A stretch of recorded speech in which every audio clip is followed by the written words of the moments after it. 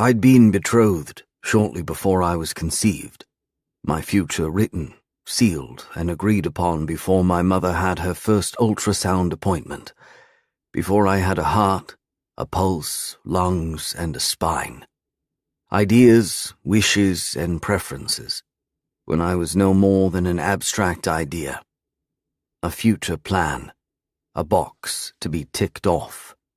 Her name was Louisa Butchart, Lou, really, to those who knew her. Though I would not be aware of the arrangement until I turned 14, told right before the traditional pre-Christmas hunting trip the Whitehalls had with the Butcharts. There was nothing wrong with Louisa Butchart. Nothing that I could find, at any rate. She was lovely, well-mannered, of excellent pedigree.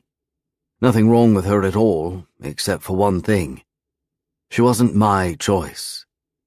I suppose this was how it all started, how I became who I am today. A fun-loving, whiskey-drinking, fencing, skiing hedonist who answered to no one and tumbled into bed with everyone. All the numbers and variables were there to create the perfect equation.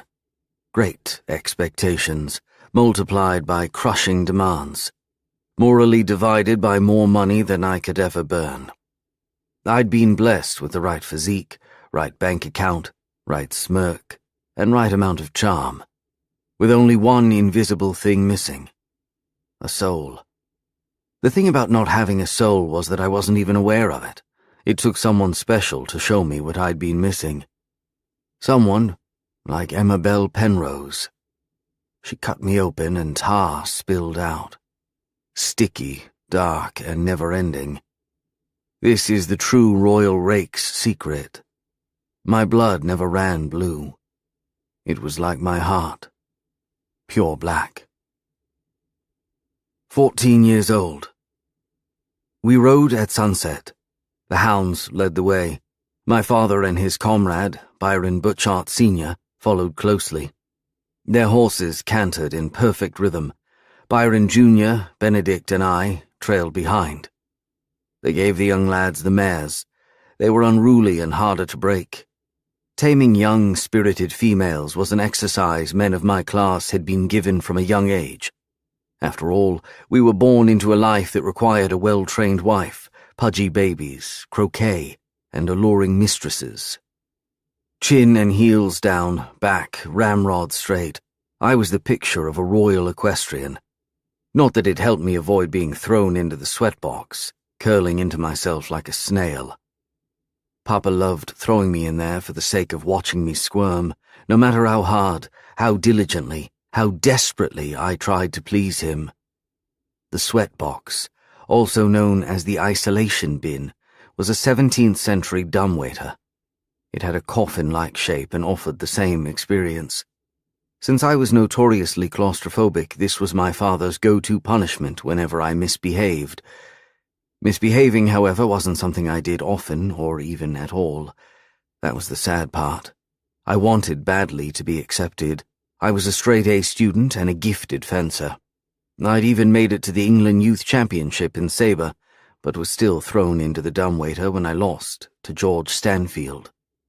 Perhaps my father always knew what I tried to keep concealed from view. On the outside, I was perfect. On the inside, however, I was rotten to the bone. At 14, I'd already slept with 2 of the servants' daughters, managed to ride my father's favorite horse to its untimely death, and flirted with cocaine and Special K, not the cereal. Now we were going fox hunting. I quite hated fox hunting, and by quite I meant a bloody lot. I detested it as a sport, a concept, and a hobby. I drew no pleasure from killing helpless animals. Father said blood sport was a great English tradition, much like cheese rolling and Morris dancing. Personally, I thought some traditions did not, in fact, age as well as others. Burning heretics at the stake was one example, fox hunting another. Noteworthy to distinguish fox hunting was, or shall I say is, illegal in the United Kingdom. But men of power, I'd come to learn, had a complex and oftentimes tempestuous relationship with the law. They enforced and determined it, yet disregarded it almost completely. My father and Byron Sr. enjoyed fox hunting all the more because it was forbidden to the lower classes. It gave the sport an added shine, an eternal reminder that they were born different, better. We were heading into the woods, passing the cobbled path to the grand iron-wrought gate of Whitehall Court Castle, my family's estate in Kent. My stomach churned as I thought about what I was about to do. Kill innocent animals to mollify my father.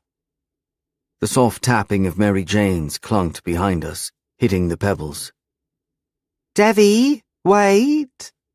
The voice was breathless, needy. I leaned back on Duchess, pushing my feet forward, pulling at the reins. The mare gated back. Louisa appeared at my side, clutching something wrapped haphazardly. She was in her pink pajamas. Her teeth were covered in colourful, horrendous braces. "I got you something." She slapped away pieces of the brown hair sticking to her forehead. Lou was 2 years my junior. I was at the unfortunate stage of adolescence where I found anything, including sharp objects and certain fruits, sexually appealing. But Lou was still a child, loose-jointed and pocket-sized. Her eyes were big and inquisitive, drinking in the world in gulps. She was not exactly a looker, with her average features and boyish frame, and her braces gave her a speech impediment she was self-conscious about. "Lou," I drawled, quirking a brow. "Your mum's going to have a fit if she finds you snuck out." "Don't care." She rose on her toes, handing me something wrapped in one of her sensible cardigan sweaters.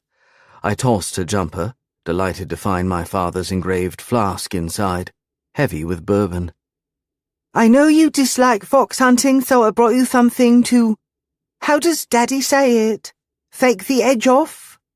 The others moved along, entering the thick, mossy woods bracketing Whitehall Court Castle, either unaware or disinterested in my absence. "You little nutter." I took a swig from the flask, feeling the sharp burn of the liquid rolling down my throat. "How'd you get your hands on this?" Lou beamed with pride, cupping her mouth to cover all the metal. "I snuck into your papa's study.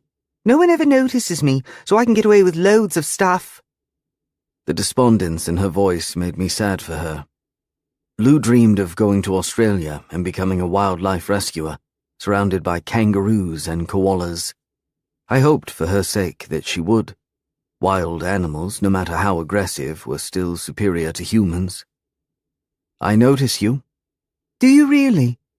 Her eyes grew bigger, browner. "Cross my heart." I scratched behind Duchess's ear.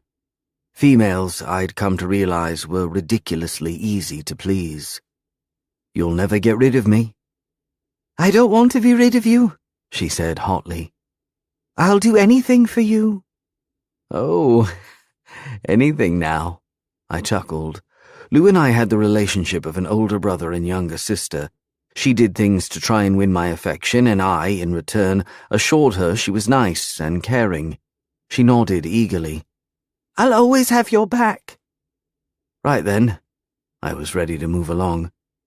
"Do you think you'll ever tell your parents you're vegetarian?" She blurted out. How did she know this? "I noticed you shy away from meat and even fish when we dine." She buried one of her Mary Janes in the pebbles, digging her toes in, looking down in embarrassment. "No." I shook my head, my tone cold. "There are some things my parents don't need to know." And then, because we had nothing more to say, and maybe because I was afraid Papa would throw me in the dumbwaiter if he saw me loitering behind, I said, "Well, cheers for the drink." I raised the flask in salute, squeezed Duchess's belly with my riding boots, and joined the others. "Oh, look, if it isn't posh spice!" Benedict, Lou's middle brother, poked a finger to loosen the strap of his helmet. "What was the hold back?" "Lou gave us a good luck charm, baby spice." I tipped the flask in his direction. Unlike Louisa, who was a bit eager but overall agreeable, her brothers, for lack of better description, were complete and utter twats. Supersized bullies who liked to pinch the maids on the arse and make an unnecessary mess just to watch others tidy after them. "Bloody hell," Byron snorted. "She's pathetic." "You mean considerate? Spending time with my father requires some level of intoxication," I drawled sarcastically. "It's not about that. She's obsessed with your sorry arse," Benedict supplied. "Don't be ridiculous," I growled. "Don't be blind," Byron barked at me. She'll get over it. They all do." I took another swig, grateful that my father and Byron Sr. were so engrossed in discussing Parliament-related matters they did not see fit to turn their heads and check on us. "I hope she doesn't," Benedict sneered. "If she is destined to marry your shite for brains, she should at the very least enjoy it." "Did you say marry?" I lowered the flask. He might as well have said bury. "No offense to your sister, but if she is awaiting a proposal, she better get comfortable because one is not coming." Byron and Benedict exchanged looks, grinning conspiratorially. They had the same coloring as Louisa, fair as the fresh-fallen snow, only they looked like I drew them with my left hand. "Don't tell me you don't know." Byron cocked his head, a cruel smile spreading across his face. I never was fond of him, but I especially wasn't fond of him at that moment. "Know what?" I gritted out, loathing that I had to play along to find out what they were talking about. "You and Lou are going to tie the knot. It's all settled. There's even a ring." I laughed, metallically, kicking Duchess's right side to make her bump into Benedict's mare, throwing him off balance. What a load of rubbish. As I continued laughing, I noticed their smiles had vanished. They were no longer looking at me with playful mischief. "You're taking the piss." My smile dropped. My throat felt like it was full of sand. "No," Byron said flat out. "Ask your father," Benedict challenged. "It's been decided in our family for years. You're the eldest son of the Marquis of Fitzgrovia. Louisa is the daughter of the Duke of Salisbury. A lady. You will one day become a marquis yourself, and our parents want the royal blood to stay within the family. Keep the estates intact. Marrying a commoner would weaken the chain." The Whitehalls were one of the last families in peerage people still gave half a fuck about. My great-great-great-grandmother, Wilhelmina Whitehall, was the daughter of a king. "I don't want to marry anyone," I said through gritted teeth. Duchess began picking up speed, entering the woods. "Well, obviously," Benedict made an unflattering duh face. "You're 14. All you want is to play video games and fondle your meat to Christy Brinkley posters. Nonetheless, you're marrying our sister. Too much business between our fathers to let this opportunity go to waste. And don't forget the estates they'll both get to keep," Byron added helpfully, giving his mare a vicious kick to make her go faster. "I'll say, good luck giving her children. She looks like Ridley Scott's Alien." Children?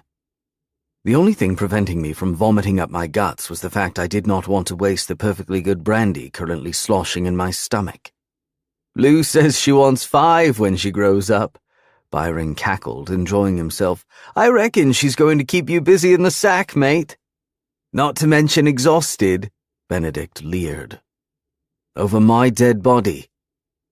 My throat grew tight, my hands clammy. I felt like I was the butt of a terrible joke.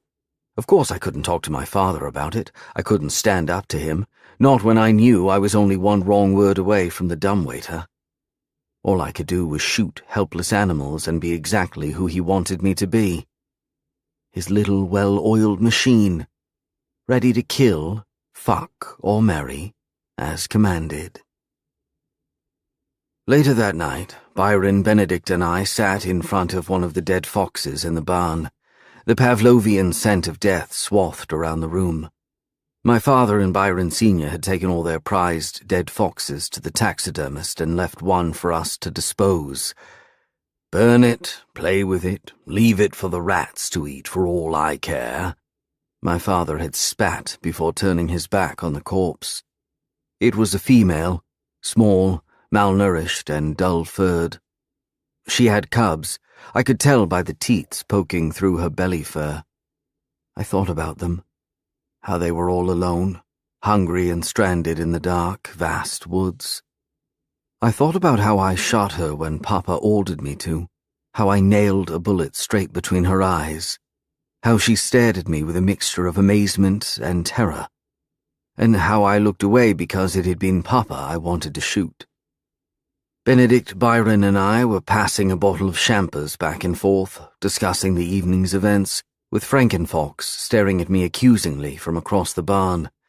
Benedict also obtained rolled-up cigarettes from one of the servants. We puffed on them heartily. "Come on, mate. Marrying our sister isn't the end of the world." Byron offered a Bond villain laugh as he stood over the fox, one of his boots pressed against her back. "She's a child," I spat. Strewn on a wooden stool, I felt my bones were a century old. "She's not going to be a child forever." Benedict poked the edge of his boot into the fox's gut. "To me she will be." "She'll make you even richer," Byron added. "No money can buy my freedom." "None of us were born free," Benedict thundered, stomping. "What's the incentive to stay alive if not to gain more power?" "I don't know what the meaning of life is, but I'm sure as fuck not going to take pointers from a pudgy rich kid who needs to pay the maids to cop a feel," I growled, flashing my teeth. "I'll choose my own bride, and it won't be your sister." Frankly, I did not want to marry at all. For one thing, I was certain I'd be a terrible husband, lazy, unfaithful, and in all probability obtuse. But I wanted to keep my options open.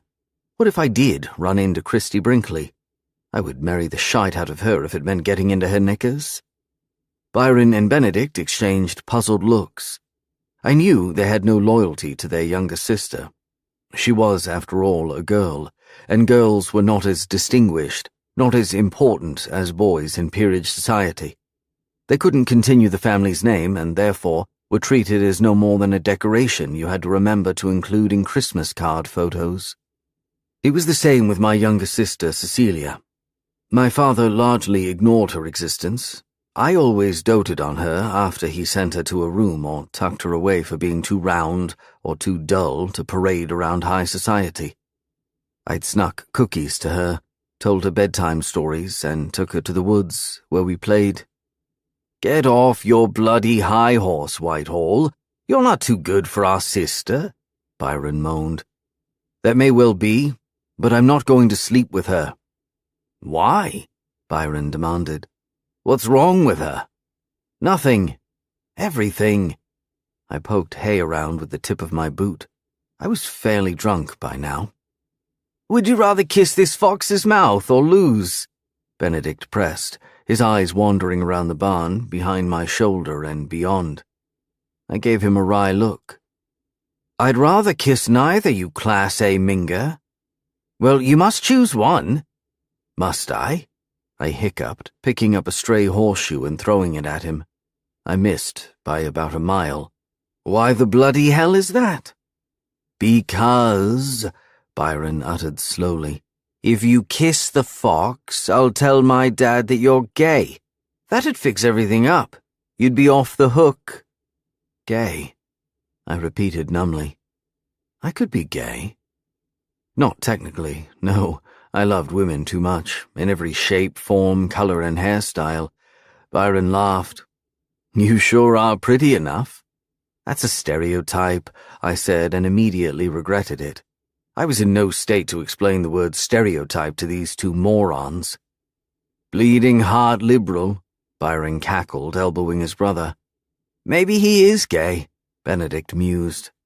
"Nah," Byron shook his head. "He's already shagged a couple birds I know." "Well, are you going to do it or not?" Benedict demanded. I considered the proposal. Benedict and Byron were known for this kind of outrageous ploy. They spun lies around people and others just bought it. I knew because I went to the same school with them. What was one silly kiss on a dead fox's mouth in the grand scheme of things? This was my only hope. If I butted heads with my father, one of us would die. As it stood right now, that someone was going to be me. Fine. I pushed myself up from the stool, zigzagging my way to Frankenfox. I bent down and pressed my lips to the fox's mouth. It was gummy and cold and smelled like used dental floss. Bile coated my throat. Mate, oh God, he is actually doing this! Benedict snorted behind my back. Why don't I have a camera? Byron moaned. He was on the floor now, clutching his stomach. He was laughing so hard. I pulled back. My ears were ringing. My vision turned milky.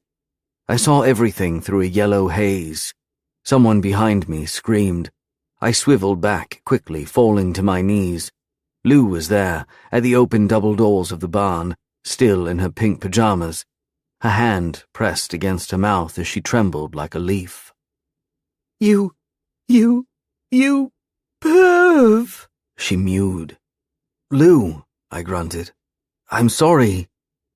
And I was, but not for not wanting to marry her, only for how she found out about it.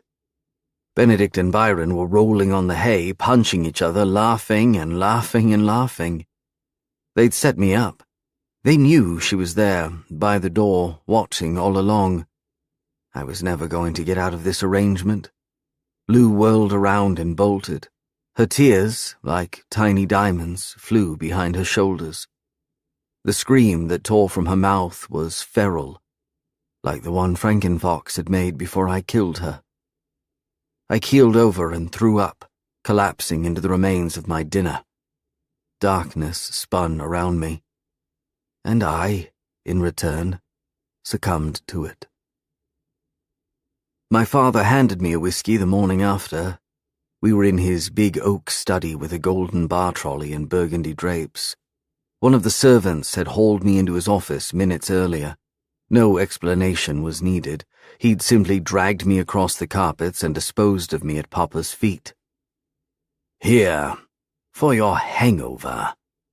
Papa motioned for the tan leather recliner in front of his desk. I sat, accepting the drink. You're giving me whiskey? I sniffed it, my lips curling in distaste. Hair of the dog. He sprawled in his executive chair, smoothing his moustache with his fingers.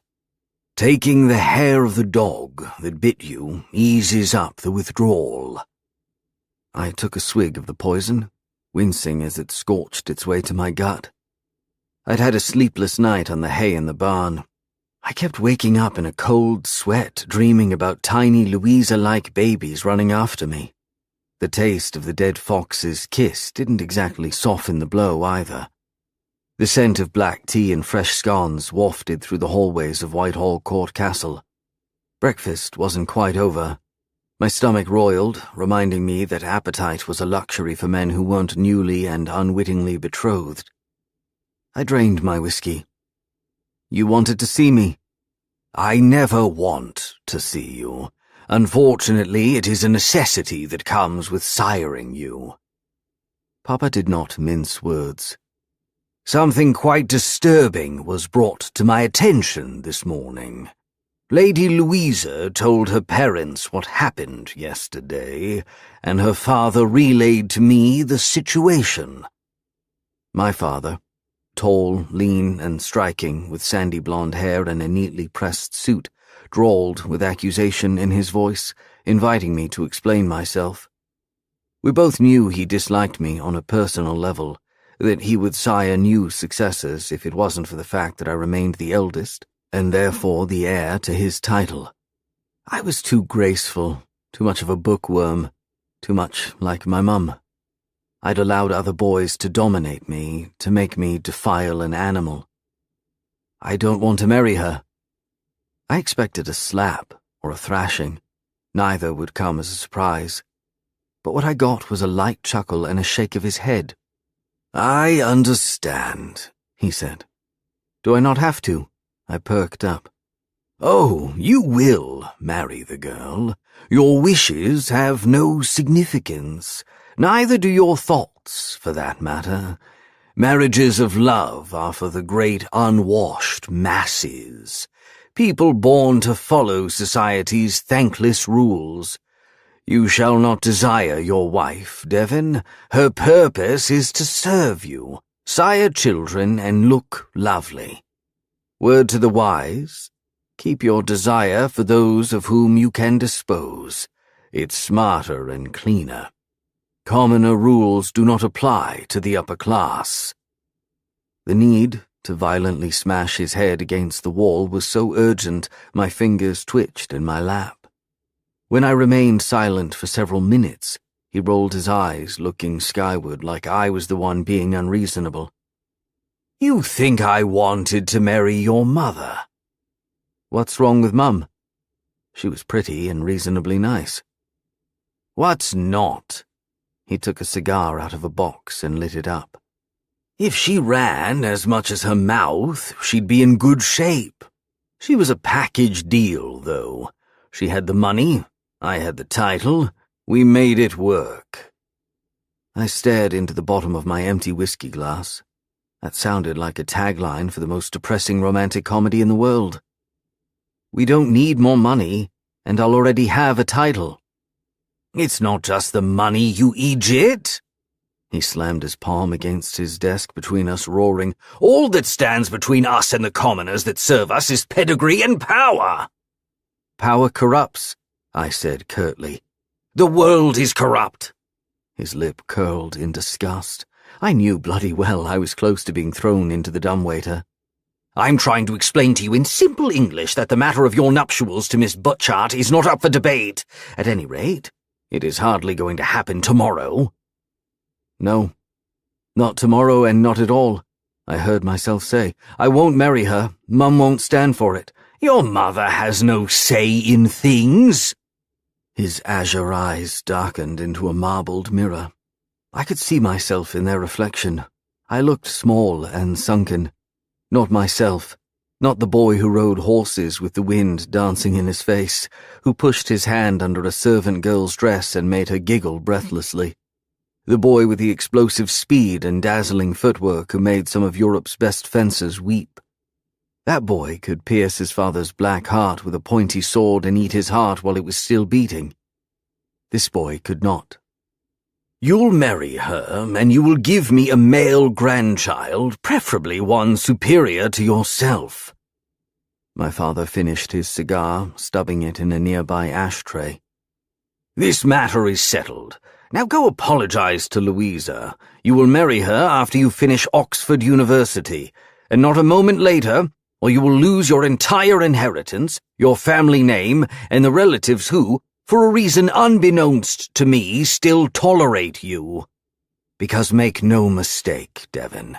When I tell your mother she is to disown you, she won't think twice before turning her back on her child.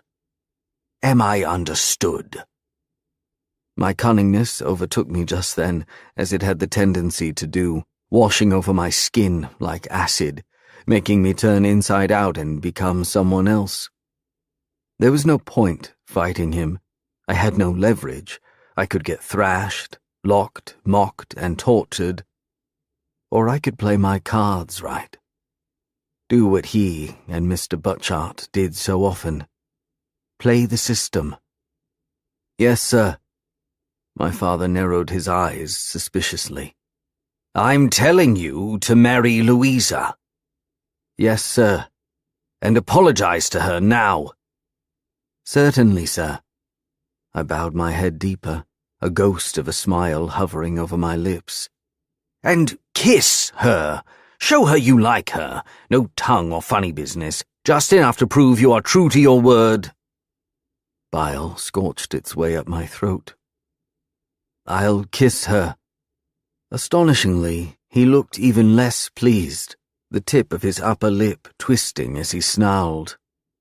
What made you change your mind? My father was both mean and an idiot, a horrid combination. He had more temper than brains, which led him to make many business mistakes. At home, he reigned with an iron fist that, more often than not, landed on my face. The business mistakes were easier to deal with. My mother had taken over the books without his knowledge, and he was nearly always too drunk to realize. As for my abuse, she knew bloody well that if she tried to protect me, he'd take the belt to her too. Suppose you're right. I leaned back in my seat, crossing my legs casually.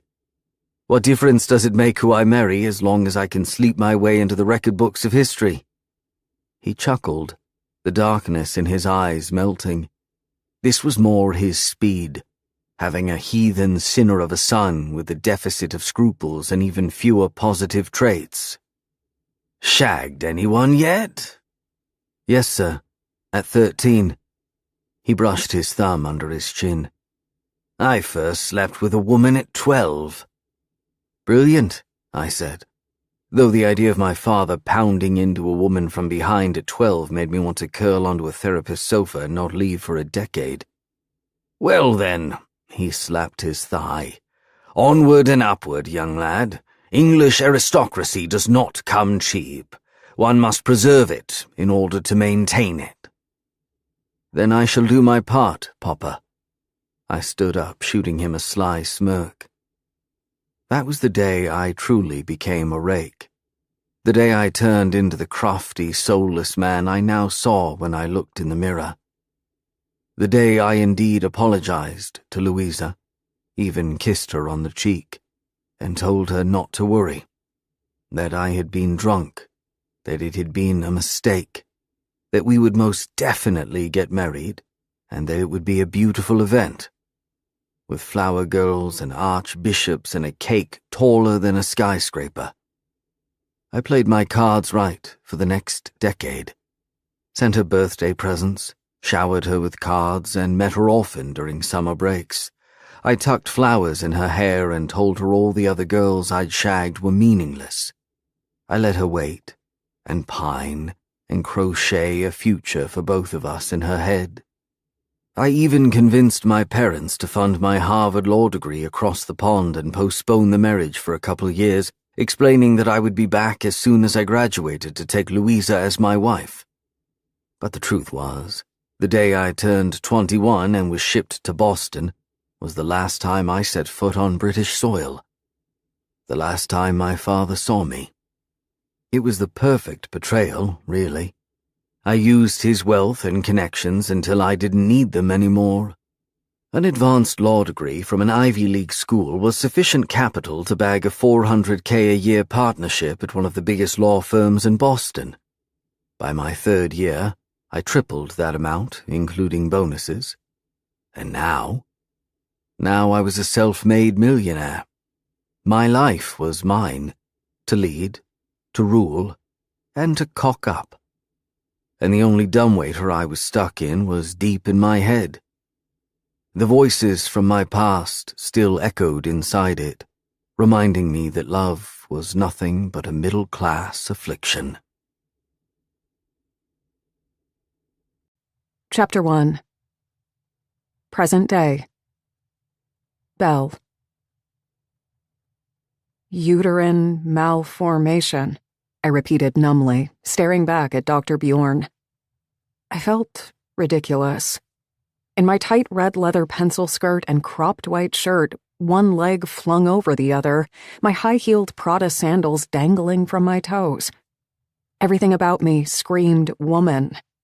Everything other than the fact that, apparently, I couldn't have children. That's what the ultrasound indicated. My OBGYN gave me a sympathetic look, somewhere between a flinch and a grimace. We ordered the MRI to confirm the diagnosis. It was peculiar that the thing I thought about in that moment wasn't the implication of my condition, but rather how profoundly and oddly hairy Dr. Bjorn was. Like a teacup Pomeranian. Though not half as cute, he appeared to be in his early 60s, salt and pepper hair covering most of him. From his bushy eyebrows and wild mane to the fluffy tufts on his fingers.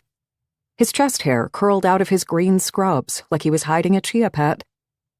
Explain to me what it means again. Uterine malformation? I cupped my knee, sending him a lip-glossed smile. He shifted in his seat, clearing his throat. Well, Your diagnosis is uterine septum, the most common form of uterine malformation. This is actually good news. We're familiar with it and can treat it in various ways. Your uterus is partially divided by a muscle wall, which puts you at a risk of infertility, repeated miscarriages, and premature birth. You can see it right here. He pointed at the ultrasound photo between us. I wasn't in the mood to make direct eye contact with my failure of a uterus, but I looked anyway. Infertility. I wasn't in the habit of parroting people's words, but what the shit? Infertility? I was barely 30. I had at least 5 more years to make gorgeous, memorable mistakes with random men before I needed to think about having babies. Correct. Dr. Bjorn nodded, still mesmerized by my lack of emotion. Didn't he know I had none? Paired with your PCOS, it could be an issue. I am happy to discuss the next steps with you. Wait. I raised a hand, waving my red-tipped French manicure back and forth. Go back to that abbreviation? PC what? PCOS, polycystic ovary syndrome. It says in your file that you were diagnosed at 15. Right. Things were a bit hazy when I got to the hospital that time. I'm guessing it's not good either? I deadpanned. He swiped a thumb on his phone. To me, it was a low point in my life, but to him it was just another Wednesday. It could cause more infertility issues. Great. My womb gave Monica from Friends a run for her money. I wanted to pick a fight. I turned my wrath toward Dr. Bjorn. What does it even mean? I huffed. Isn't uterine malformation an issue that develops over the course of a pregnancy? With another apologetic smile, Dr. Bjorn turned to the screen in front of him and frowned, his bushy eyebrows high-fiving one another. He clicked his mouse to scroll through my medical history. Stupid mouse with stupid-sounding clicks. It does say that you had a spontaneous abortion at the age of 15. A spontaneous abortion. Like I decided to go to coffee with a friend. Dr. Bjorn looked so embarrassed that I was surprised he didn't dig a hole in the carpet and disappear to the bottom floor. His eyes asked me if it was true. His mouth did not. He knew the answer. Oops, I smiled grimly. That's right. Must have forgotten. It was a busy year. Dr. Bjorn stroked his furry arm. Look, I know this is overwhelming. I let out a throaty laugh. Please, Doc, spare me the "we're here for you" leaflet speech and let's get down to business. What are my options? You have plenty of options, he announced, perking up. This he could work with. Solutions, facts, science. There are ways to ensure your future parenthood, if you are interested in becoming a mother, of course. I was tempted to say no. I wasn't about the changing diapers or waxing poetic about stick figure drawings life. That motherhood was a force of disempowerment for women in a highly patriarchal society. To some extent, I even believed this post-feminist ideology. After all, I was a self-employed business owner whose life ambition was to piss people off. I would smash a pickle jar on the floor and eat it, glass and all, before I'd ask a man to open it for me. But I couldn't get the words out of my mouth. The truth was, I did want to become a mother, with every fiber of my being. It wasn't sophisticated or ambitious or noteworthy, but it was true. Which was why, a few weeks ago, I had paid my first visit to Dr. Bjorn to ensure my reproductive system was in pristine order and ready to go whenever I decided to go for it. Needless to say, it wasn't. Yeah, I shrugged noncommittally. I am, I guess. Dr. Bjorn cocked his head and frowned. He tried to decipher why exactly I was behaving this way. Like he was trying to sell me solar panels and I was blowing him off. Was I not an environmentalist? In that case, the first stage is to freeze your eggs. I shot him a sweet, impatient smile. Are you planning to carry your future children to term? He asked. Can I evacuate them during the second trimester? I yawned, checking my nails. Don't babies need to be fully cooked? What I mean is, your age should be one of your considerations. Each passing year, the risk of a miscarriage or premature birth rises. What are you saying, exactly? I pressed. You may want to consider surrogacy if you plan to have children later in life. Ideally, and considering the complications, if you're ready, you should try to get pregnant right away. But ultimately, I don't want you to feel rushed. A little too late for that, boo. I went from having 5 years to being tossed onto the highway of motherhood the minute he said that, because, again, what the shit? This wasn't my life. I was supposed to wait until 35, choose a hunky sperm donor. I was even going to splurge and get the really expensive membership to the sperm bank so I could see pictures of these potential men, then pop out a couple kids and create my own mini family. Next month seems like a good time to get pregnant, I heard myself say. Let me see if I can move my waxing appointment. Miss Penrose, Dr. Bjorn chided, standing up to pour me a glass of water. He handed it to me. I gulped it in one go. I know it's not the news you wanted to hear.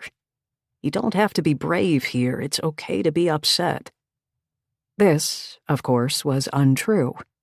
Breaking down was a privilege other people had. I was programmed to be fearless. Life threw curveballs at me left and right. I'd glided past them like a cartoon character with a smile on my face. I picked up my Chanel tote from the floor. If I need to get pregnant this year, I will. No man? No problem. I'll get a sperm donor. I hear they're tall, smart, and good with numbers. What more can you ask for in a baby daddy? I let out a metallic laugh, standing up. The OBGYN remained seated, still staring at me in complete shock. Yeah, I know. I'm heartless, emotionless, and as of 5 minutes ago, clinically wombless, too. Don't you want to think about it? He asked. There's nothing to think about. Time's working against me. I'll get a sperm donor and get it done. I also didn't have the kind of money it took to use a surrogate. Plus, becoming pregnant was a part of the deal. In the past few years, I'd watched my friends and sister popping out kids like they were Pez dispensers, sporting round, beautiful bellies and eccentric cravings and giddy smiles as they mulled over the eternal question, pastel paint or wallpaper for the nurseries. I wanted all those things. Every single one of their mundane, trivial experiences. Other than one. The husband. Getting married wasn't in my plans. Men were volatile, untrustworthy, and above all, a danger to me. Well, in that case, Dr. Bjorn reached his hand out for me to shake. I'm prescribing you with 50 milligrams of clomiphene. You should take it starting the second day of your menstrual cycle the month you intend to get pregnant. 5 pills, 1 for every day for 5 days, to be taken at the same hour. Stay hydrated and watch your cycle. Ovulation tests are going to be your new best friend. When you find your perfect donor, let me know. I want to read through their medical history to see if they're a fit for you. Wonderful. I turned around, swaggering my way out of the room, bolting before he managed to sneak in another grave diagnosis about my body. I waved the receptionist goodbye and got out of the building without any memory of doing so. I guess I was having an out-of-body experience. I advanced toward my sporty BMW when my cell phone rang. I fished it out of my handbag. It was my sister, Percy. Hey, Perce. I greeted her warmly, no hint of distress in my voice. Pretending I had my shit together was an art form I'd perfected long ago. Hey, Belle. Where am I catching you? Just got out of the OBGYN. Nothing like having your insides poked by a complete stranger with a magnifying glass. She sighed with what I suspected was genuine longing. Dang, she and her husband Killian were kinky. Everything okay down there? I heard my nephew Aster making exploding sounds in the background. He loved imagining shit was blowing up when he was playing Legos. That kid was becoming 99% tyrant, and I was here for it. Auntie needed brand new icebreakers, and having a dictator nephew was a great conversation topic. My vag is in immaculate condition for someone who is overworked and underpaid. I slid my designer sunglasses up my nose, strutting along the street. You need anything? My sister and I spoke at least 4 times a day, but she didn't normally ask me where I was. Maybe she wanted me to babysit Aster. Now that she had a newborn, baby Quinn, the most handsome little dude on planet Earth, she often needed a helping hand. Nope. Mom is coming over to take care of the kids. Killian is taking me on a date. Our first since Quinn was born. I just had this weird urge to call you to make sure you're okay. I don't know what came over me. My sweet, intuitive baby sister lamented. Persephone, Percy Fitzpatrick, was everything I wasn't. Romantic, maternal, and a rule follower. Oh, and the wife of the richest man in America. No big deal. I came to a halt, propping a hand against a red-bricked wall. Salem Street sprawled in front of me in all its summer glory, sprinkled with bakeries, colorful cafes, and flowers spilling from hung baskets. No, Perce. You were exactly right. I needed to hear your voice. Uneasy silence filled my ears. When Percy realized I wasn't going to elaborate on why I needed to hear her voice, she said, Is there anything I can do for you, Belle? Anything at all? Can you have a baby for me? Can you fix my uterus? Can you erase my past, which screwed me up so thoroughly, so exhaustively that I can no longer trust anything or anyone other than myself? Just hearing your voice is enough. I smiled. Love you, Belle. Right back at you, Perce. I slipped the phone back into my bag, smiling nonchalantly as though nothing was amiss. And then I felt my cheeks wet with furious, unstoppable tears. Was I full-blown crying in the middle of a busy main street? You bet your ass I was. Bawling was more like it. Gasping for air worked, too. My tears were bitter and hot, full of self-pity and fresh anger. The unfairness of my situation made my breath catch. Why was this happening? Why me? I wasn't a bad person. Actually, I was a pretty kick-ass one. I donated to charities and babysat my friends' kids and always bought Girl Scout cookies, even the lemon ups, which, let's admit it, were so bad they should have been illegal in all 50 states. Why was having a child going to be more difficult for me?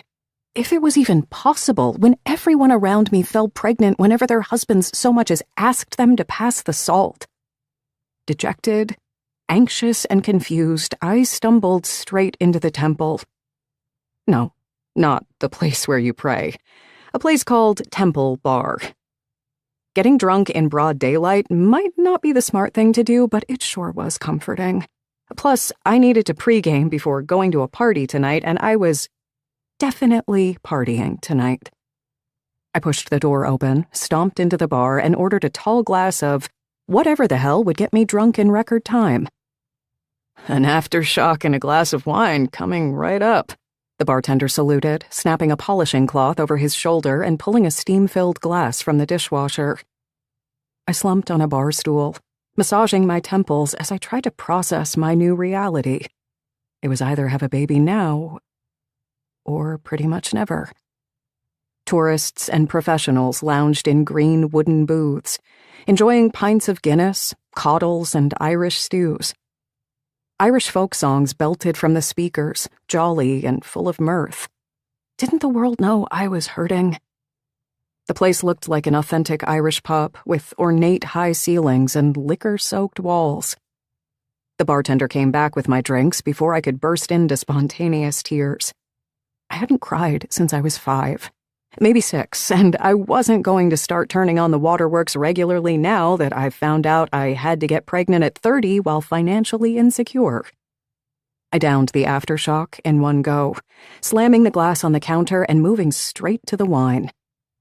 A tall, dark, and handsome type appeared in my periphery. He propped an elbow against the bar, his body tilted in my direction. "Aren't you Amabel Penrose?" Aren't you a middle-aged man with enough life experience to know better than interrupt people when they're trying to get drunk? I snapped, ready for another round. He chuckled. Feisty, just like I thought you'd be. I wanted to say I appreciate your business model. And your ass. Both look great hanging from a billboard in front of my building. He leaned forward, about to whisper in my ear. I swiveled on my stool, grabbing his wrist in a death grip and twisting it down, rotating his entire arm in the process, on the verge of breaking it. He let out a moan, squeezing his eyes shut. What the fuck? It was my turn to lean toward him. The fuck is? I'm trying to enjoy my drink here without getting sexually harassed. Think it'd be too much to ask? My being an owner of a burlesque club doesn't give you permission to try and feel me up. Just like if you were a dentist, it wouldn't give me the authority to lie on your dinner table at a restaurant and ask you to fill my cavity. Now beat it. I pushed the guy, sending him careening across the bar, back to his stool, spitting out profanity in his wake. He grabbed his coat and stormed out of the bar. Whoa. Is your day as bad as the hangover you're going to have tomorrow morning? The bartender grinned at me, impishly. He looked to be in his mid-20s, with ginger hair and a shamrock tattoo on his forearm. My day's worse than any alcohol poisoning recorded on planet Earth. I smacked my wine glass on the bar. Trust me. Do not trust her. She's a flighty one. A posh English accent chuckled 3 stools down. The person it belonged to was shadowed in the depth of the bar, a stain of darkness concealing his elegant silhouette. I didn't have to squint to know who it was.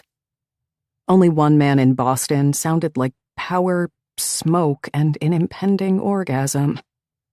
Say hello to Devin Whitehall.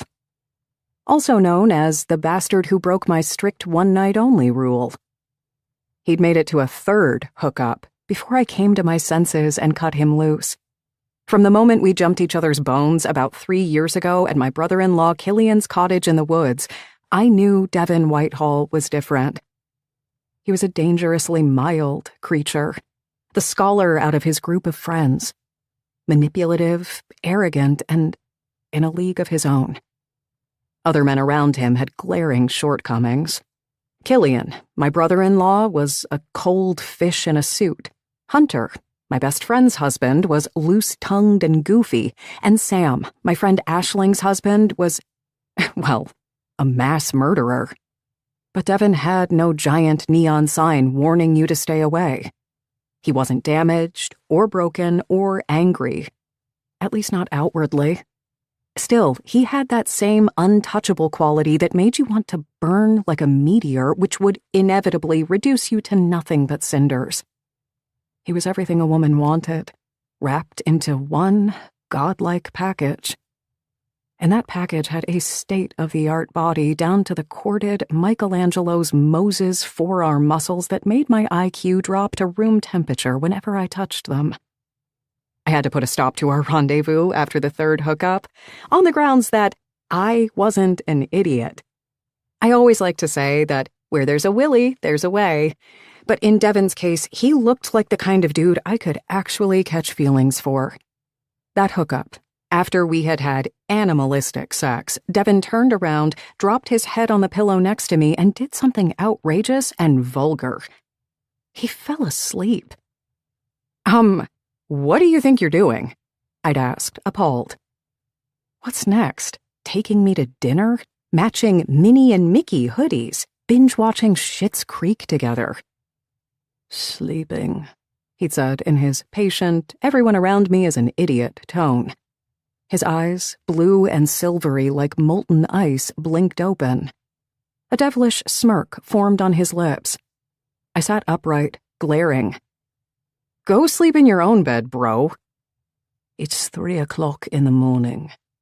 I have an early court day tomorrow, and please do not use the term bro. Excessive use of common monikers is indicative of poor linguistic culture. Cool story, bro. Do you have a version of that sentence in English? And then, because I really was tired, I said, never mind. Just get out of here. Are you taking the mick? He wore a blank expression like it was a full-blown tux. Out! I had marched over to the door and tossed out his clothes and loafers. He stumbled out half-naked in my hallway, collecting the designer items from the floor. Truth be told, it wasn't my finest exhibition of character. I was overwhelmed with throat-clogging fear that I would get attached. Now, Devon was in front of me, all tall and gorgeous and screwable. I caught his frame on the fringe of my sight, hands in pockets, square jaw as sharp as a blade. Calling me untrustworthy is libel, Mr. Hotshot Lawyer. I puckered my lips, slipping into the role of the ball-busting siren. I wasn't in the mood to be quick-witted, eccentric Belle, but that was the only version of me people knew. Actually, it is slander. Libel is when the false accusation is written. I could text it to you if you're so inclined. He turned to the bartender, tossing a black Amex card on the counter. One stinger for me and a Tom Collins for the lady. Why, yes, His Highness, the bartender flustered. Sir, what should I call you? Devon quirked an eyebrow. I would honestly prefer if you didn't. You're here to serve me drinks, not hear my life story. With that, the bartender was off to grab our drinks. I don't see a lady anywhere in this vicinity, I mumbled into my glass of Chardonnay. There's one right behind you, and she's quite fit. He deadpanned, face stoic. One of the good things about Devon Whitehall, and unfortunately there were many, was that he never took himself seriously. After I had shamefully banished him from my bed, he had stopped calling me. The next time we'd met, however, at a Christmas party, he had hugged me warmly, asked how I was doing, and even showed interest in investing in my club. He'd behaved as if nothing happened, and to him, I guess nothing had. I didn't know why Devon had never married, but I suspected he suffered from the same relationship phobia I was prone to. Over the years, I'd watched him parade one woman after another. They were all leggy, stylish, and held degrees in subjects I could hardly pronounce. They also had the shelf life of an avocado. Devon never tried to get with me again, but remained wryly fond of me, the way you were fond of the childhood blanket you used to snuggle with but would not be caught dead in the same room with it anymore. These days he made me feel chronically undesirable. What's got your niggers in such a twist? He asked, running his fingers through his thick hair, streaks of cool wheat and gold. I wiped my eyes quickly. Go away, Whitehall. Darling girl, your chances of evacuating an Englishman from a bar on a Friday afternoon are slim to none. Any requests I can actually fulfill? The casual benevolence rolling off of him made me nauseous. No one was supposed to be that perfect. Die in hell? I pressed my forehead to the cool bar. I didn't mean it. Devon had only ever given me good conversation, compliments, and orgasms, but I was really upset. He slipped onto the stool next to me, flicking his wrist to check his Rolex. I knew he wouldn't answer me. Sometimes he treated me like an 8-year-old. Our drinks arrived. He pushed the Tom Collins my way, handing my glass of Chardonnay back to the bartender quietly. Here now. This'll make you feel better. And then significantly worse, but since I won't be there to deal with the consequences. He gave a careless shrug. I took a sip and shook my head. I'm not good company right now. You'd have a better time striking up conversation with the bartender or one of the tourists. Darling, you're barely civilized and still better company than anyone in this zip code. He gave my hand a quick but warm squeeze. Why are you nice to me? I demanded. Why not? Again, he sounded completely at ease. I've been nothing but horrible to you in the past. I thought about the night I threw him out of my apartment, panicked that he'd somehow find a crack in my heart, pry it open, and sneak into it. The fact that he was here, pragmatic and unbothered, just proved that he had heartbreak written all over him. That's not how I remember our brief but joyous history. He sipped his stinger. I kicked you out.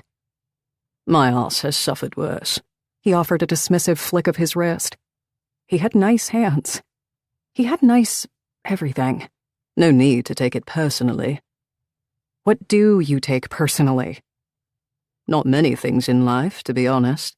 He frowned, giving it genuine thought. Corporate taxes, perhaps. It's essentially double taxation, an outrageous concept, you must admit. I blinked slowly at him, wondering if I was beginning to see a hint of imperfection in the man everyone looked up to. Under the layers of manners and chiseled looks was, I suspected, a truly odd man. You care about taxes, but not that I humiliated you? I challenged. Amabel, love. He gave me a smile that would make ice melt. Humiliation is a feeling. One must submit to it in order to experience it. You've never humiliated me. Was I disappointed that our affair had run its course faster than I had wanted it to? Sure, but it was your right to end things at any given moment. Now tell me what happened, Devon coaxed. His accent seemed to have a direct line to that place between my legs. He sounded like Benedict Cumberbatch reading an erotic audiobook. No. He studied me coolly, waiting. It annoyed me. How confident he was. How little he spoke and how much he conveyed with the few words he used. What do you want? We're complete strangers. My tone was matter-of-fact. I reject that framing. He slid a leaf of mint decorating his glass along his tongue. It disappeared in his mouth. I know every inch and curve of your body.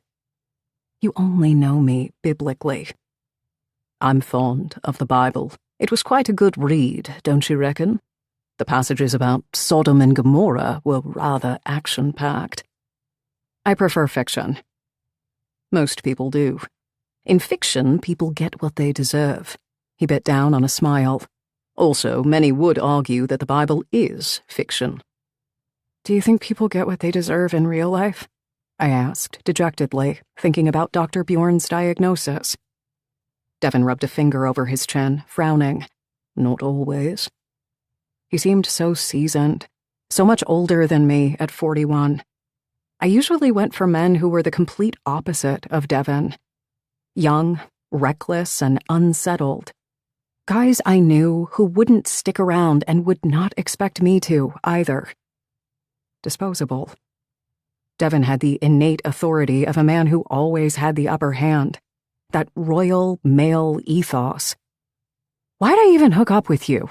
I blurted out, knowing I was being bratty and taking my anger out on him and allowing myself to do so anyway.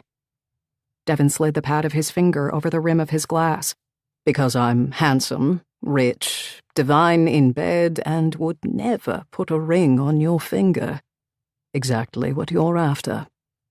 It didn't surprise me that Devon had figured I had commitment issues, considering how we had parted ways. Also, arrogant, much older, and the designated creepy family friend.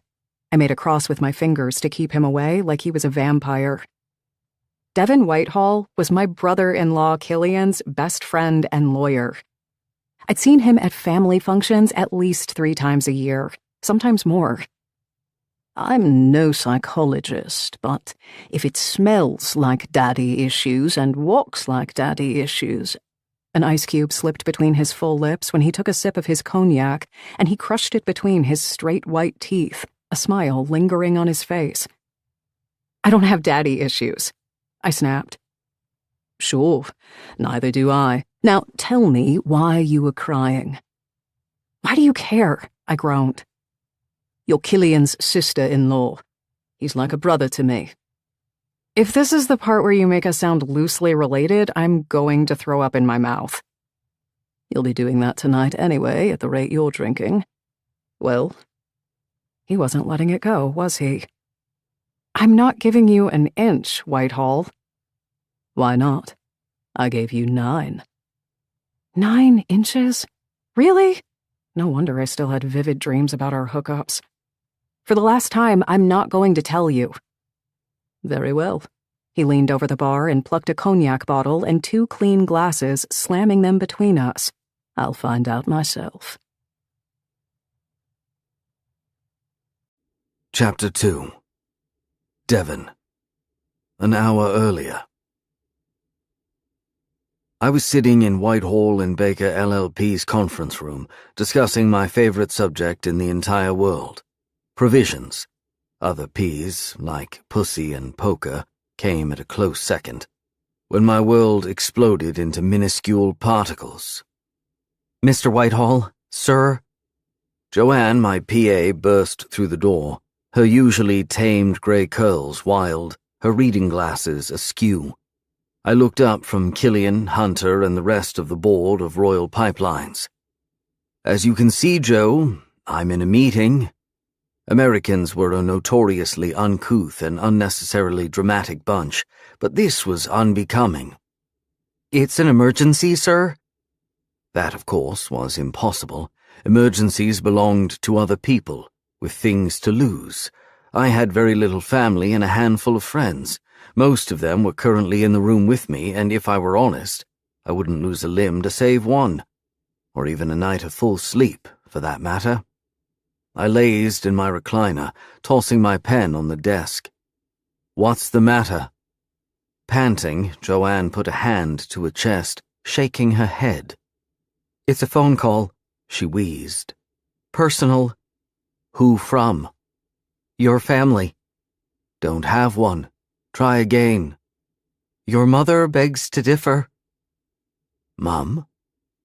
I spoke to my mother twice a week. Once on Saturday morning and then again on Tuesday. Our phone calls were planned by our respective PAs, and we hardly steered away from that arrangement. Naturally, my interest was piqued. Killian and Hunter, who sat on either side of me, flashed me curious looks. I'd never whispered a peep to them about my family life, partly because said family life was a massive shite show. Not that the Fitzpatricks were at risk of winning any Brady Bunch awards, but privacy was crucial to me. Tell her I'll call her back. I impaled Killian with a glare that said, continue. Joanne didn't leave her spot by the door. Sorry, Mr. Whitehall, sir, I don't think you understand. You need to take this call. Hunter cracked his neck loudly, rolling it left and right. Just take the damn call so we can all move on with our daily plans. I have shit to do.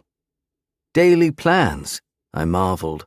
The man was about as productive as a grave robber in a crematorium. You can wank in the loo. I have a private one in my office. I frisbeed the key into his hands. The little prat was the best-looking man I'd ever seen outside of a Marvel movie. Fittingly, he also possessed the intellectual capabilities of a torn movie poster. Although it had to be said, marriage agreed with him. I still wouldn't put him in charge of any nuclear research facility, but at the very least, he wasn't a reckless sod anymore. Ha! Hunter threw the key back at me. Go tend to your business before my fist tends to your face. I can't believe I'm saying this, but Hunter's right, Killian drawled, dripping boredom. Get it over with. Some of us have responsibilities that stretch beyond choosing who to sleep with tonight. It was pointless to tell them I'd already chosen Alison Kaczynski. She was expected at my flat at 8:30. Go! They roared in unison. With a healthy dose of irritation, I followed Joanne's hurried footsteps to my office. How are the kids, Joe? Very well, thank you, Your Honor. Your Highness. People always got flustered around a royal, even if they worked with them on a daily basis. Are you well? Indeed I am. Good. Just remember, we're here for you. Uh-huh. No good news was ever received after, we're here for you. Joanne opened the door for me, then scurried back to her station, avoiding eye contact. I glared at the switchboard for a beat. Someone had better be terribly injured, or even better, dead. I grabbed the receiver but didn't say anything. I waited for Mum to make the first move. Devi, are you there? Mummy? The term of endearment wasn't my favorite. It made me sound like a 4-year-old. But posh people, unfortunately, oftentimes spoke like they were still in diapers. Oh, Devi, I am devastated. Are you sitting down? Still on my feet, I looked around my office, which was designed in an old-fashioned manner, coffered ceiling, built-in cabinetry, a large executive desk. Yes? Papa passed away tonight. I waited to feel something, anything, in light of the news that my father kicked the bucket. But for the life of me, I couldn't. Edwin Whitehall had spent the majority of my childhood reminding me that I wasn't enough. He left me no choice but to run away from my homeland, my country, and denied me the most basic privilege of all, choosing my own wife. No part of me mourned his death, and even if I'd kept a close relationship with Mum and Cecilia, he'd refused to see me until I married Louisa Butchart, to which I responded, "Don't threaten me with a good time." I'd been having a ball since. "That's terrible," I said flatly. "Are you okay?" She sniffed. Fine. She did not, in fact, sound fine. Was it sudden? I leaned a hip against my desk, tucking a hand into the front pocket of my slacks. I knew it was.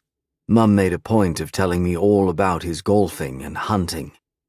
Yes, heart attack. I woke up this morning and he was next to me, unresponsive.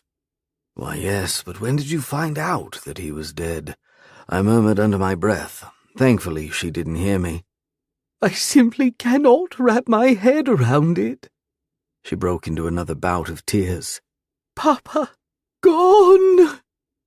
Terrible, I repeated numbly, feeling quiet, unabashed glee. The world wasn't big enough for both me and Edwin.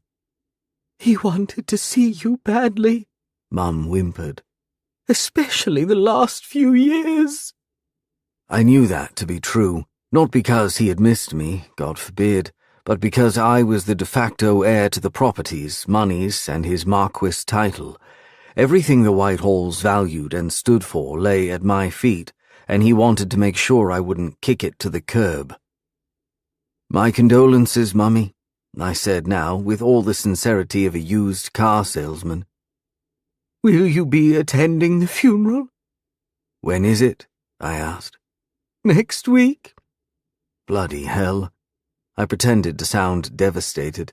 "Not sure I can make it. I have murder meetings back to back, but I'm certainly going to come there and support you as soon as I can." Mum and Cece had been visiting me twice a year since I'd moved to the States. I always showed them a good time, showered them with gifts, and made sure they were happy. But going back to England to show Edwin respect was one moral error I would not be able to live with. You'll have to come here at some point, Devon. Her tenor hardened. Not only for the reading of the will, but as you well know, Whitehall Court Castle is now legally yours. Not to mention, now that Edwin is dead, you are officially a Marquis. The most sought-after bachelor in England. Most sought-after bachelor in England, my foot. Marrying into a royal family was only marginally worse than marrying into the mafia. At least Carmela Soprano didn't have to deal with the Daily Mail photographers taking pictures of her bin's content. "I'll arrive to ensure the smooth transition of the estate and funds," I said. "And of course to be there for you and Cece. How's she handling it?" Not well. My mother lived in the Whitehall Court Castle, and so did my sister Cecilia and her husband Drew. I intended to hand over the castle to them. I was never going to live in the bloody thing anyway, and allot them a monthly allowance to keep them comfortable. "I'll get there as soon as I can," which, for the record, would still be too soon. The last time I'd seen my mother was a year ago. I wondered what she looked like these days. Was she still tragically beautiful, draped head to toe in black silks? Did she maintain the habit of an afternoon cuppa with her lady friends, where she allowed herself half a shortbread cookie she'd later burn off on the treadmill? It's been 20 years, she said. "I can count, Mummy." And although we've seen each other often, it's not the same when you're not here. "I know that too. And I'm sorry I had to go away. I wasn't. Boston suited me fine. It was culturally diverse, inherently rough, and drenched in history, much like London. But without the paparazzi chasing after me or upper-class aunties throwing their daughters at my doorstep hoping I'd make one of them my lawful wife. "Are you seeing anyone?" Mum sounded like a crushed widow, like I sounded like Celine Dion. It must be the shock, I thought. Some ones, plural. I am, as you're well informed by your friends across the pond, a well-established rake. This part was true. I loved women. I loved them even more without their clothes, and I made it a point to go through them like they were the morning paper. One time was enough, and they needed to be exchanged daily. "So was your father, until a certain point?" Mum mused. I picked up a wooden humidor, turning it in my hand. That point was not after he'd gotten married, so don't mourn him too hard. She whimpered in protest, but changed the subject, knowing it was too late to convince me my father was anything but a monster. "Louisa is single again. You must have heard." I mustn't have. I put the humidor back on the desk as the scent of aged tobacco leaves and amber musk filled my nostrils. Louisa was my least favorite topic to talk about with Mum, even though she came up quite often. I was highly tempted to curl the cord of the switchboard around my neck and hug. I don't keep tabs on anyone from home. "The fact that you still call it home speaks volumes." I chuckled softly. Hope is like ice cream. The more you indulge in it, the more sickened you get. "Well," she said brightly, refusing to admit defeat, "Louisa is, indeed, single. Lost her fiancé to a polo accident a year ago. It was quite dreadful. There were children watching the game." Goodness, I agreed. Polo is boring for the average adult, let alone to children. How atrocious. "Oh, Devi," Mum chided. "She was gutted when it happened, but now, well, I almost think it is fate, isn't it?" Mum sniffed. Did this woman just find the silver lining in a man meeting his premature death in a violent public accident? Ladies and gents, my mother, Ursula Whitehall. I'm glad you see the positive in the two deaths that'd bring Louisa and I back to the same postcode, I said with a slight smile. "She's been waiting for you, not so patiently." Colour me skeptical. "You can see for yourself when you get here. You owe her, at the very least, a proper apology." This was one truth I couldn't escape. Before I got on a plane to Boston at 18, I had told Louisa I was coming back for her. That never happened, though she'd waited patiently the first 4 years, sending me printouts of wedding gowns and customized rings. At some point, the poor lass realized our engagement would not be fulfilled and moved on. But it took her about a decade or two. I owed her an apology, and was going to deliver one, but to think I owed her a whole entire marriage was preposterous.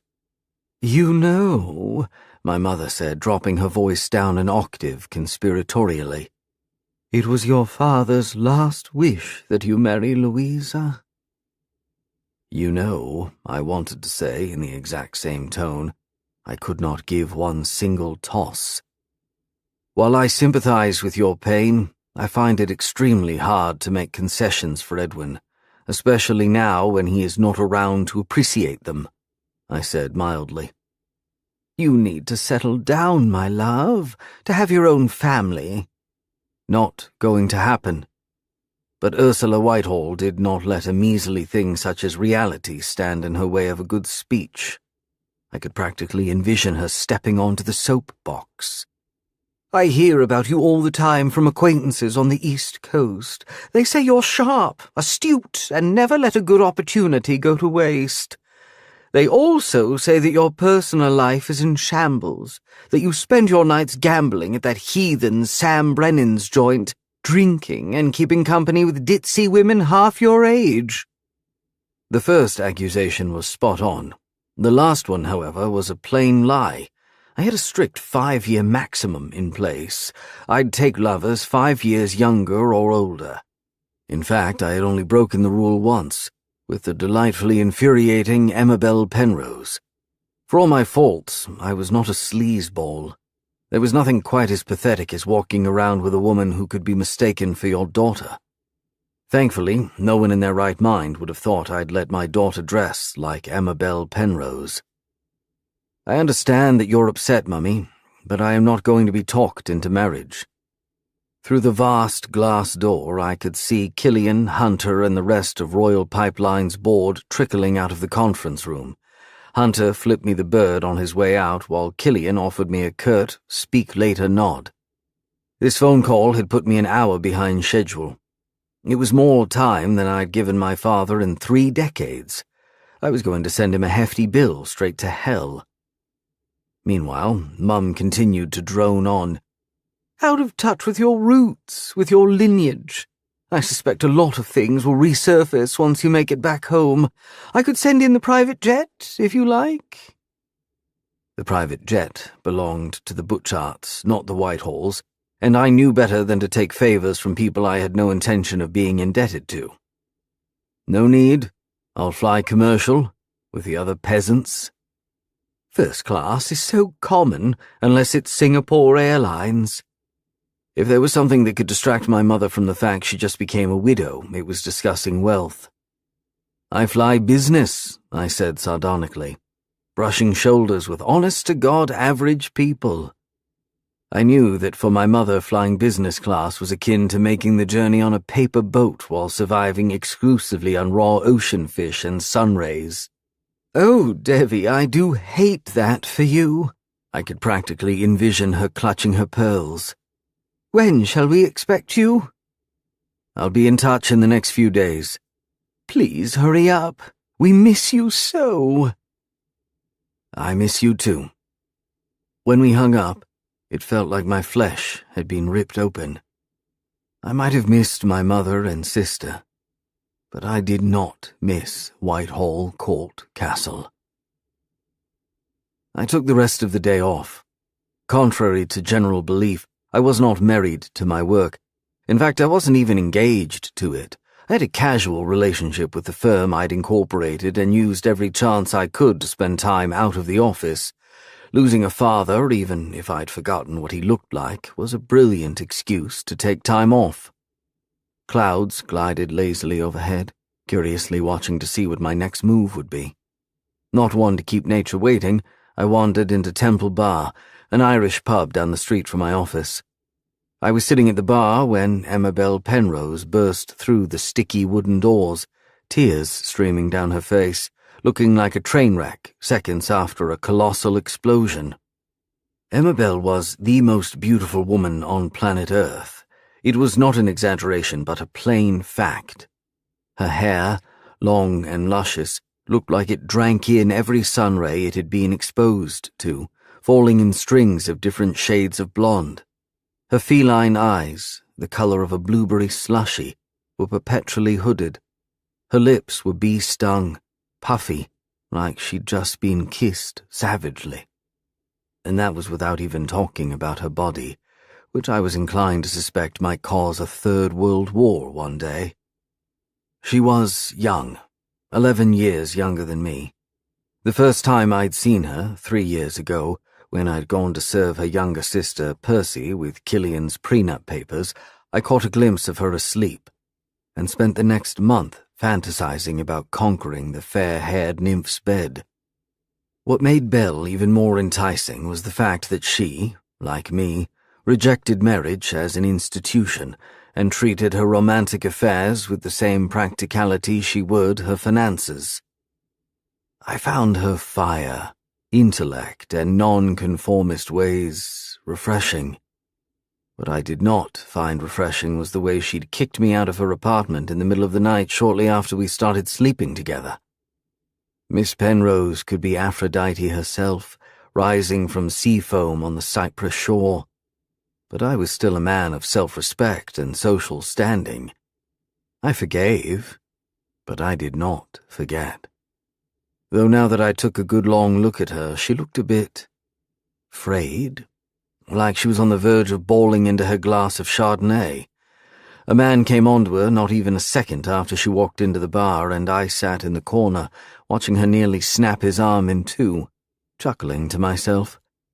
But with the amusement came a rather exasperating sense of responsibility gnawing at my gut.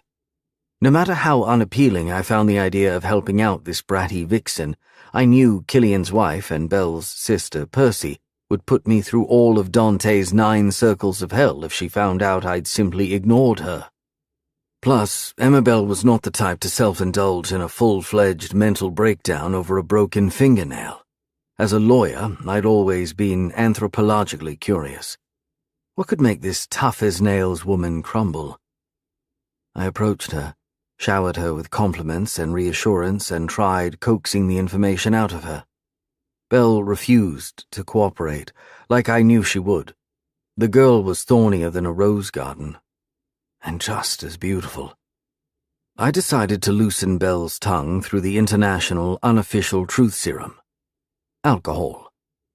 It was after the 3rd cognac that she turned to look at me, her big turquoise eyes aglow, and said, "I have to get pregnant immediately if I want to have a biological child." "You're 30, I said, still sipping the same stinger I started the evening with. "You have plenty of time." "No." Belle shook her head furiously, hiccuping. I suppose today was the day of hysterical females. I couldn't seem to escape them. "I have a medical condition. It needs to happen sooner rather than later, but I don't have anyone to have it with, or the financial stability." A practical, albeit sick, idea began forming in my mind. A 2 birds, 1 stone situation. "The father part is not a big deal." Belle snuffled, about to take another sip of her drink. I pried it out of her hand and placed a tall glass of water there instead. If she had fertility issues, becoming an alcoholic was not a step in the right direction. "I could always get a sperm donor, but Madame Mayhem is just now starting to turn in a substantial profit after months of breaking even. I shouldn't have bought out the other partners." Belle was the sole owner of a burlesque club downtown. From what her brother-in-law had explained to me, she was a shrewd businesswoman with killer instincts on the fast track to turn a 7-figure profit. Buying out the 2 other partners of the club put a dent in her bank account. "Babies cost money," I tisked regretfully, setting the ground for what I was about to propose. "Oof." She sipped on the water reluctantly, throwing her arms on the bar. "No wonder people usually stop at 2. Not to mention, you'll need to go back to work at some point. You work nights, don't you? Someone will have to take care of the babe, either a costly babysitter or the father." I was going to hell, but at least I was going to head there in style. "A father?" She looked at me incredulously, as though I suggested she leave it with a street gang. "I already said I'm going to use a sperm donor." Was she now? Impregnating Amabel Penrose was the perfect solution for all my pressing problems. I would not propose to her. No, neither of us wanted a marriage, and I suspected Belle was harder to tame than a honey badger on crack. But I would come to an arrangement with her of sorts. I would provide for her. She, in return, would be my mark of Cain, my ticket out of royalty. My mother would be off my case, Louisa would want nothing to do with me, and other women would have no false illusions about making me settle down. Not to mention, I genuinely wanted an heir. I did not want the Marquess title to die along with me.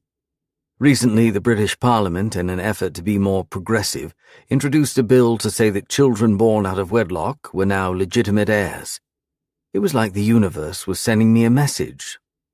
Amabel was a flawless candidate for my plan. Detached, ruthlessly protective of her independence, owner of a womb. Plus, it needed to be said, impregnating the woman wasn't going to be the hardest chore I'd ever been tasked with. As my mind began drafting the fine print of such agreement, Belle was 4 steps behind me, still mourning her insufficient bank account. "Probably need to get a loan from my sister. I mean, do I want to? No, but I can't operate from a place of pride here. I've never not paid a loan, Devon." It's hard to sleep at night when you know you owe people money, even if it's your sister. I cut her off, swiveling on my stool to face her. I'll have a baby with you. The woman was so drunk, her initial response was squinting at me slowly, like she'd just realized I was there in the first place. What? I'll give you what you want. A child, financial security, the whole 9 yards. You need a baby, money, and a co-parent. I can give you all of those things, if you give me an heir. She coiled away from me. I don't want to marry, Devon. I know it worked for Persephone, but the whole monogamy thing ain't my jam. Ain't. She said ain't. Pick up your things and leave. My cock compelled me to stay. I picked up the glass of water in front of her and guided it to her lips. I'm not offering you marriage, darling. Unlike Killian, I have no interest in conveying to the world that I've been tamed and declawed. All I want is someone to have a child with. Separate households, separate lives. Think about it. You must be high. Rich, coming from a woman who currently could not count the number of fingers on her right hand. Your child may be his or her highness, if you say yes, I hissed. There was not one sodding soul in Boston who wasn't aware of my royal titles. People treated me like I was next in line to the throne, when, in practice, about 30 people in the monarchy would have to find their untimely and unlikely death before I'd be made king. I put my glass down, flagging the bartender and ordering her something greasy in a bun to help her impending hangover. Outside the pub, night descended on the streets of Boston. The clock was ticking. I knew Emmabel spent her nights either working at Madame Mayhem or clubbing. And that child would be a marquis? She chewed on a lock of her yellow hair, more amused than contemplative. Or a marchioness. Would they be invited to royal functions in England? A baby christening? Would I have to wear silly hats and curtsy? Perhaps, if you fancy punishing yourself by RSVPing. I don't own any funny hats. She scrunched her nose. I'd gift you one if we reproduce, I said roughly, growing more and more enamored with the idea each passing second. She was perfect, and by perfect I meant a mess. No one would touch me with a 10-foot pole if I got her pregnant. Least of all Louisa Butchart.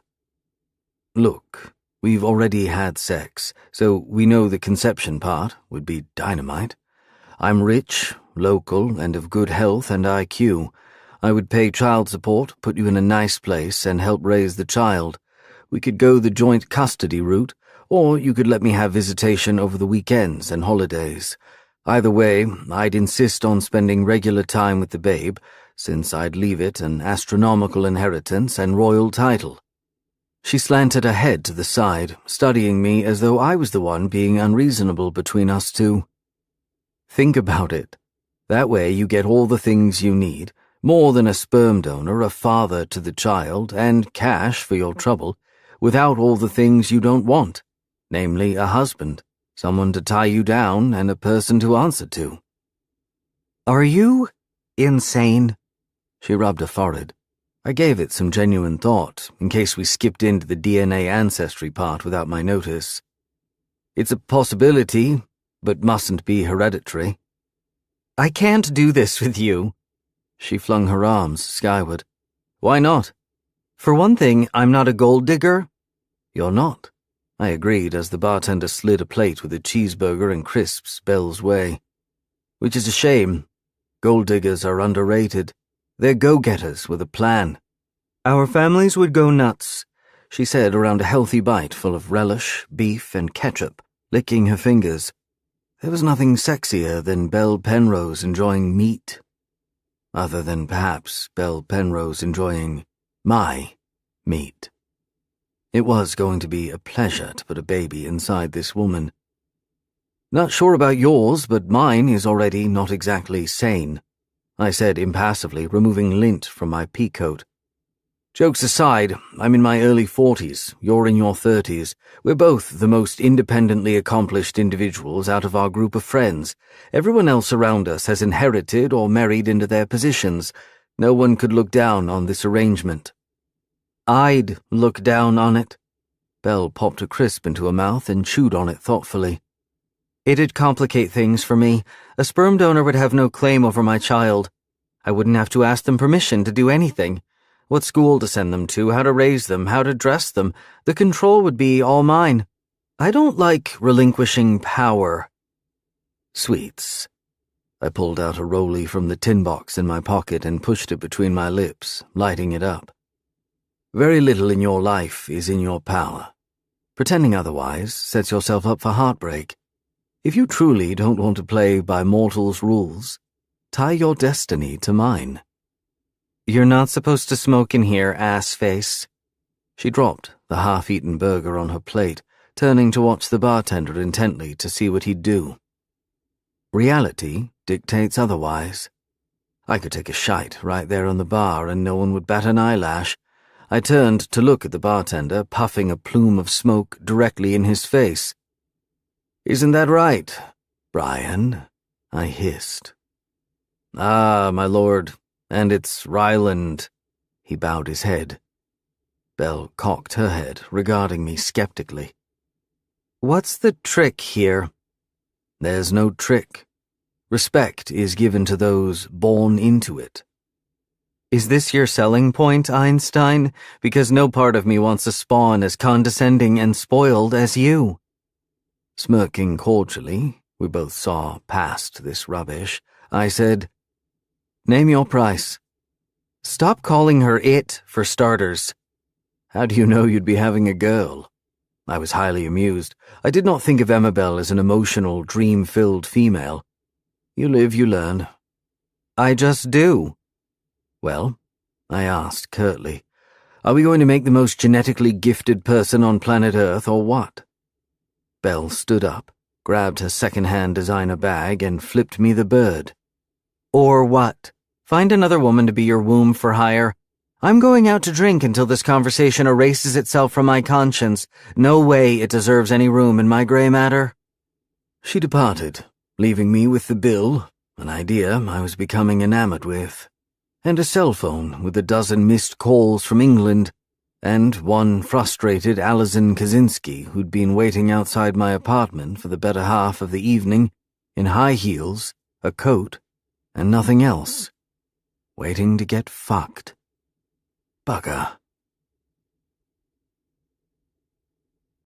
Chapter 3. Belle, 14 years old. First crush. That's what they call it. Now I'm starting to understand why. It feels like I'm crashing into the ocean. Not cannonballing, either. More like slamming into it horizontally. You know, when breaking the surface feels like hitting concrete? It hurts like a bitch. Hurts to look at his brown eyes. The way they zing when our stares meet across the hallway or in class. Hurts when he lets out a laugh. And I feel it rattling my bones, and then I feel his happiness spreading in my body warm and sticky like it's honey. Hurts when I see other girls talk to him, and I just want to grab them by the shoulders and scream that he is mine. Because he is. That's why he saves those smiles and looks and cocked eyebrows just for me. I don't know if it's normal to feel this way, like this one guy holds the key to my moods. The weird part is, this is so not me. I'm not boy crazy. I'm more like, I don't know, a crazy boy. A tomboy. A scallywag, always up to no good. Pulling pranks, climbing trees, begging Mom to let me stay out and play a few more minutes before dinner. This is my first encounter with feelings that have nothing to do with my family. I've never had a crush before. So I can't tell if it's okay to feel this way, like he is carrying my heart in his pocket. One thing is for sure. 9th grade is going to be a long year, because the person I'm crushing on, well, it's Mr. Locken, my coach. Chapter 4. Belle. A little over a decade ago, my sister Percy, my best friend Sailor, Aisling, and I were at a charity ball hosted by the Fitzpatricks. As we watched one of our high school friends being paraded around like a prized horse by one of the older men, we made a pact there and then. We promised each other to only marry out of love. Not because of money. Not because of circumstances or any other ulterior motive. Not all of us fulfilled that promise with equal success. Sailor, forever the overachiever, had kept her word. Hers was a love match by the book, full of heart emojis and chubby-cheeked babies and a reformed man-whore of a husband who kissed the ground she walked upon. Percy married Killian Fitzpatrick, Hunter's brother. Those two were what I called a hot mess express. They'd started as strictly business. But I knew my sister had always loved the eldest Fitzpatrick brother. He, in return, fell in love with her the way you fall into an abyss. Hard and fast, with nothing to grasp on your way down. Aisling was caught in the poisonous claws of Boston's favorite monster, only to find it was lethal to everyone but her. Sam Brennan had no fear of God, but touch a hair on his wife's head and he would tear the city apart. And then there was me. I knew I'd never marry, yet I'd still participated in the pact. Not because I believed I'd change my mind, but because I understood my sister, Aisling, and Sailor needed that reassurance. The reassurance that I was okay. That nothing was broken. That I was capable of falling in love, even though I wasn't. Or maybe I was. I wouldn't know, because I'd never been at risk of facing such a travesty. "Ma'am, mistress of the manor, are you even with us?" Sailor snapped her fingers in front of my face, trying to pull me out of my reverie. We were all flung over the couch in my apartment, enjoying our weekly takeout meal. Peruvian, this time. Me, Sailor, Percy, and Aisling. Killian and Hunter's baby sister. Her brain short-circuited. Aisling swept her raven black hair off her face, snatching my phone from between my fingers while munching on seafood paella. She must be overwhelmed. "Pass me the wine, please." "I'll take over." Aisling was tucked next to me. Percy, with her golden hair fanned over my shoulder and silky ribbons, sat on my other side, peeking over my head to watch the screen as Aisling scrolled through my phone.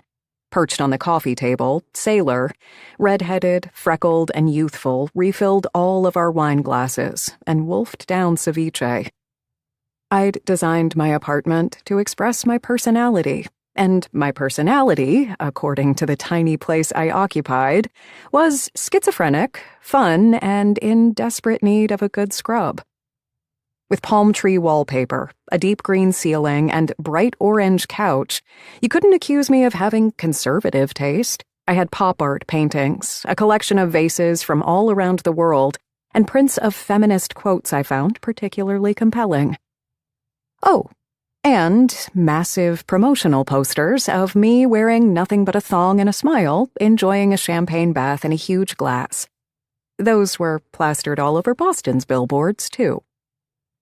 Madam Mayhem, where your morals go to die. "I can't believe you two are drinking." Sailor peered at Percy and Aisling, both of them mothers to breastfed babies. Aisling, especially, was the kind of woman who couldn't even jaywalk without breaking into hives. Ambrose, her son, was still tiny. "I cannot believe you never pumped and dumped." Aisling Ash Fitzpatrick shrugged, taking another sip of her wine. "And people think I'm the nerdy one." "You are," we all said in unison. Ash had been late to the Boston Bells party. Percy and I knew Sailor through school, but Aisling became part of the gang only after Sailor had met Hunter. She was the goody two-shoes out of us four, the doctor. The pedigreed, well-heeled daughter of an oil family who went and married Boston's most brutal and forbidding mafia prince. "I know they call breast milk liquid gold, but this?" Percy lifted her glass, clucking her tongue. This is priceless. I have to enjoy it while I can. Why is that? Sailor frowned. Percy's soot-black eyelashes concealed her eyes as she looked down, grinning. Killian and I will be trying for a third one in a few months. Oh, you guys are like rabbits, I gagged. You know how it is when you want a little one, Percy said, defensively. A stab of agony cut through my insides. I'd been going out and getting trashed every night since Dr. Bjorn informed me my uterus was more useless than the G in lasagna. I'd been trying to drink and party away the pain. I couldn't believe how, overnight, I went from hell on heels to a pile of hormones. I couldn't reconcile my old self with the new one. Why did I want a child? They were messy and expensive and messed with your sleep. But they were yours. Your family. Your constant. Your compass. I was surprised with how my friends and sister had taken the news that I was in a race against the clock to get knocked up. They were so supportive, so excited. It made me feel a little less sorry for myself. Percy volunteered to babysit for me as much as I wanted. I already have 2 at home. What's one more? Ash offered to take night duties. I'm a doctor. Pulling all-nighters is no skin off my back. And Sailor said she'd give me all of her baby supplies and furniture. My way of telling Hunter there's no way in hell we're having a third one. Now, there was just the measly small business of, getting pregnant. Taking Devon Whitehall up on his offer was a no-go. I had zero desire to force my child into an outdated institution of stuffy, inbred white people. Which was why we were now scrolling through sperm donor profiles to see if there was someone who tickled my fancy. Which was depressing, because the meaningful qualities in humans weren't something you could find on a supermarket list. You had to experience a person to appreciate them fully. That was why online dating almost always sucked. Blonde and bashful, aka donor number 4322, born in 1998, whose favorite animal was a dolphin, might be genetically great, but what if he was a terrible human? What about this one? Ash shoved the phone screen in my face. There was no picture of the guy, just another gray, faceless avatar, but a highly detailed description of him and a profile name he chose for himself. Grill Master? For real? I drawled. If the one thing he chooses to highlight about himself is his talent for flipping burgers, I'm going to have to pass. If I'm paying for jizz, I want to get my money's worth. And the jizz didn't come cheap. I promised myself I'd go for the premium, the one that cost 4 figures. My child deserved the very best. The man is 6'3" with dimples. In the staff notes, they said he looks like young Sean Connery, Percy exclaimed. What about this one? Sailor pointed at another profile. Multi-ethnic, tall, athletic, crazy high IQ, best friends with his mom. I grabbed the phone from her, frowning. Yeah, his blood type is AB negative, which means if God forbid something happens, I'd be a bitch to find blood donations for my child. He also calls himself Come Together. I mean, can it be any more ironic? Literally, he was the only bastard that came when creating our hypothetical baby. All right, Grumpy Pants. Someone walked into this whole experience with some prejudice. Sailor curved an eyebrow.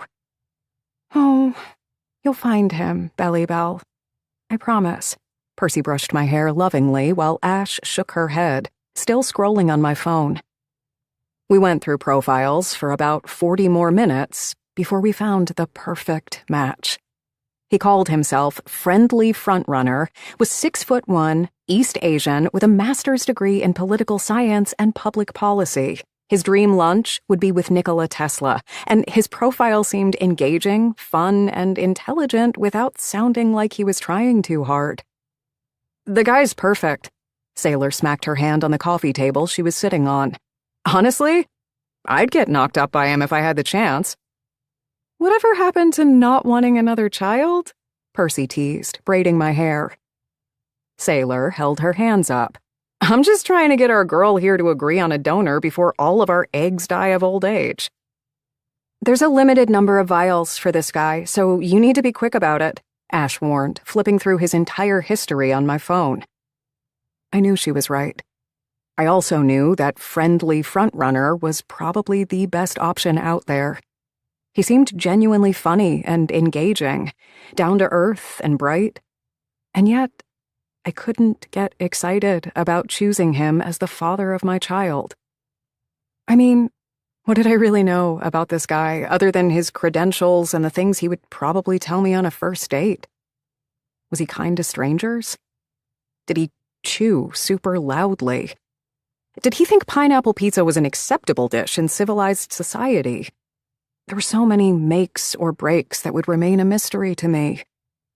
And there was something else. Something I couldn't stop thinking about even though I knew it was a recipe for disaster. Devin Whitehall's suggestion. Uh-oh, we're losing her again. I feel like I'm in a bad episode of Grey's Anatomy. Sailor threw a tempura shrimp into her mouth. They were all bad, and highly inaccurate, medically speaking, Aisling chimed in. Belle? Percy propped her chin on my shoulder, her baby blues shining full of concern. Is everything okay? I put my wine glass down. I forgot to mention there's another option. Aisling slanted her head to the side. You know God is not going to do you the same solid he did the Virgin Mary, right? Duh. I've been such a bad Christian, I've got a better chance of banging a stork. I rolled my eyes. What do you mean, then? Sailor sat straighter, using the pad of her finger to swipe the remainder of her food from the container, putting it to her lips. I toyed with a lock of my braided hair. I was in a pink satin pajama set that said, "You look like I need a drink." Devin Whitehall offered his services. And Dick. He basically said he'd love to have an heir but doesn't want to get married. In return, he'd help me out financially and co-parent. That's so cringe, right? Holy shit. Sailor slapped a hand over her mouth. Isn't he, like, a duke? A marquis, I corrected, as if I had any idea what that meant. I don't think he is. Not yet, anyway. What he is a millionaire, smart, and a study in hotness. What are you doing sifting through college students' profiles when an offer like that is on the table? Aisling demanded. It's unlike you, Belle. You're usually the street-smart one. True, I wanted to say. And because I'm smart, I know better than to give a man like Devin the keys to my life. Plus, you have a real chance here to give your baby a father figure, Percy added. It's not that simple, I scowled, dropping my takeout box on the coffee table by Sailor. The whole exercise of having a kid on my own is to ensure no one will butt into my business and tell me how to raise my child. Would a second opinion about things every now and then really be so horrible? Aisling asked quietly. Children are hard work. You'll be needing all the help you can get. And anyway, Percy swooped in. Parenthood is like an office job. Those who have been in it for longer are now your superiors. You're going to be given unsolicited opinions whenever you want them or not. I mean, Mom didn't let me take Aster out for a walk in the park the entire winter because she thought he'd get pneumonia. It's easy for you to say. I took another sip of my wine. You're all in relationships with men who are certifiable when it comes to you. Of course, for you, it was an easy decision to pop a few kids out. I don't know Devin.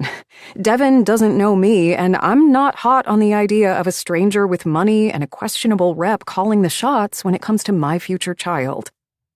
But inside, I was already seeing dollar signs and posh private schools for my kid. I'd sworn off men for a good reason. But I could still ride Devin's dick and credit card while keeping him at arm's length. Sorry, Belle. Did you start talking out of your ass? Sailor pretended to lean down to my behind as if to check her theory. What shots? Don't pretend you'll be into homeschooling or raising your kid vegan or pagan. You're going to raise this child like any other ordinary kid in America, only with more money and a daddy whose accent makes women weak in the knees. What if we have a falling out? I challenged. Give me a break, Sailor snorted, picking up the empty takeout containers and taking them to the kitchenette. The man made a fortune making people like him while simultaneously screwing them over. He is a seasoned diplomat. Why would you have a falling out? But I'll be breaking the pact, I said, finally. Sailor dropped the takeout containers into my trash can while Aisling rinsed the wine glasses in the sink. Percy stayed by my side. My sister murmured into my ear, "Love stories are not like musicals. You don't need to have a perfectly constructed beginning, middle, and end to make them work. Sometimes love starts off from the middle. Sometimes it even starts from the end." I'm not like you. I turned to look at her, dropping my voice so no one would hear us. Listen, Perce, I was going to say I was never going to get married, fall in love, live the uninspiring white picket fence dream when my sister pressed a finger to my lips, shaking her head solemnly. Don't say what you're about to say. You can and you will. Nothing is stronger than love. Not even hate. Not even death. My sister was wrong, but I didn't tell her that. Death was stronger than anything. It had been my path to deliverance and rebirth. My soul had been its price. That, and any hope of love. Later that evening, while in bed, I got bored and texted Devon. I still had his phone number from 3 years ago when I rode his face on my way to Orgasmville before kicking him out. Belle, why do you want a child, anyway? He answered after 20 minutes. Probably busy entertaining one of his toothpick-legged PhD-holding female friends. Devon, is this the national census? Bastard either deleted my number or never saved it in the first place. That definitely brought me down a couple notches ego-wise. Belle. It's Belle. Answer the question. Devon. Why must there be a devious reason behind my desire for an heir? Belle. Because you're smart, and I don't trust smart people. Devon. Putting your trust in stupid people is worse. Smart people are, at the very least, highly predictable. Belle, all I know about you is that you are a royal. And rich. Devon, that's enough for most women to offer their complete submission to me. Belle, I'm not most women, Devon. Even your closest friends don't know shit about your ass. If we do this, and I'm not saying we will, I don't want to be in the dark. He kept me waiting for a few minutes. I wondered if it was because he wanted to make a point. That he wasn't dropping whatever he was doing tonight to converse with me, or because he really was with another woman. I didn't care if he was currently having sex with the entire team of the Miami Heat dancers, or if he was at Sam Brennan's joint drinking and smoking himself to an early grave and questionable sperm count. Devon, you won't be in the dark. I'd ravish you in full daylight. I flipped over to my belly on the mattress. My fingers flew over my screen. Devon, who wouldn't want this? Image attached. I thought for sure the stuffy stuck-up sent me a dick pic. But when I opened the image, it was a picture of a baby with a shock of white blonde hair and piercing blue eyes in a full sailor's costume. The outfit looked like a dress, and the baby was so cherubic I wanted to bite his soft thigh rolls. Belle. Shut the fuck up. There was no reply. Damn it, he was so literal. Belle. Is that you? Devon. It's me. He was the cutest baby in the world, that was for damn sure. But for some reason, my mentally challenged self couldn't pay him this simple compliment. Belle. Blue and white are not your colors, bro. And that dress makes your ankles look huge. I knew he was laughing, just as I knew he wasn't going to write LOL. Devon was above abbreviations and acronyms. He once threw a bar of soap at Hunter when he used the word rando to refer to a stranger and insisted he scrub his mouth with it since he sullied up the Queen's English. Devon: I've refreshed my cardio schedule since. Fencing, mainly. Belle: Why do you want to have a child? I insisted, asking again. Devon: I need someone to inherit all I'll leave behind. Belle: Ever heard of charity? Devon: Sounds like a stripper. Belle: Ha ha. For real now. Devon: Charity begins at home. Ask Dickens. Belle: Pretty sure he's a little too dead to answer. Is that what it's all about? The money? I had no idea at what point I grew a conscience, but there we were. What right did I have to judge him when I was, maybe, entering this arrangement for his dough and to be invited to royal weddings? Devon: No. In addition, I rather enjoy children. I think they're entertaining, insightful, and generally more cultured than most grown-ups. Belle: If we do this, and again, I'm not saying we will, I'd never sleep with you after we conceive. I'd never date you, never marry you, never give you all the things men want from the mothers of their children. I was getting kind of into the idea of doing this with him. The money was a huge factor, but I also liked that he was not a gray avatar in a sea of sperm bank donors. I had points of reference I could later compare to my future baby. I knew he was a gifted fencer, that he found money talk tacky and was a grammar Nazi. I knew he was appalled by American football and smitten with world history, that he was a skier and owned an aga and old Barber jackets. I knew how he smelled after sex.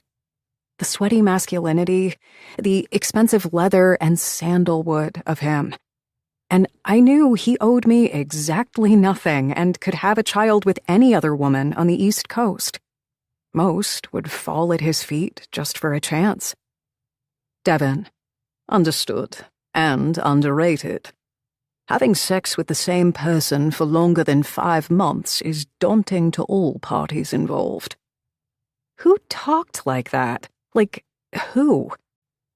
Belle: You're really old. Devon: You're filibustering.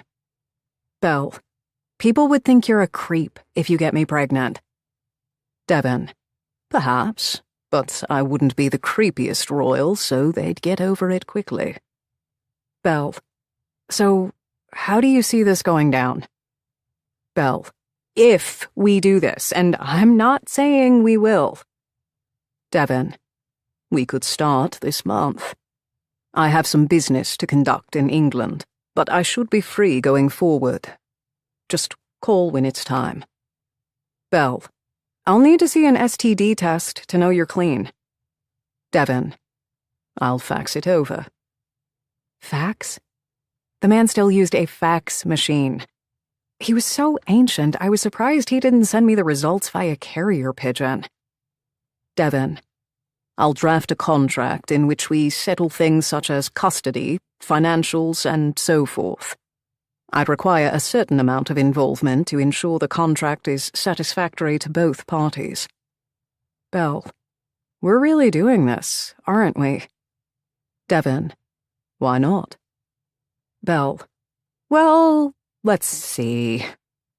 Belle: Because it's crazy? Devon: Not half as crazy as getting pregnant by a faceless stranger, and yet people do that all the time. Evolution, darling. At the end of the day, we're nothing but glorified monkeys trying to ensure our footprint in this world is not forgotten. Belle: Did you just call me a monkey? Strong romance game, Whitehall. He didn't reply. Maybe Devon wasn't so old as much as I felt so young in comparison to him. Belle: One more question. Devon: Yes. Belle: What's your favorite animal?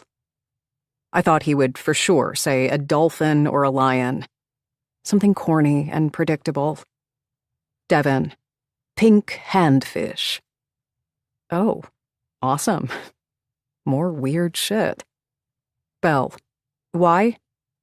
Devon. They look like drunk football hooligans trying to pick a fight at a bar. And their hands are eerie. Their flaws demand compassion. Belle.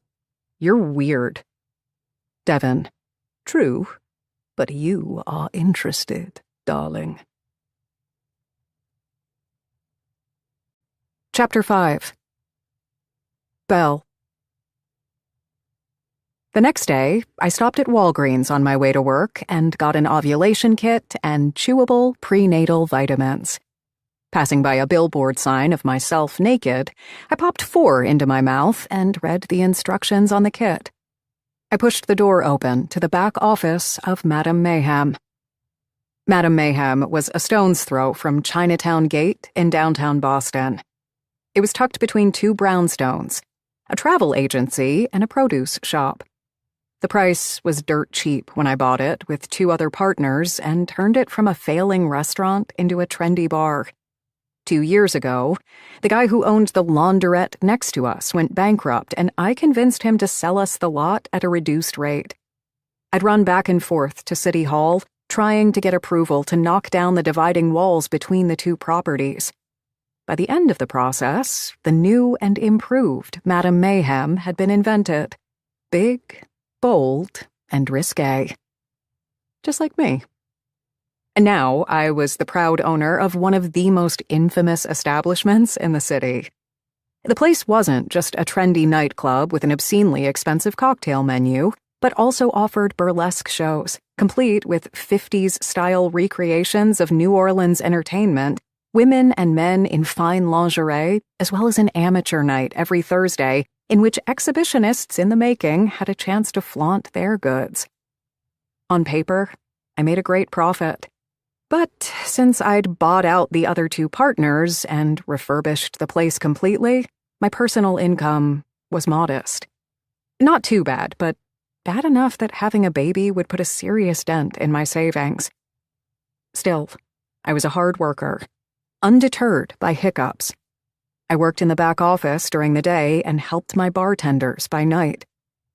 "Belly Bell," Ross greeted me as soon as I slipped into my gray shoebox of an office. He slid a coffee cup along my desk and took a seat on the edge of it. My best friend from school had grown up to be my chief bartender and staff manager at Madame Mayhem. He also grew up to be a total hottie. Boston is not used to seeing you with your clothes on. How are you feeling? High on life and low on cash. What's shaking? I took a sip of my coffee, my purse still slung on my forearm. I needed to pee on one of the ovulation sticks before I got to work. Ross hitched a shoulder up. Just wanted to make sure you were okay after last week's shit show. There was a shit show last week? I was kind of busy drinking my own body weight and trying to forget the news Dr. Bjorn gave me, so my memory was blurry. Frank? He clarified.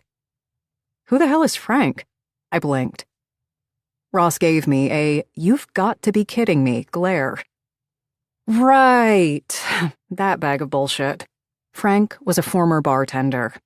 Last week, I'd caught him sexually harassing one of the burlesque girls in the back room. I fired him on the spot. Frank had agreed to walk away, but not before giving me a piece of his own mind about what a train wreck of a drunk bitch I was. Luckily for me, I was always ready for a fight, especially with a man. So when he screamed at me, I screamed louder, and when he tried to throw a lamp at me, well, I threw a chair at him, then deducted the cost to replace the broken chair from his last paycheck. There you go, you oxygen-wasting piece of crap. Now make sure you skip town, because this town sure is going to skip you after I fill in all my club owner friends about what you did. I didn't stop there. I also sent his employee picture to local newspapers and told them what he did. Too harsh? Too bad. Next time, he shouldn't get handsy with the staff. It's all forgotten now. I waved my hand in the air dismissively. I didn't have time to talk about Frank. I needed to check and see if my eggs were doing their goddamn job. We'll need to fill his spot. Ross was still perched on my desk. I resumed my stride toward the bathroom. Yeah, well, just make sure they're fully vetted. I got into the bathroom, crouched down, and peed on the ovulation stick. Rather than put it aside and wait for the results like an actual adult, I glowered at the stick, praying to see 2 strong pink lines rather than one dull one. When 2 lines indeed appeared on the stick, I snapped a picture of it with my phone and sent it to Devon with the caption, "It's a go." I went outside, sat at my desk, and tried concentrating on the Excel sheets in front of me. My eyes kept darting sideways to my phone, waiting for Devon to reply. When he didn't send anything back for an entire hour, I flipped the phone over so the screen wasn't visible. Time to calm your tits, I scolded myself internally. The man had a career. Every hour of his working day was billable. Of course, he couldn't just drop everything and run to Madame Mayhem to put a baby in me. About 2 hours after I sent the text message, Ross strode into my office again. He slammed an expensive-looking bottle of champagne on my desk. It had a little golden card dangling from its neck. Dom Perignon? I raised a skeptic eyebrow. This specific edition went for about $1,000 a pop. We don't carry it here. Where'd you get it? Ah, that's the question of the hour. Open the damn envelope and we'll find out. Ross jerked his chin toward the card, which, upon a second examination, looked like a miniature envelope. Dread filled my guts. This looked a lot like romance. And I didn't do romance. I liked it better when Devon was comparing us to monkeys. How do you know it's for me? I eyed him suspiciously. Bitch, please. The only drink my dates buy for me is a fountain soda. Go on, who's it from? My fingers worked quickly to unwrap the mysterious envelope. 2 tickets spilled out of its mouth. I picked one up, noticing my fingers were trembling. Tickets to the opera? Ross's voice asked in wonder. What kind of lies are you feeding these poor men on Tinder? This dude obviously doesn't know you. This is taunting my ass. He knows damn well I don't do dates. I said I loved Oprah, not opera. He obviously misheard. I let a provocative yawn loose. There was no way I was telling Ross about Devon. It was soul-crushing enough to admit my infertility to my girlfriends. I was a woman of great pride. How come men never take me anywhere nice? Ross pouted. You give away the goods too quickly, I murmured, still staring at the ticket in my hand like it was a dead body I needed to get rid of. You do too. And you don't even one-date them. You can have my ticket if you want it. I was not going to watch an opera today. I had work to do. We were 1 bartender short. I reminded myself that Devon did this for the same reason he did everything else. To manipulate, play, and throw people off kilter. He probably thought it was hilarious to make me feel like we were dating. I had to set the record straight. Belle. Hello, you snail-eating, Gillette-wearing, regatta-attending, posh bloke, you. I won't be able to join you at the opera today, but you may stop at my apartment any time after midnight, and I promise to hit those high notes. B. That message, too, remained unanswered. I worked into the evening, manning the bar along with 6 more bartenders clad in a ruffled lace overbust corset dress. The scent of my own sweat had become so familiar to me over the years I'd built my career, I relished it. I served drinks, cut limes, and hurried to the storage room to fetch more cocktail umbrellas. I danced on the bar, flirted with men and women, and rang the bell several times, signaling a tip-a-thon. The burgundy curtain had ascended over the front stage, revealing a live band in tuxes. Their jazzy tunes soaked into the tall walls. The burlesque dancers prowled slowly across the stage in high heels and sage-colored sequined dresses. People hooted, clapped, and whistled. I stopped, a crate of cocktail umbrellas in my arms, sweat dripping from my forehead, and watched them with a grin. my decision to buy Madame Mayhem wasn't accidental or offhanded. It stemmed from my wanting to promote the idea that being a sexual creature wasn't sinful. Sex didn't mean dirt. It could be casual and still be beautiful. My dancers weren't strippers. You couldn't touch them. You couldn't even breathe in their direction without getting kicked out of the venue, but they took control of their sexuality and did whatever they goddamn pleased. This, in my opinion, was true strength. When I got back behind the bar, it was almost 11. I knew I needed to wrap things up soon if I wanted to make it back home before midnight with sufficient time to take a shower, shave my legs, and look the part of Devin Whitehall's sexual partner. "Ross!" I roared over the music, gliding across the sticky floor behind the bar and aiming a soda gun into glasses, making a vodka Diet Coke for a gentleman in a suit. "I'm off in 10. Ross's thumb rose up in the air to signal he'd heard me. His other hand plucked a $50 bill from a woman leaning against the bar, her breasts spilling out of a neon yellow sports bra. I was about to take an order from a bunch of women wearing bachelorette party sashes, maid of dishonor, bad influence, and designated drunk, when I propped forward to do so, a hand shot toward me from the dark, gripping my forearm and giving it a painful squeeze.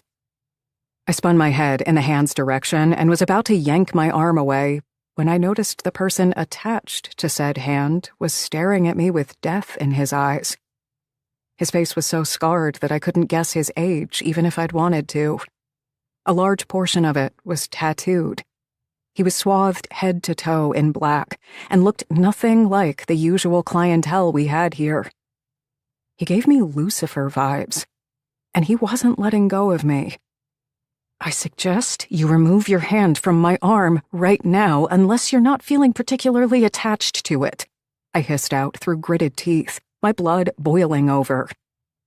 The man smiled an awful, rotten smile. It wasn't that his teeth were bad. On the contrary, they were big, white, and shiny, like he'd recently had dental work. It was what was behind him that made me uneasy. "I have a message to deliver to you." "If it's from Satan, tell him to come to me personally if he's got the balls," I spat out, yanking my arm away with force. His hand dropped, and I used every ounce of my self-control not to stick the lemon knife in it. "I suggest you listen carefully, Amabel, unless you want very bad things to happen to you." "Says who?" I chuckled. "If you don't." Just as he began to speak, a tall, elegant form materialized from the shadows of the club, tossing the man away like he weighed no more than a straw. My scarred offender collapsed on the floor. Devin appeared in my line of vision, clad in a full-blown designer tux, his hair gelled back, his cheekbones as sharp as blades.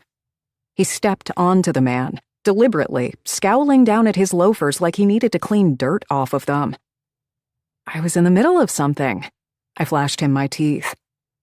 "Allow me not to sympathize." "Are you capable of sympathy?" "Generally, yes. With women who leave me waiting, not so much." Devin leaned over the bar in one swift movement and hurled me across his shoulder, turning away and marching toward the entrance doors. I looked up, catching Ross's deer-in-the-headlights expression, frozen with a bottle of beer in one hand and a bottle opener in the other. "Should I call security? The police? Sam Brennan?" Ross crowed from the depths of the bar over the music. Devin didn't slow down. "No, it's okay. I'll kill him myself. But get this creeper's details." I was about to point at Scarface where I last saw him on the floor, only to find him gone. I didn't fight Devin. Being carried after working on one's feet for 6 hours straight wasn't the worst punishment in the world. Instead, I launched a verbal attack on him.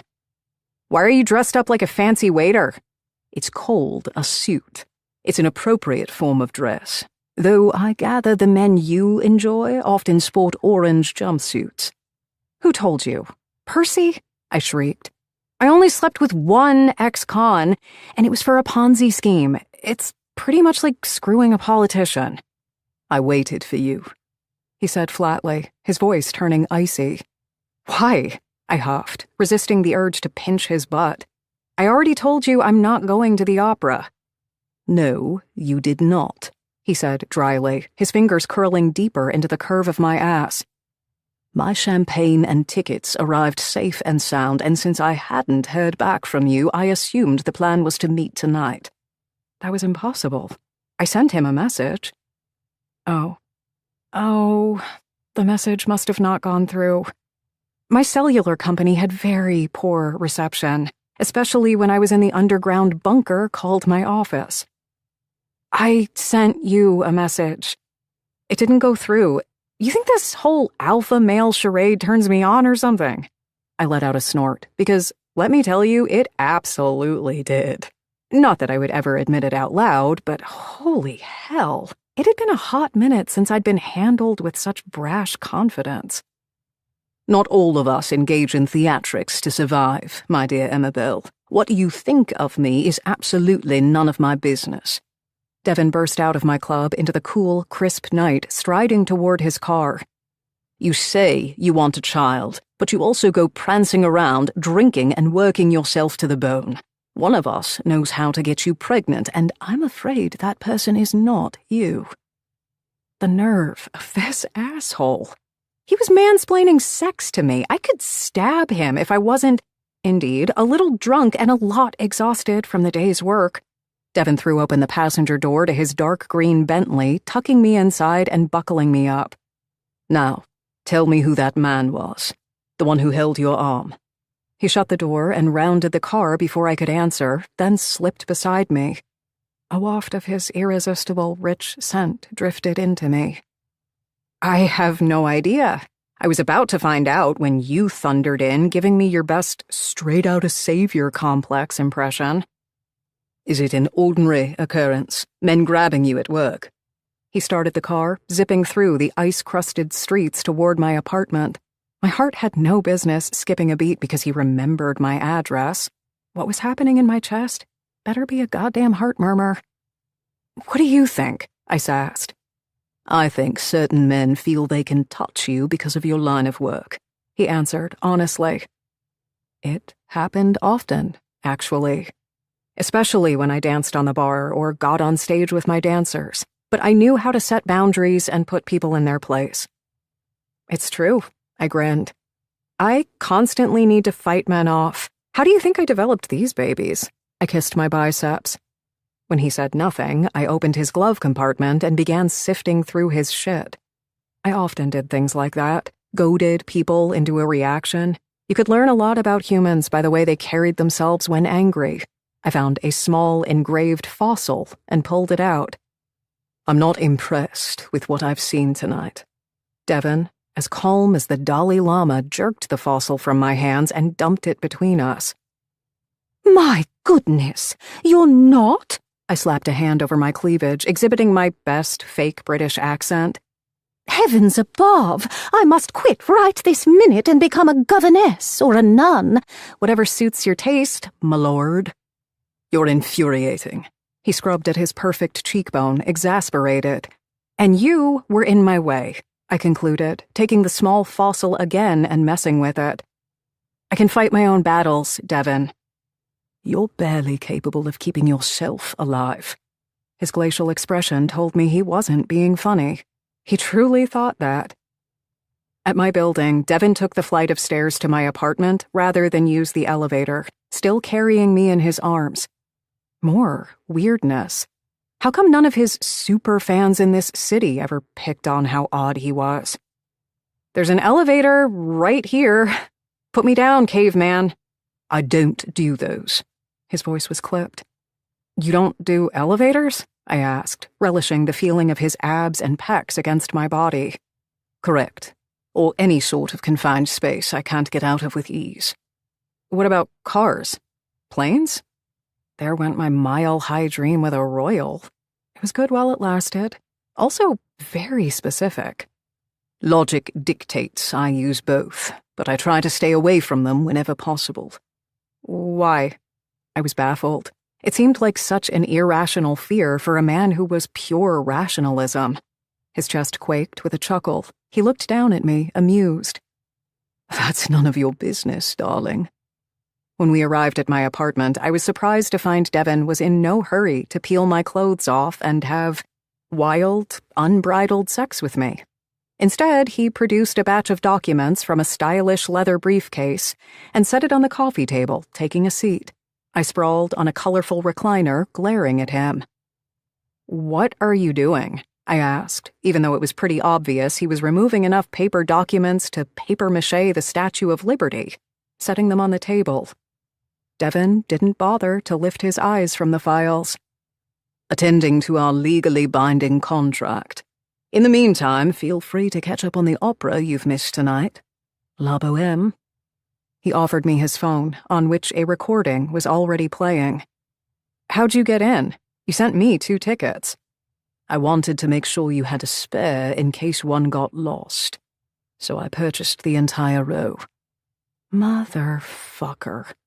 That was swoony as all hell, but in a jerk sort of way, because he still worked under the assumption I was not going to have my shit together. I snatched the phone from his hands. "How do you know I won't go through your messages?"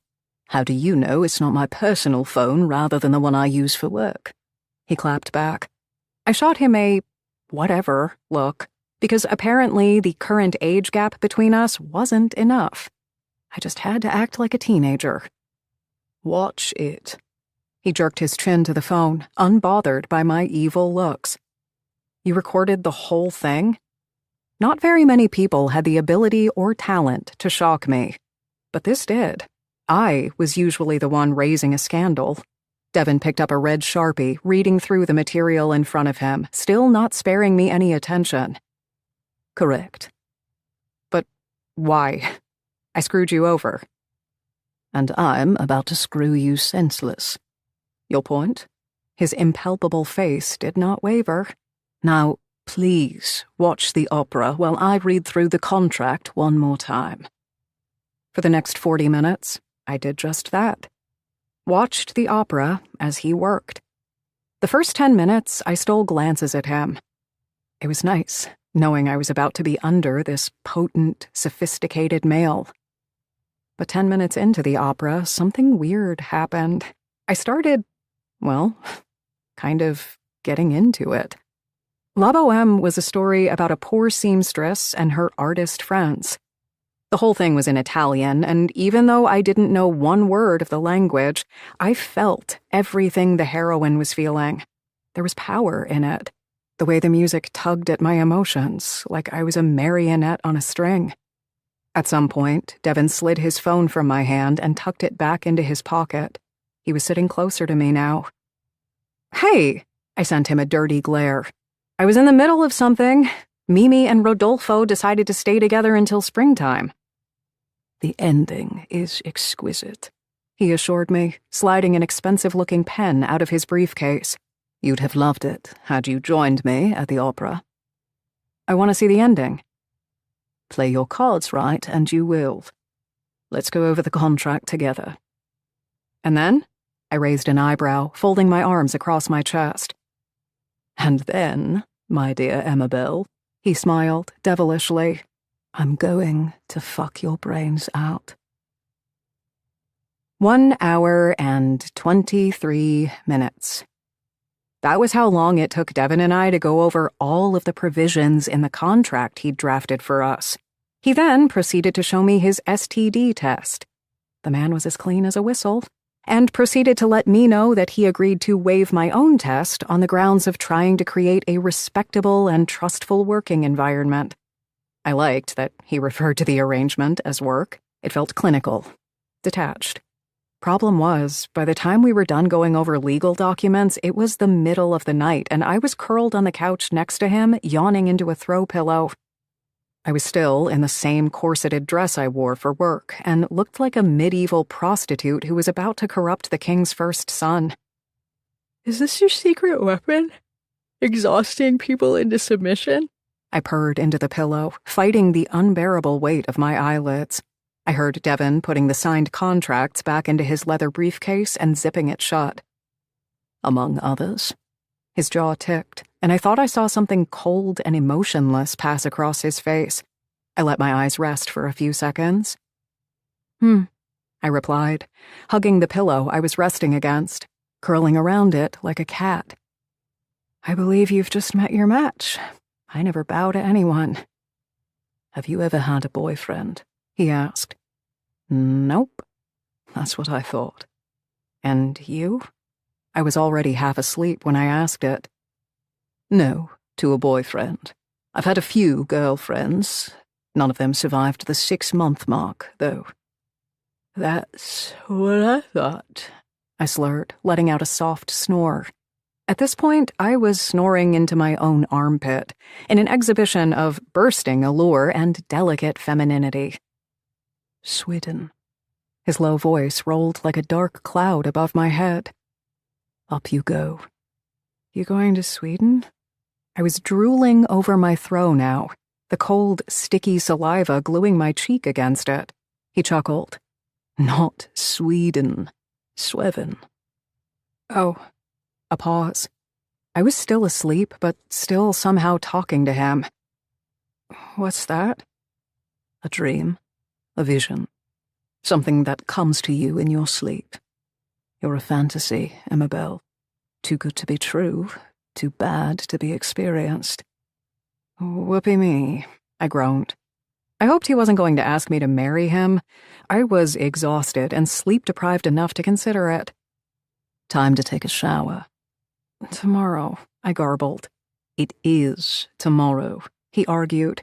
And Google told me your ovulation window is only 12 to 24 hours. Get into the shower so we can fulfill our contract. Swiftly, and without making a sound, Devon picked me up honeymoon style and carried me along my apartment. Finally, I thought, my eyes still closed. The bastard was taking me to my bed. We'd do it tomorrow, or the next day, or... What the hell? My eyes snapped open when I was met with icy needles of frozen water. Disoriented, I found myself lying on the floor of my shower. Both shower heads were spitting at me. I looked around frantically, spotting Devon standing on the other side of the glass door, his narrow hip leaning against the wall, his shirt sleeves rolled up to his elbows, exposing mouth-watering, veiny forearms. The devil's smirk was smeared across his face. I scrambled out of my already ruined dress, which became heavy with liquid, dumping it with a slap on the floor beside me. I'm going to kill you, I clawed at the door like a wet feline, fully awake and naked now. I was about to pry it open and pounce on him. He moved over to the other side of the glass door, pulling the handle and keeping it shut. Kill me later. First, I need you clean and alert. The only touching we'll be doing when I get out of here is me stabbing you in the face. I bared my teeth through the glass. I didn't remember him half as exasperating when we had casual sex. Did he have a shitty personality transplant or something? Angry sex is the best sex. Devon brushed his thumb over his lower lip, throwing me over the edge of my sanity. I'll freeze to death. I was trying to bargain now. I'll write you a lovely obituary. You can't be that heartless. I banged on the glass door with my fist. Of course I can. He smiled cordially, like a host in a Michelin star restaurant. Besides, diamonds are made under pressure. Let go of the handle. Wash first. Or what? I felt crazy with the need to retaliate for what he was doing to me. My mind began working overtime. I wasn't going to let him get away with that. No way. Or this will be the only way you'll get wet tonight. And threats aside, we both know you've been dreaming about this since the night you threw me out all those years ago. His words made me glance down to his slacks, to the impressive tent that awaited my attention. My eyes snapped back up to him. Sorry, pal. My time with you didn't chart in the first 20 memorable fucks I've had. Devon grinned, little crinkles of happiness decorating his jewel-colored eyes. Liar. He turned around and strolled out of the bathroom, all confidence and suaveness. I seized the opportunity and launched out of the shower, jumping in front of him and blocking his way. I pushed him back toward the bathroom, my body soaking his tux with water. Not so fast, Duke of Cuntington. I believe it's your turn. Before I could finish the sentence, he pushed me against the wall and covered my mouth in a punishing, bruising kiss. His hands roamed my back, running down to my ass and cupping it with strong fingers. He pushed me against his erection through his pants. The air around us buzzed with rage and frustration and darkness. We were both starved. He tore his mouth from mine, rolling his thumb over my lips, erotically prying them open. Now, Swithin, don't be so upset. I knew I needed to wake you up to be inside you, and touching you before I boarded a plane to England was of paramount importance. When are you leaving? I darted my tongue out to swirl it over his thumb. His lips parted, a half-drunk look forming on his Adonis face. My fingers unbuttoned his slacks. My body lit up like a live wire. Tomorrow. Why? Business. His mouth dipped between us to my breasts, and he took one of my nipples between his teeth, gazing up and smiling at me before it disappeared inside his mouth when he sucked. But what if we miss my ovulation window? I let my head roll backward, a low moan escaping me. I threaded my fingers through his hair, the intense pleasure of being in his arms coming back to me in full force. Devon's lips quirked. Then I'm afraid we'll have to go through another month of fucking one another. Remember, you have 5 months before I discard your lovely ass. His cock sprang free from his slacks as his knuckles brushed my slit. I knew he wasn't going to finger me. It wasn't Devon's style. There was something outrageously proper about the way he fucked. He screwed you in a way that felt both clean and dirty. It was why I was so obsessed with him. In bed, in the first place.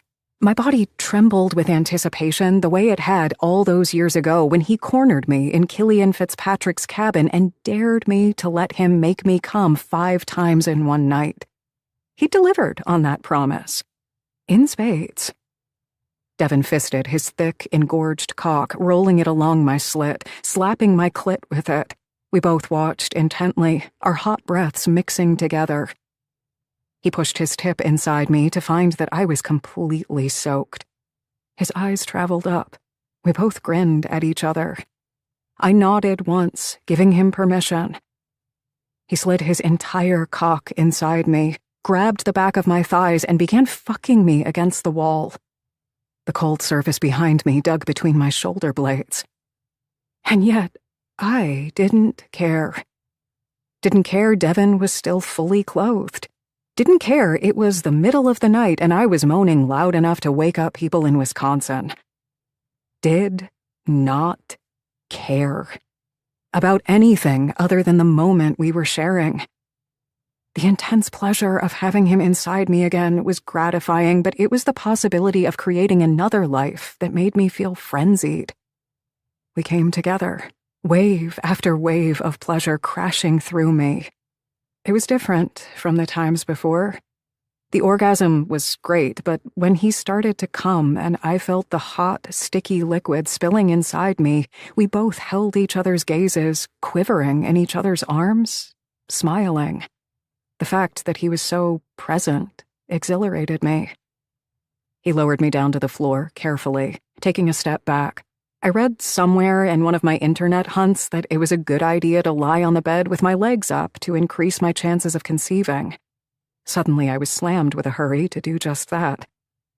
Well, I swayed on my hips as I plucked a robe from a hanger, wrapping it around me, feeling less dignified than I looked as traces of his cum slithered down my inner thigh.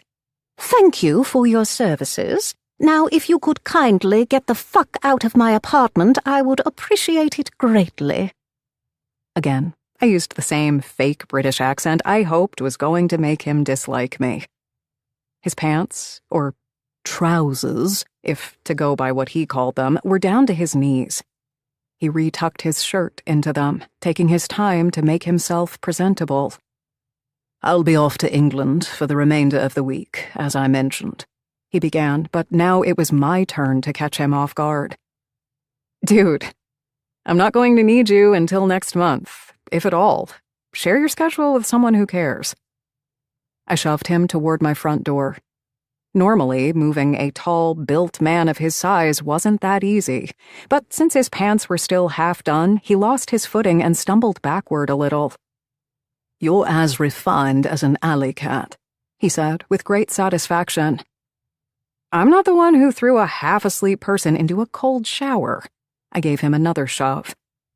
He made a show of pretending to bite my hand as I pushed him. "I regret nothing, Swevin. It was a pleasure to fuck you." And a one-off, I reminded him, opening the door behind him and giving him a final thrust. Also, don't try to make Swevin happen. We're not those people. Outside, in the communal hallway, half-dressed and laughing gruffly, still hopping from side to side as he pulled his pants on, he gave me the most devastating smirk I'd ever seen. I had to remind myself that he was a flirt and a rake, a man who, despite his beautiful face, had an ugly rap sheet with the ladies. "You don't know what kind of person I am, but you're about to find out." Chapter 6. Devon. The bad news was that I'd accidentally made it to my father's funeral. The good news was that I was so happy to spot Mum and Cece, not even the fact I was there honoring my father managed to put a damper on my mood. The original plan was to arrive a day after the funeral. They must have conducted the funeral a day early, seeing as they did not need to accommodate my schedule any longer. I showed up during the last act, when the casket was lowered into the ground. My father was buried in the back of Whitehall Court Castle, by a deserted church, where his ancestors had been buried, where, presumably, I would one day rest for eternity too. My childhood home was a grand fortress, with medieval-style turrets, Gothic revival architecture, granite and marble, and an unholy amount of arched windows.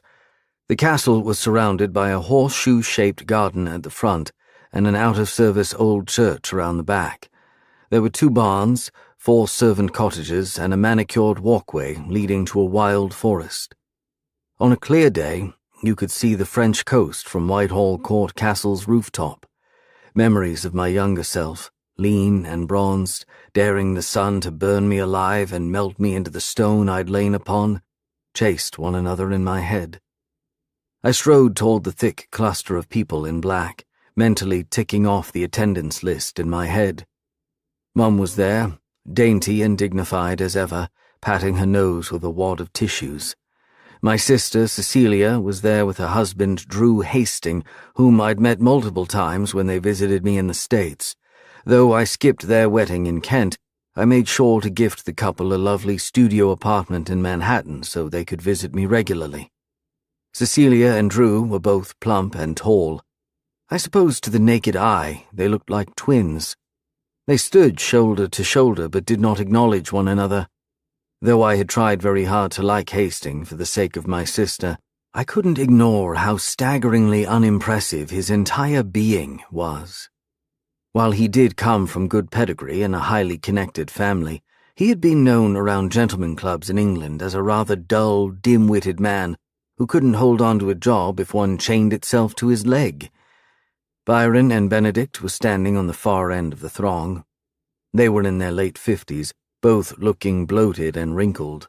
It was as though they had spent every waking moment since I'd left drinking and smoking themselves into their current state. And then there was Louisa Butchart. At 39, Louisa had managed to become agreeable to the eye. She had hair as dark as my soul, short and shiny scarlet lips, and a fine and graceful bone structure. Her trim figure was clad in a double-breasted black coat, a woman any respectable man of my position and title would want on his arm. I had to admit, if it wasn't for the fact I needed to reject her on principle, Louisa was sure to make a man like me very happy one day.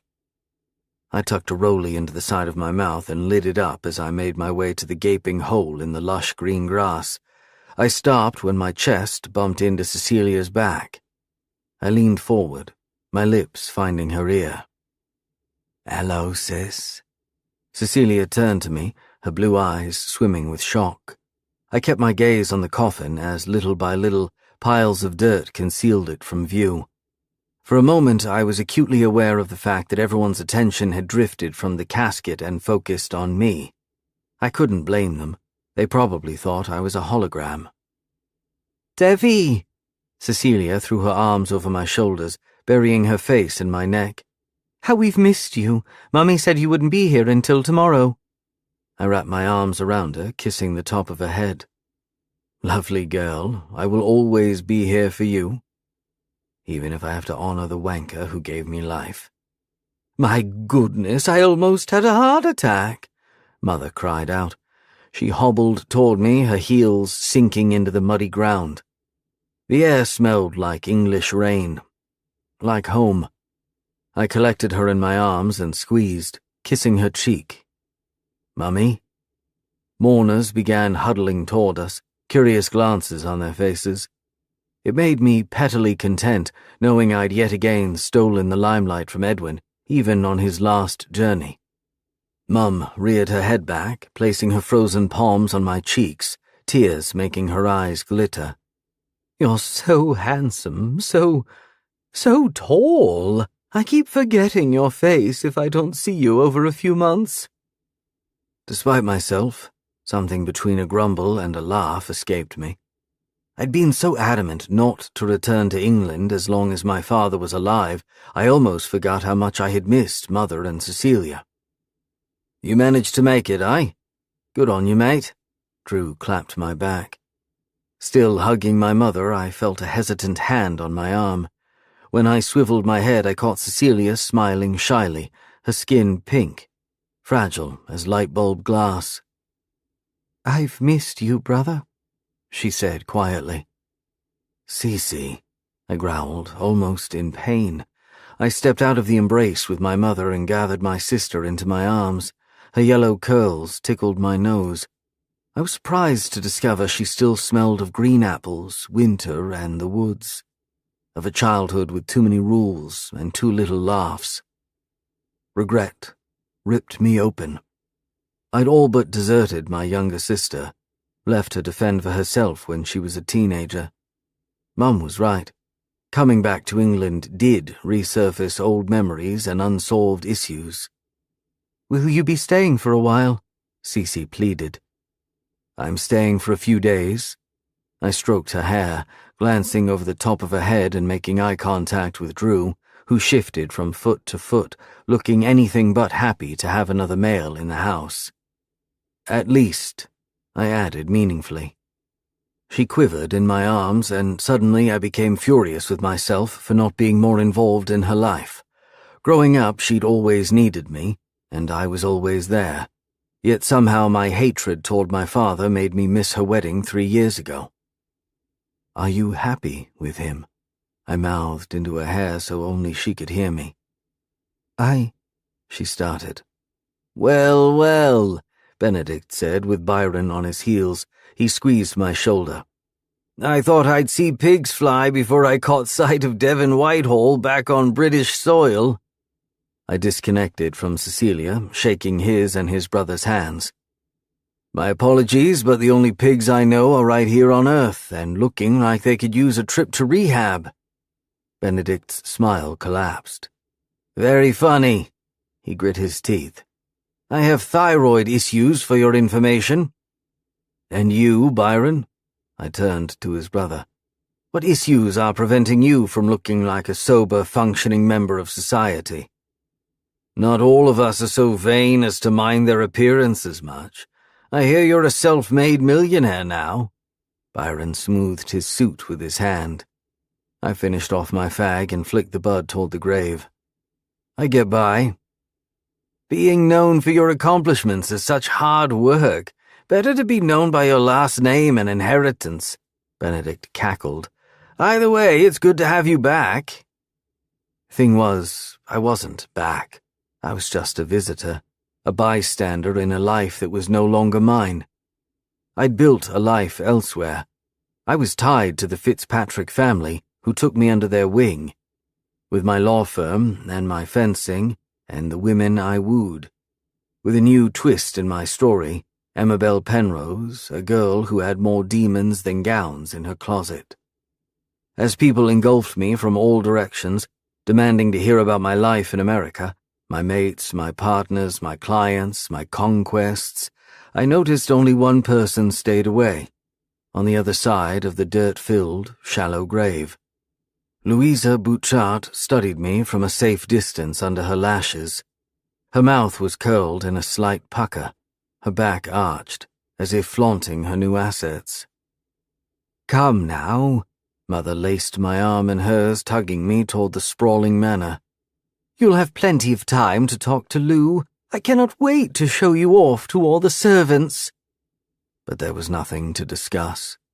I owed Louisa Butchart an apology, and nothing more. An hour later, I sat at a grand table in one of the 2 dining rooms of Whitehall Court Castle. I was at the head of the table. My family and childhood friends surrounded me. It astonished me how nothing had changed in the 20 years I was gone, down to the plaid carpeting, carved wooden furniture, candelabras, and floral wallpaper. The walls were sodden with memories. "Eat your greens or end up in the dumbwaiter." "But Papa—" "No, Papa, no son of mine will grow up to be pudgy and soft like Butchart's kids. Eat all your greens now, or you're spending the night in the box." "I'll throw up if I do." "Just as well. Vomiting would do your portly figure good." As I looked around me, couldn't help but feel sorry for Cece and Mother, even more than I was for myself. At least I went and built myself another life. They stayed here, burdened by my father's god-awful temper and never-ending demands. "So, Devon, do tell us all about your life in Boston. Is it as dreadful and grey as they say?" Byron demanded, chewing loudly on shepherd's pie and meatloaf. "I've heard it isn't much different from Birmingham." "I suppose the person who told you that has never been to either," I said, swallowing a chunk of shepherd's pie without tasting it. "I rather enjoy the 4 seasons of the city as well as the cultural establishments." The cultural establishments being Sam's Gentleman Club, in which I gambled, fenced, and smoked myself to death. "And what of the women?" Benedict probed, well into his 5th glass of wine. "How do they chart in comparison to England?" My eyes met Louisa's from across the table.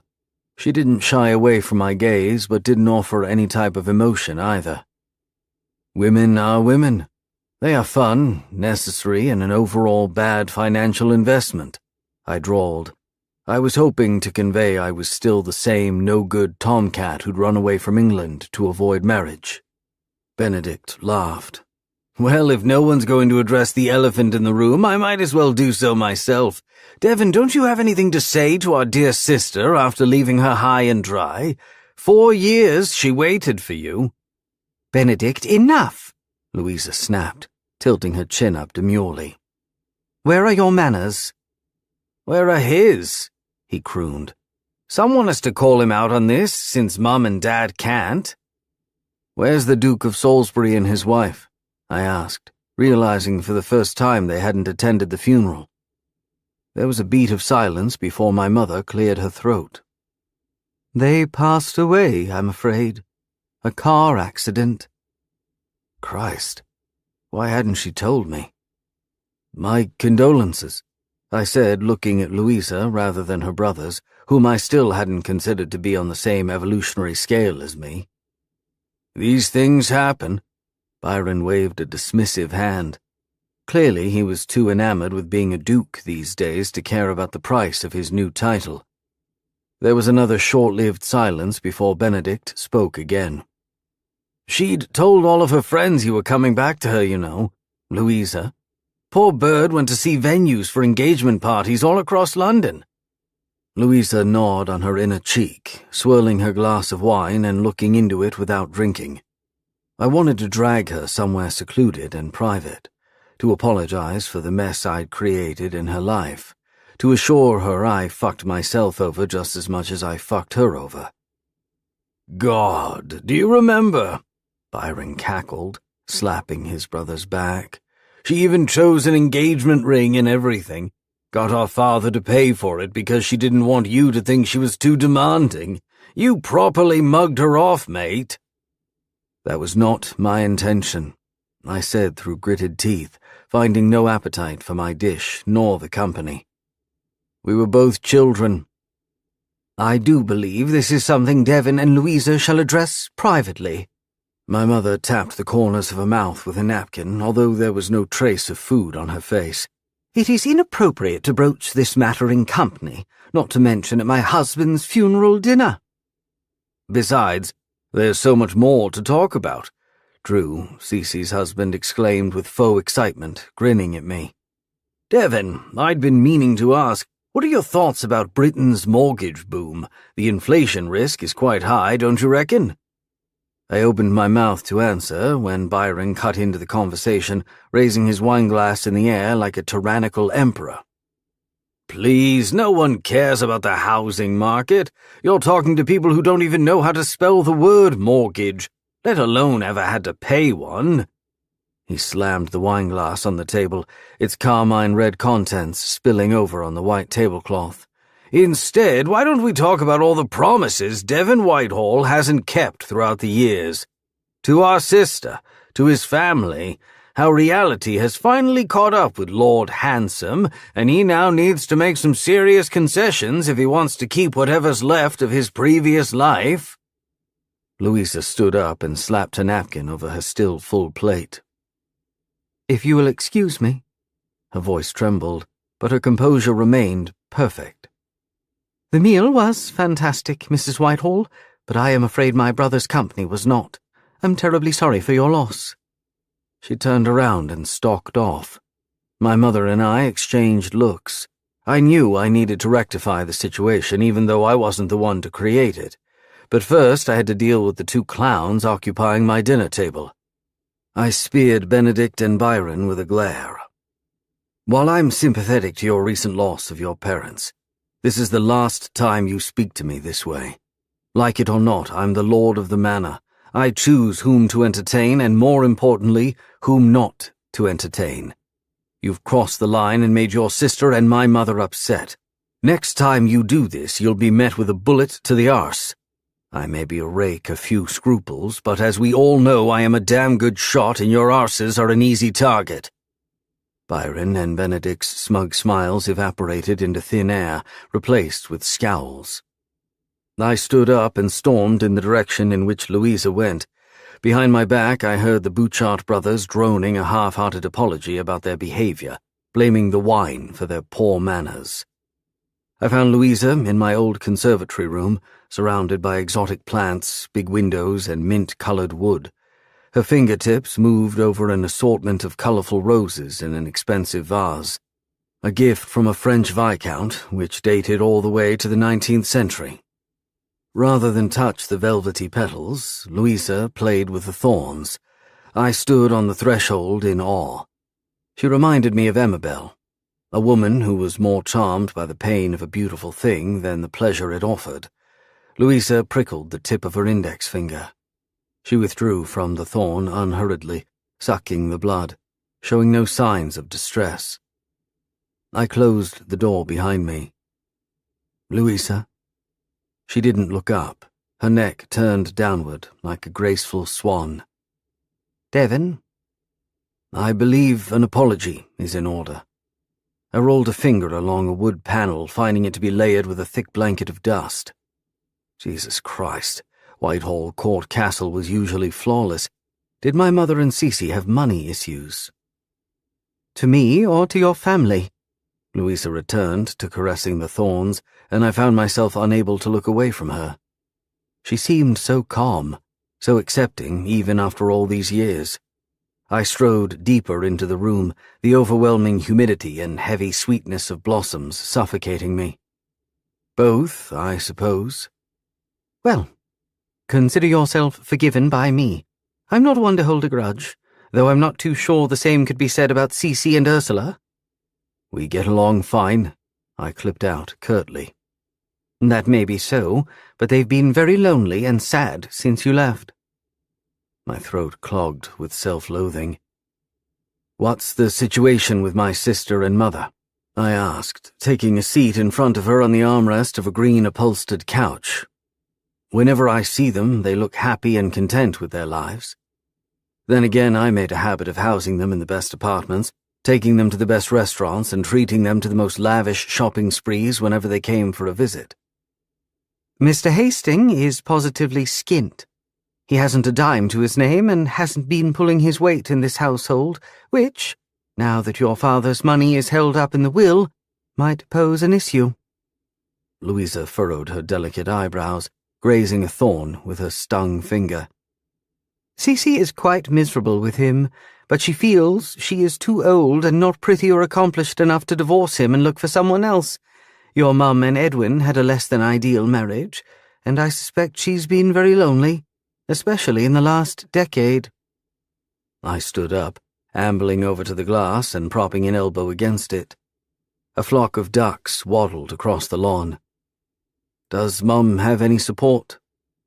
How did I not know the answer to my own question? She's stopped taking social calls in recent years. It seems pointless. With her youngest daughter married to a fool and her older son being the most infamous rake Britain has produced, she never has any good news to share, though I try to visit her whenever I'm in Kent. Even as she said this, Louisa didn't sound particularly accusing or antagonistic. She was the exact opposite of Emma Bell Penrose, soft and pliant. "Cece never had any children," I mused. "No." Louisa came to stand in front of me, her modest cleavage pressing against my chest. I noticed her fingers were full of broken flesh, bruised by thorns. "I doubt Hastings has a taste for more than gambling and hunting. Children are not high on his to-do list." Her body pressed harder against mine. The game had changed between us, and Louisa was no longer the timid little girl who'd begged me to throw crumbs of attention her way. "Run away again," her eyes said. "If you dare." No part of me wanted to move. She was attractive, attentive, and interested. But I couldn't take my mind off Swevin. The woman who snuck into my dreams like a thief, flooding them with desire and need. "And what about you, Lou?"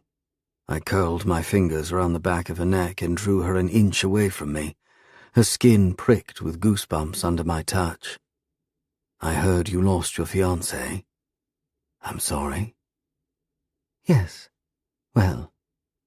Louisa licked her lips, smoothing my suit with a dark chuckle. "I suppose you could say I've never had the best of luck when it comes to men." What happened to us had nothing to do with luck. I was a selfish wanker who ran away from responsibility. You were always collateral, never the main objective. "I never held a grudge, you know," she murmured, her voice calm, collected. It surprised me. I imagined heads would roll if I were in her position. "Anger just seems like such a wasteful feeling. Nothing good ever comes of it." That's a lovely way of looking at things. I smiled gravely, thinking, if people let go of their anger, us solicitors would be left with no job. "You're back now." Her dark eyes met mine, daring me again. I took her hand, which was on my chest, near my heart, and pressed her cold knuckles to my warm lips. "Not for good." I shook my head, my gaze holding hers. "Never for good." "Never say never, Devon." After stuffing drunken Benedict and Byron into their Range Rovers and instructing their drivers not to stop until they were on the other side of the island, I kissed Louisa farewell. I promised to call her next time I was in England, a promise I had every intention of fulfilling. When our guests were gone, I snuck into the garden and smoked 3 rollies in a row, checking if I had any text messages or phone calls from the States, specifically from a certain American vixen. I did not. She is too bloody broken, and you aren't in any danger of winning any sanity awards any time soon either. I drudged back into the sprawling dark mansion through the back kitchen, passing Drew snoring in front of the telly in one of the drawing rooms and Cece sitting at the grand piano, staring at it silently without playing. Fuck her, impregnate her, and forget about her. Things were looking dire on all fronts. I headed to what used to be my father's office. My mother was there. She looked to be in her natural habitat behind his Victorian desk, scribbling in the margins of some documents while typing numbers on a calculator next to her. It reminded me what I knew to be the truth for years, that my mother was indeed the operating force behind the Whitehall empire. My father was a rake with a title, while Ursula was her father's smart and resourceful daughter. Tony Dodkin might have been a common earl, but he was a math genius and a real estate mogul who knew his way around a good deal. Mum took after him. She was extremely capable. Which begged the question, how had she not known that he was abusing me? But opening that old wound wasn't going to do much help. "Devi, my love," she let out a little sigh, putting her pen down and tilting her head up with a smile, like a flower stretching and opening for the sun. "Do sit down." I took a seat in front of her, gazing at the portrait behind her. Papa and myself, when I was a boy of maybe 4 or 5. We both looked so utterly miserable and out of place. The only thing connecting us was DNA. Our sharp Nordic features and glacial eyes. "The conservatory is dusty," I drawled. "Is it now?" She licked her finger before flipping a page on the document in front of her. "Well, I must tell the cleaners to pay extra attention to the room tomorrow." "Are you having financial issues?" She was still frowning at the number splayed on the paper. "Oh, Devi, must we talk about finances? It's so very common. You just got here. I want us to brunch and to catch up properly. Maybe catch a horse race." "We'll do all of that, Mummy, but I need to know that you're taken care of." "We'll survive." She looked up, offering me a wobbly smile. "When's the reading of the will, exactly? Tomorrow or the next day?" "Actually," she finished writing a sentence on a document, setting her pen down. "the reading of the will be severely delayed, I'm afraid." "Severely?" I arched an eyebrow. "Why?" "Mr. Tyndall is currently abroad." Harry Tyndall was my late father's trusted solicitor. "And you failed to mention that before I boarded a plane?" She smiled thoughtfully, staring at my hair like she wanted to swipe her motherly fingers across it lovingly. "I guess you could say the opportunity to see you presented itself, and the human that I was, I yielded to temptation. I'm sorry." Her eyes shone with unshed tears. "Terribly so." That soothed my anger. "Shush, Mum. I'm here for you." I reached across the desk and grabbed a hand. She was frail under my touch. "I'll wire you money to tide you over until the reading of the will," I heard myself say. "No, darling, we couldn't possibly." "Of course you could. You're my mother. It's the least I can do for you." For a moment, all we did was stare at each other, drinking every new line and wrinkle we'd accumulated in the last year. "I hear Drew leaves much to be desired in the making Cecilia happy department." I sprawled in my seat, crossing my ankles over the desk. My mother picked up her pen again and scribbled on the edges of the file, gnawing on her lower lip, as she did whenever my father was up to no good, and she knew she was about to clean up his mess. "Quite." "What can I do to help?" "There's nothing you can do, really. That is for your sister to handle." "Cece is not used to taking care of such things." Understatement of the fucking century. When we were kids, I got into hot water on a daily basis to save my sister's arse. Mum tugged at her lower lip, mulling this over. "All the same, it is time for her to start learning how to hold her own. The only thing you can do for me now is refrain from providing us with any scandalous headlines. We certainly don't need those." In that moment, my mother looked so broken, so tired, so weathered by the tragedies life had thrown at her. I couldn't crush her completely. Not when there was so little hope left for her.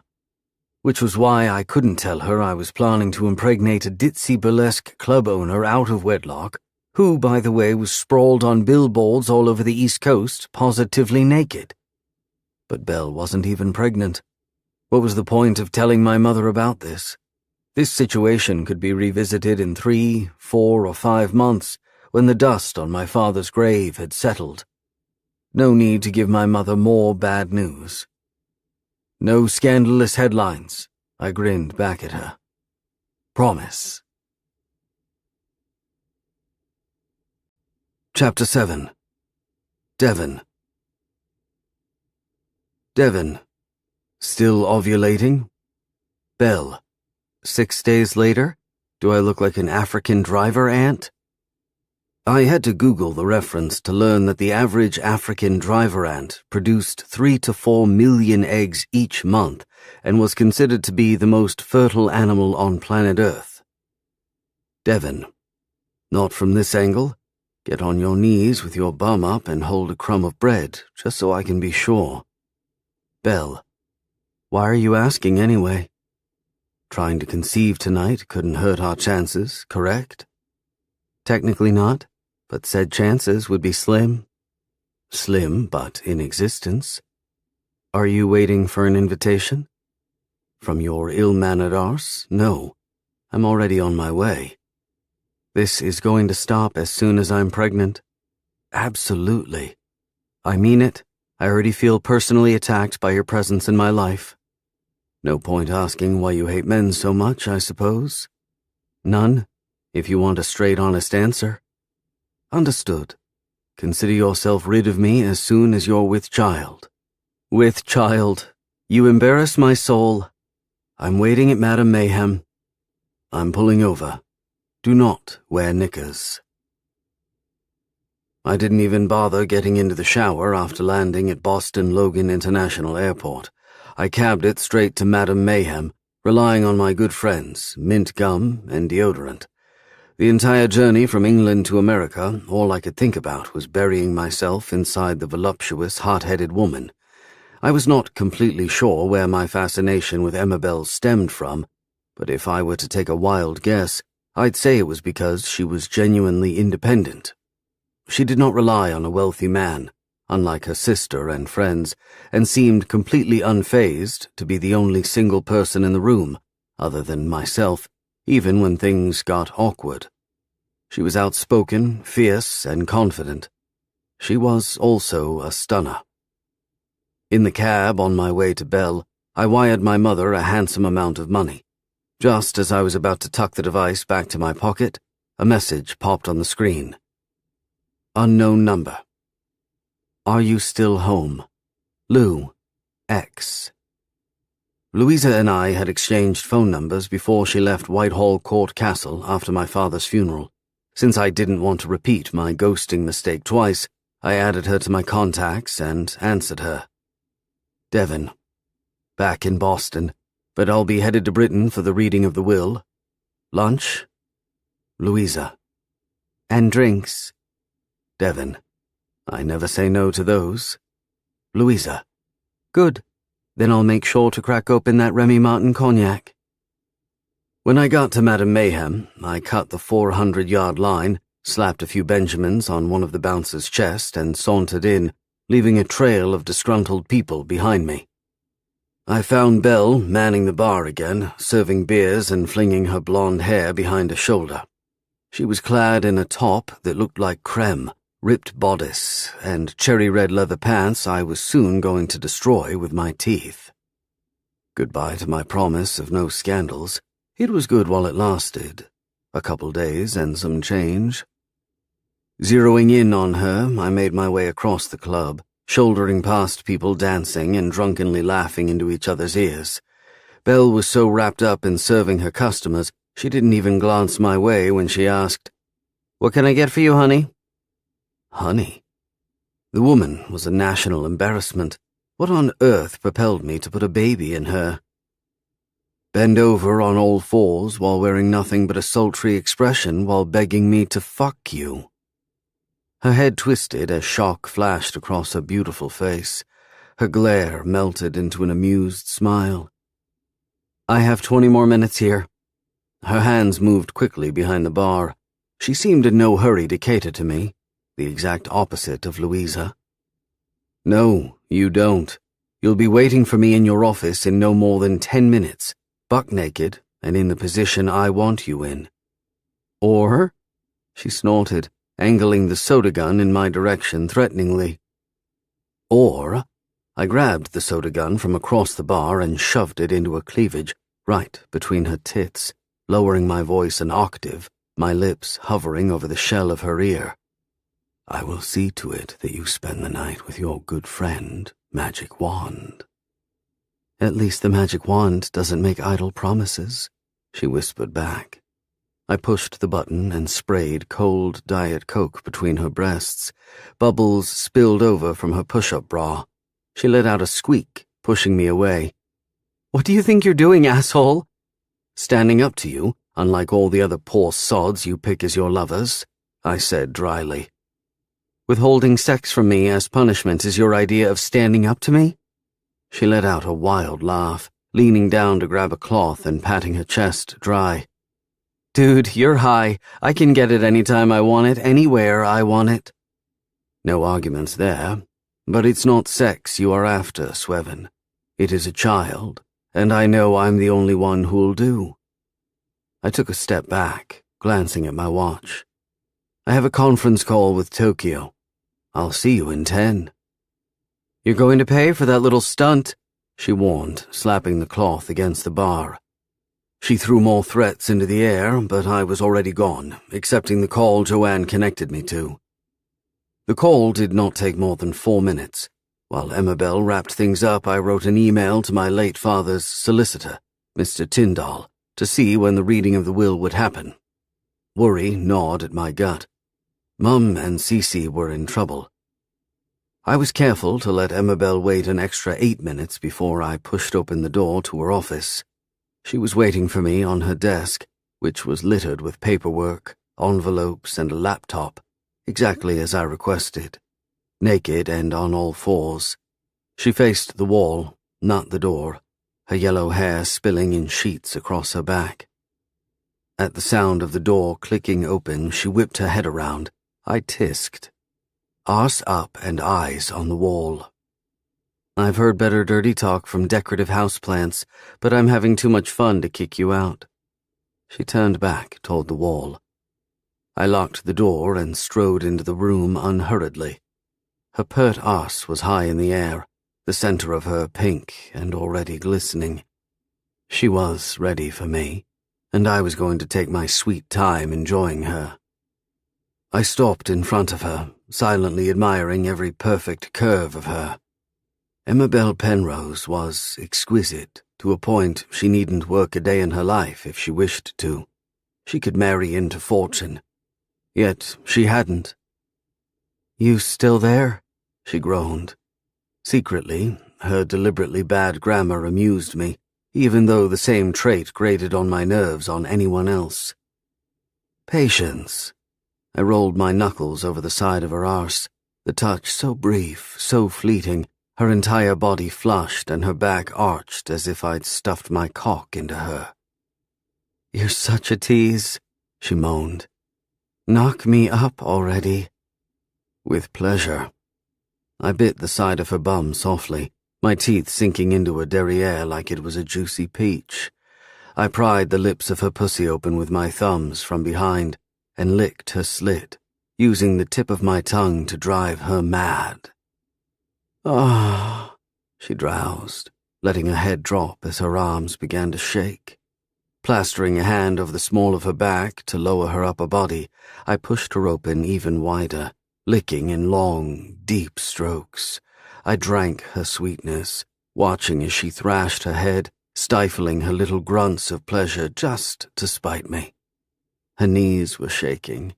She was liquid fire, every inch of her body scorching with arousal. Oh, shit, fuck," she murmured. "The future mother of my child, ladies and gentlemen." "My lady," I drawled sarcastically, my fingers wrapping around the flesh of her arse tighter, licking her more fervently. She came so violently she fell flat on her stomach across the desk. "Damn," she plastered her sweaty forehead to the desk. "That's never happened to me before. That was fast."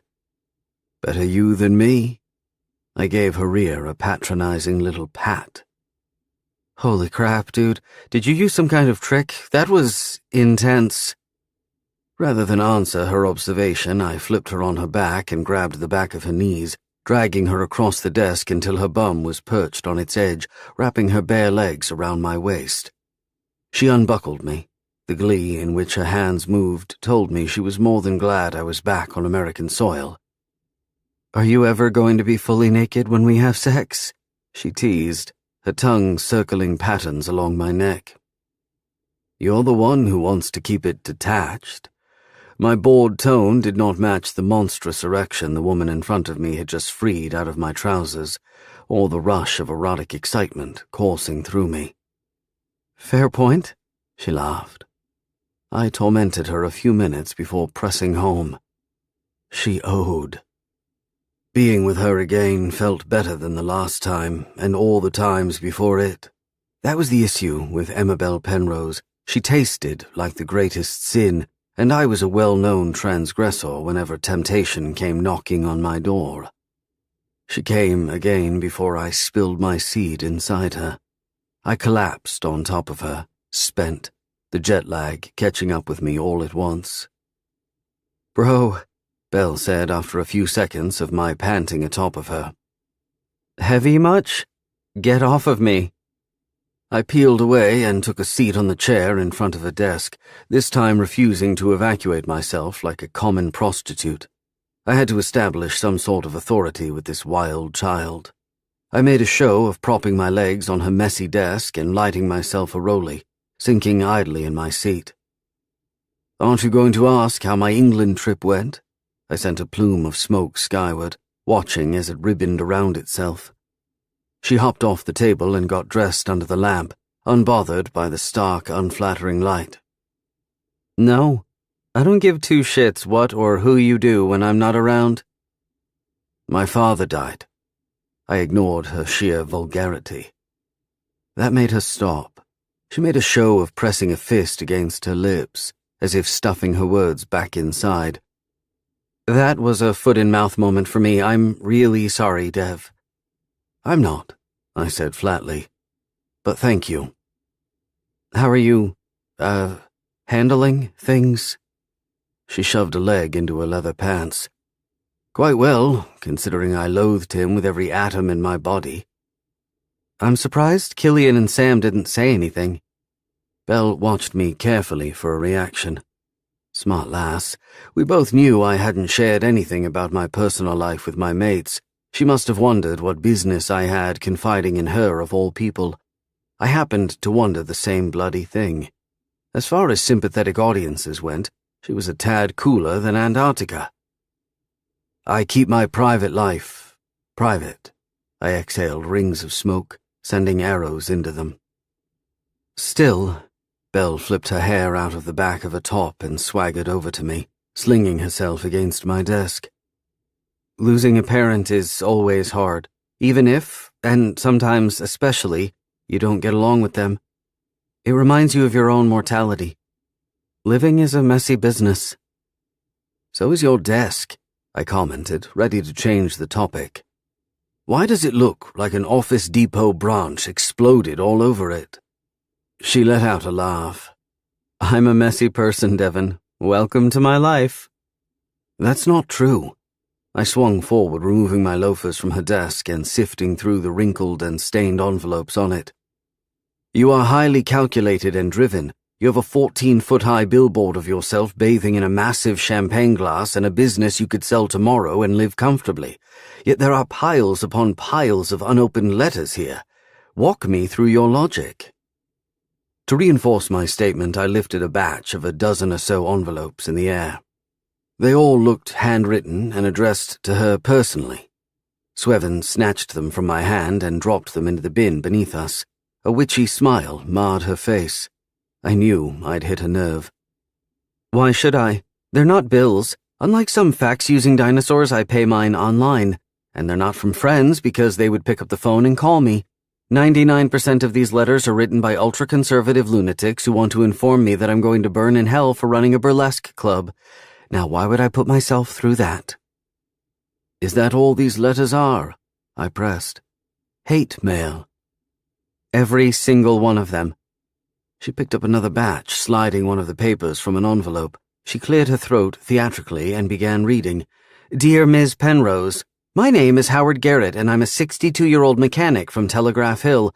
I am writing to you today in hopes you would change your ways and see the light, as I find you solely responsible for the corruption and venality, he spelled venality wrong, of our youth.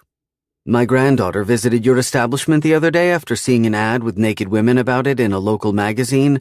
3 days later, she arrived at my house to inform me that she was now gay.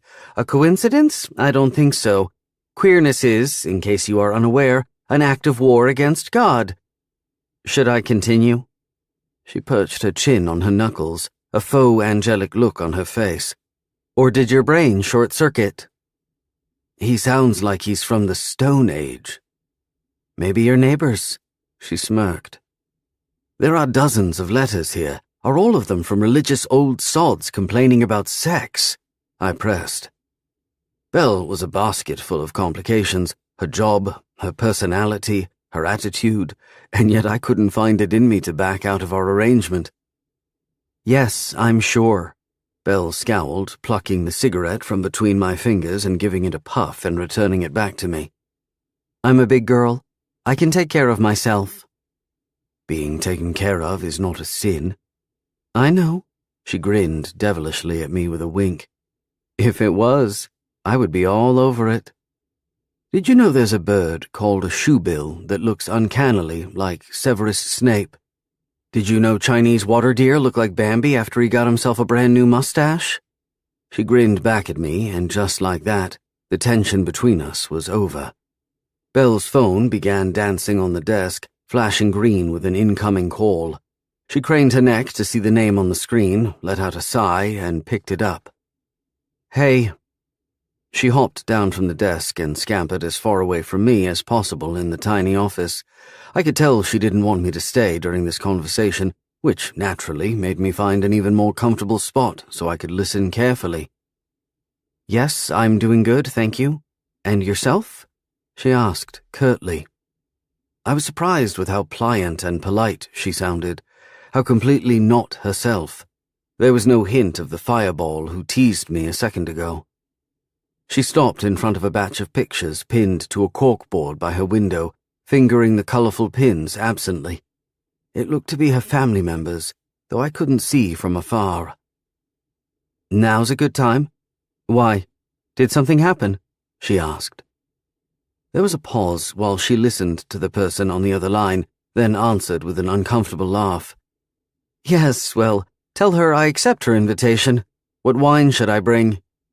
Pause. Yes, I'm sure everything is fine. I'm just at work. Pause. Busy. Pause.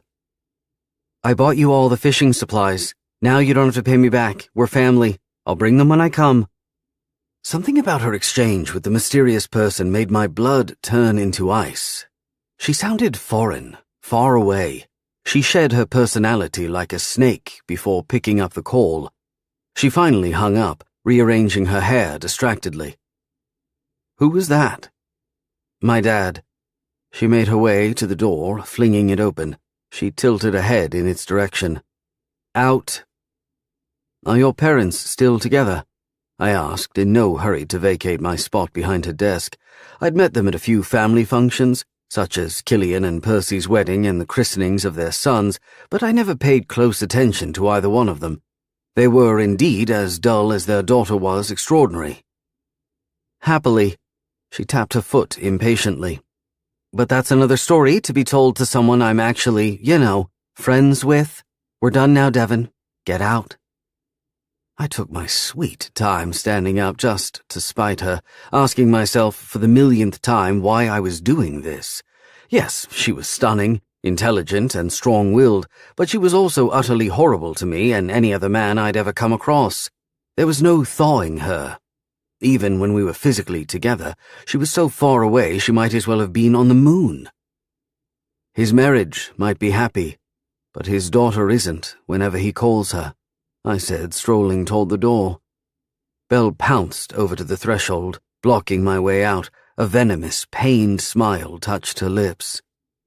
"Aw, Devi, I forgot to say no family talk." Grinning, she really shouldn't have pushed me, I turned around and walked over to the pinboard, squinting to take a better look at it. Digging into people's Achilles' heels until they screamed the truth was my specialty. I didn't want to do that to her. She was not a client. But Belle was also a woman who knew how to push all my buttons. And there weren't many. My suspicion proved to be right. Emma Belle had pictures of all of her family members, her mother, her sister, her nephews, and even some photos of that red-headed banshee she called a friend, Sailor. But not one of her father. "The daddy issue theory is getting warmer, Swevin," I said on my way to the door. "Yeah, well, maybe I'm not the only one with daddy issues. You seem a little too glad your father passed."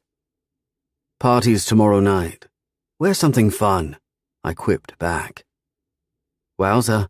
I'm no fortune teller, but I see a lot of therapy in your future, dude." "I'm perfectly fine with how I turned out. You, however, have a big fat secret, Emma Belle. And make no mistakes, I'm going to uncover it." As always, she slammed the door the minute I was out of it. As always, I laughed. It was only when I got back home when I noticed Belle's payback for my stuffing her cleavage with a cold drink. All in all, it was a lovely little surprise. A used pair of lady knickers stuffed in the front pocket of my slacks. Sitting at my study, I tugged it out, grinning at the pink, lacy fabric. I leaned back in my recliner, throwing my head back, giving it a hearty sniff. I draped the undies over my head and groaned with pleasure, getting a stiffy, when a note fell from them. I picked it up. "Hey, Dev, you just sniffed my best friend Ross's balls. Hope you enjoyed. Swevin." Chapter 8. Belle, 14 years old. Gross, I announced to the universe, because, honestly, it is. Watching your parents make out in the front seat of their Honda Accord wagon like two teenagers is next-level cringe. Percy doesn't seem to share the sentiment, sighing romantically beside me in the back seat. Let them be. Nah, your sister's right. There's a time and a place for everything, and this ain't it. Dad pulls away from Mom, dropping one last kiss on her shoulder before putting his hands where I can see them, on the steering wheel. To make matters worse, and you have to admit, shit's already pretty dire if I have to watch my parents exchanging saliva with nowhere to run, we're in the drive-thru line, about to pick up our burgers and milkshakes.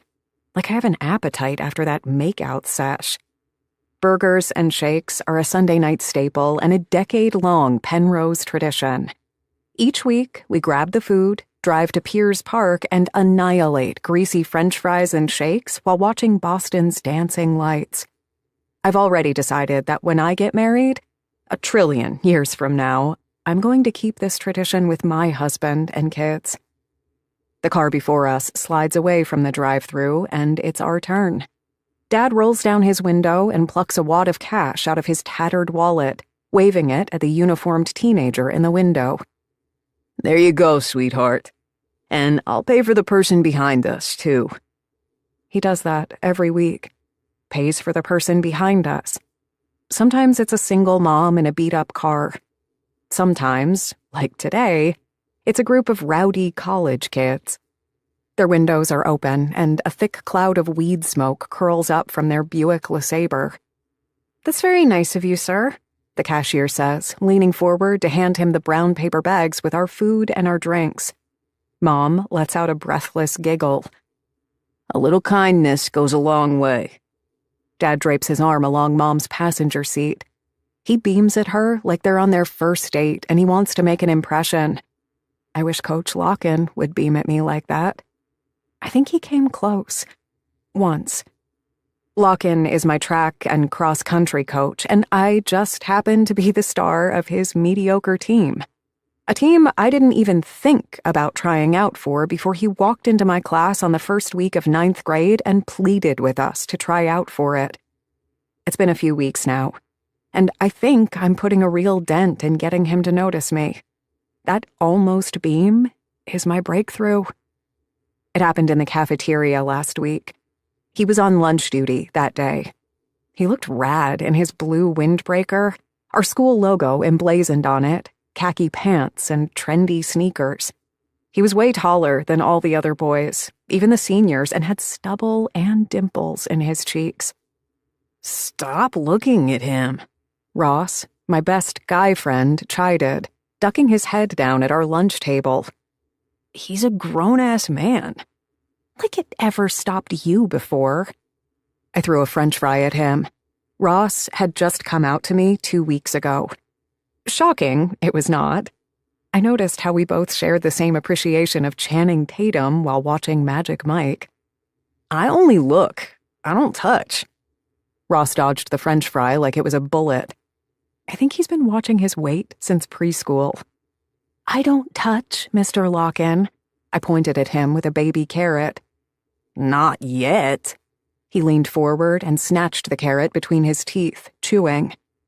"You always get what you want. It's actually kind of scary."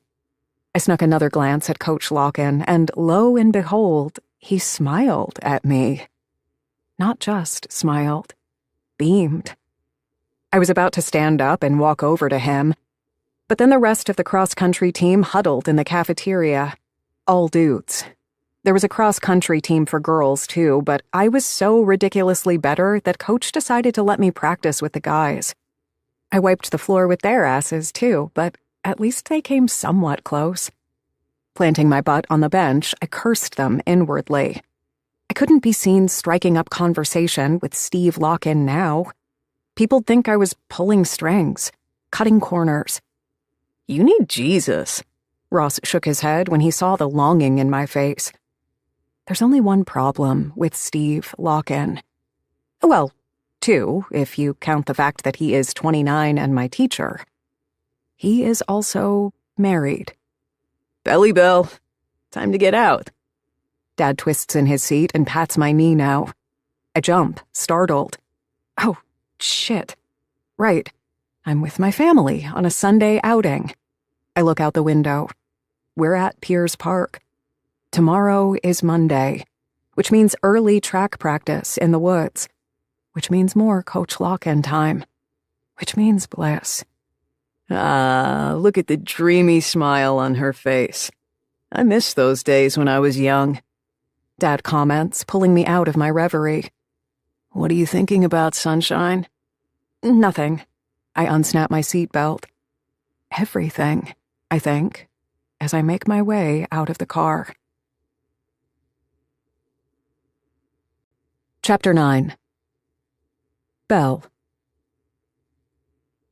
Turned out the ovulation kit I'd shelled out good money for at Walgreens was as necessary as sunscreen when taking a lengthy summer vacation on the sun. Because that month, after Devon had come back from England, we had sex every single day. You know, just in case. Actually, we sometimes had sex twice a day, which was totally unnecessary and yet too much fun. I knew this wasn't something I'd revisit after I got pregnant, so I figured, why not? Apparently, the answer to the question, why not, could be found on medical sites. It explains that sperm count and quality decreases if couples do it every day. Joke's on them, because Devon and I weren't a couple. We'd meet in the mornings after he got back from his fencing sessions and before he went to work, or during his lunch breaks, or whenever I happened to get in my 10,000 steps per day by his office and decided to stop by to say hello. Then again at night, after I was done with work. We screwed in every position, every hour of the day. Devon was always charming, cordial, and aloof. He accepted all my quirks and flaws even when I was being deliberately unbearable to remind him that I was not marryable. At the same time, his detachment scared the bejesus out of me. I'd never seen a guy so out of touch with his feelings. I figured, from his phone calls whenever we were together, that he was waiting for an important message from England. Something about his inheritance. He spoke to his mom on the phone. A lot.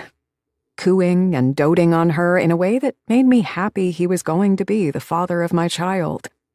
Even when he spoke to his sister, he always used a calm, sweet tone that made my bones turn to mush. In a way, it was really cruel of him to be so kind. A girl could forget to keep her guard up with such a perfect guy. That girl, fortunately, wasn't going to be me. Nice men are still men. Don't get close. Though I tried really hard to keep Devon at arm's length, I knew he was getting intimate glimpses into my life, into my family, into my story. I didn't like it, which was why when our arrangement hit the 4-week mark and I looked at the calendar and realized my period was a day late, I was filled with elation, tinged with mortification. There was a chance I was pregnant, with a marquis's heir. I held off the pregnancy test for 2 more days, which took Herculean effort. Mainly, I was scared. Scared of a negative result.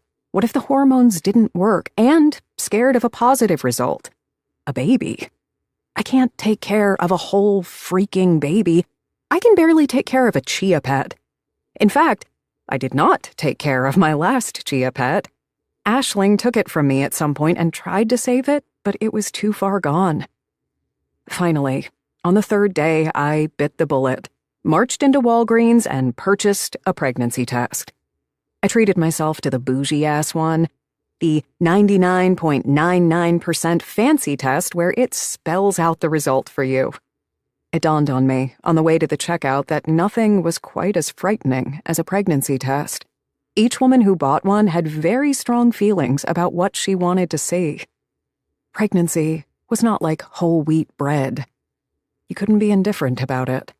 Either you really wanted to get pregnant, or you really didn't want to get pregnant.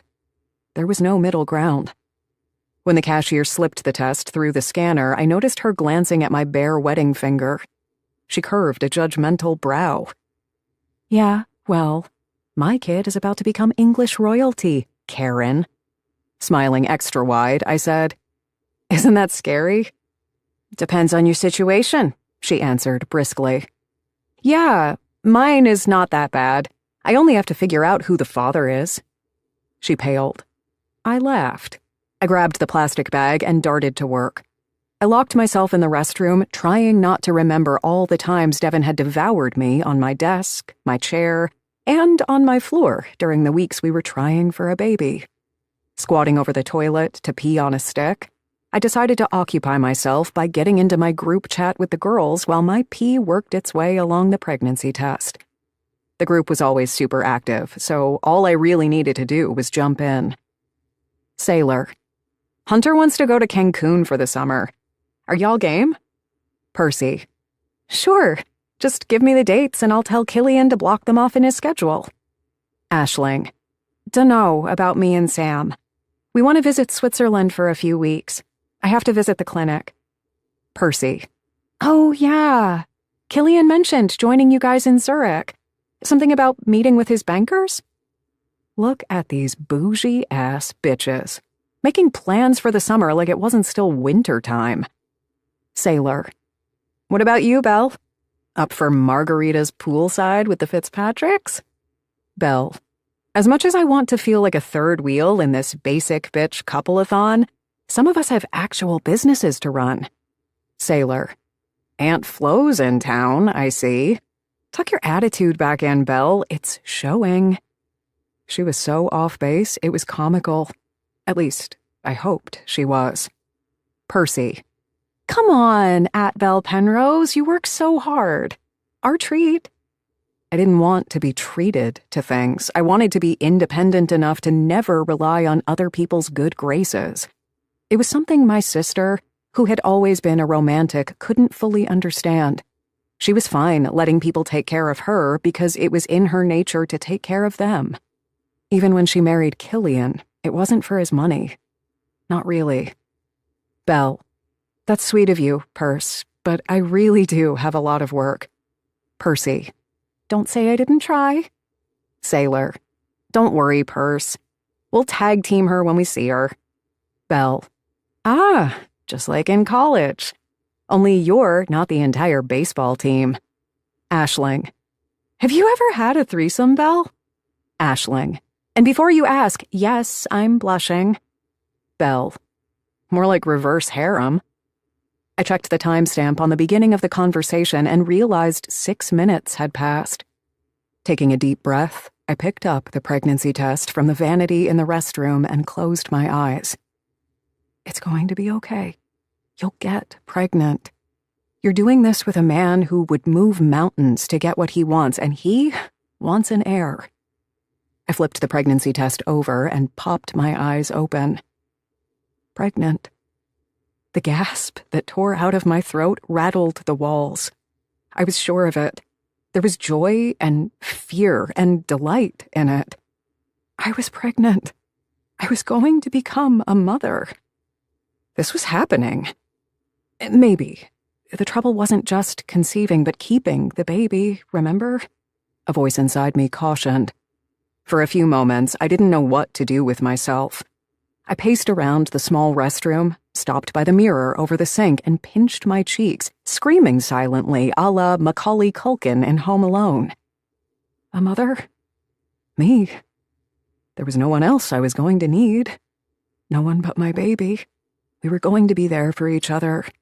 Finally, I would have someone else to take care of, someone who would look after me the way Percy and I did before she married Killian and started her own tight-knit family. After pulling myself together, I snapped a picture of the pregnancy test and sent it to Devon. No caption was needed. I wanted to see his reaction. The 2 blue V's signaling Devon had received and opened the message appeared on the screen. Then, nothing. 10 seconds. 20 seconds. After the 30-second mark, I began feeling uneasy, almost defensive. What the hell was his problem? I began typing a scathing message with plenty of profanity and a good dose of accusations when a call appeared on my screen. Devon Whitehall. I cleared my throat, adopting his bland, annoying tone. What up? We make a good team, Slevin. Devon's laugh echoed from the other side of the line, reaching the pit of my stomach. It made a stopover in my heart, making my pulse stutter unevenly. I wasn't expecting the joy in his voice. I wasn't expecting any kind of feeling from this Adonis statue of a man. I mean, we did work super hard and long on this, I sassed. Don't forget thick. I heard him lighting up a cigarette.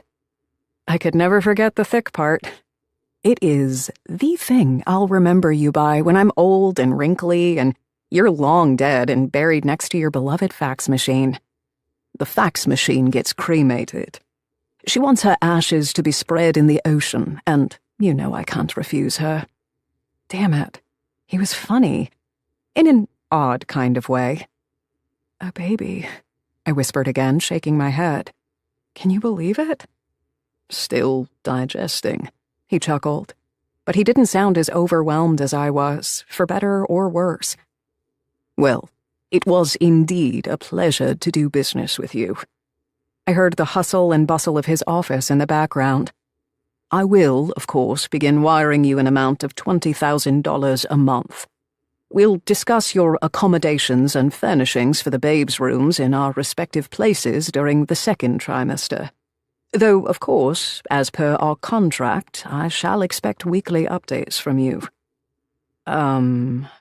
Okay. Technically, Devon didn't say anything bad. On the contrary, I told him I wanted nothing to do with his ass after I got pregnant, and he was just sticking to the script. To what we signed off on that night I stood him up at the opera. But I couldn't shake this weird feeling that I'd been discarded like an old sock. You wanted to be discarded like an old sock. In fact, you threw yourself headfirst into the laundry basket. Duh, I yawned audibly, pretending to be undeterred by his businesslike manner. Is email okay for the updates? I would fax them, but I'm under 75. Email is great. We should also schedule a weekly call. Now that sounded more personal. I'm down, I said, a little too quickly. What was wrong with me? Hormones, I decided. Also, I was going to celebrate by consuming my body weight in cake. I was now eating for two, even if the other person inside me was currently smaller than a grain of rice. I'll have my secretary, Joanne, contact you about times and dates that suit both of us. All right, scratch that, totally not personal. I'll probably have to see my doctor every week because my uterus is hostile and my ovaries are polycystic. I made a note to add this to my Tinder profile whenever I got back to the one-night stand pool. It made me sound like a real catch. Not. Swevin, Devon said. It felt like honey had been poured inside my guts when he called me by that stupid nickname. I promise to be the father this child deserves. A better father than we both had. His comment was like a bucket of ice poured over my fuzzy feeling. I never told him anything bad about my dad. He just made that assumption from the 2-minute phone call. But that was bullshit. My dad and I were perfectly fine. Great, even. I would totally shed a tear or two when he died, unlike cold and uncaring Devon, who looked practically relieved when his dad kicked the bucket. Not wanting to display any more emotion than I already had, I laughed throatily. Speak for yourself, Devon. My dad is thebomb.com. I may be 75, but at least you'd never catch me saying what you just said. What was that? I challenged. He chuckled. Nice try. How about a moment of zen? I offered. Let's talk about weird-ass animals. Have you ever seen a lowland streaked tenrec? Can't say that I have. They look like bleached skunks who just woke up after a night of partying and MDMA and need to get their roots done. What about markhors? He asked. They look like women in Babyliss commercials. Have a great day, Swevin. Thank you for the good news. After we hung up, I shot Dr. Bjorn an email informing him of the development and asking him if I needed to do anything other than eat well, sleep well, rest, and all the other mumbo-jumbo I'd already read about in the dozens of pregnancy articles I consumed on a daily basis. I reopened the chat with the girls, my fingers shaking with excitement. It was too soon. I knew that. And totally irresponsible considering it was a high-risk pregnancy, but I was never really good at delaying gratification. Belle, I have news to share. Meet tomorrow at Boston Common. Aisling, absolutely. Percy, I think I know what it is, and I'm excited. Sailor, see you there. I didn't need Devon. I had the Boston Bells. Chapter 10. Belle, 14 years old. The first time is innocent. I don't even think you can call it a first time. We're deep into 9th grade now. Exams, homework, girl cliques. I stay away from the white noise and stick to the goal. Running the fastest, making sure my baby sister Persephone and her friend Sailor are not getting picked on at school, and fantasizing about kissing Coach Locken. During one of our grueling track practices, I feel a sharp pain in my knee. I keep running. I'm no quitter. But when Locken blows the whistle that's eternally tucked inside his mouth, I stop, limping my way back to him with the rest of the Harriers. I try to cover up my limp because I'm starting to understand something about human nature. When people smell weakness, that's when they pounce. Shit, dude. That looks rough. Adam Handler makes a face, jerking his chin in the direction of my knee. I look down, still wobbling over to Coach. Shit, indeed. My knee is swollen and red. It's fine, I snap defensively. I can barely feel it. What's happening here, Penrose? Mr. Locken parks his fists on his waist. His voice is tender, softer than the tone he uses with the boys. No one ever calls him out on it. Why would they? I'm the only girl on the team, so people just figure, it's about trying to make me feel welcome. Only I know the truth. The truth is that he's been beaming at me more and more lately, and that I've been beaming right back. I know it's wrong. I know he's married, that his wife is pregnant. I'm not dumb, but I'm not planning to take this anywhere. I just want to enjoy his attention. That's all. In a way, a truly screwed-up, roundabout way, I even think I'm doing his wife a favor. As long as he keeps his eyes on me, he is in no danger of acting on his urges. At least he won't cheat on her. Anyway, it's dumb. I don't know her, and I don't owe her anything. And also, maybe it's just in my weird head. Maybe he is not looking at me after all. All good, Coach. I smile through the pain, showing him I'm a trooper. Doesn't look good to me. Come here. I do. All the other boys surround me, toothpick legs and overgrown ears poking from their bodies. They all wince and point at my knee. Here comes trouble, as Dad loves to say. Coach Locken bends on one knee and frowns at my leg. I can feel his breath scraping my skin. It's hot and moist. Excited tingles chase one another down my spine. I'll get you an ice pack. Wait in my office. No, really, I'm good. My dumb mouth protests, even though my brain tells it to shut up and take advantage.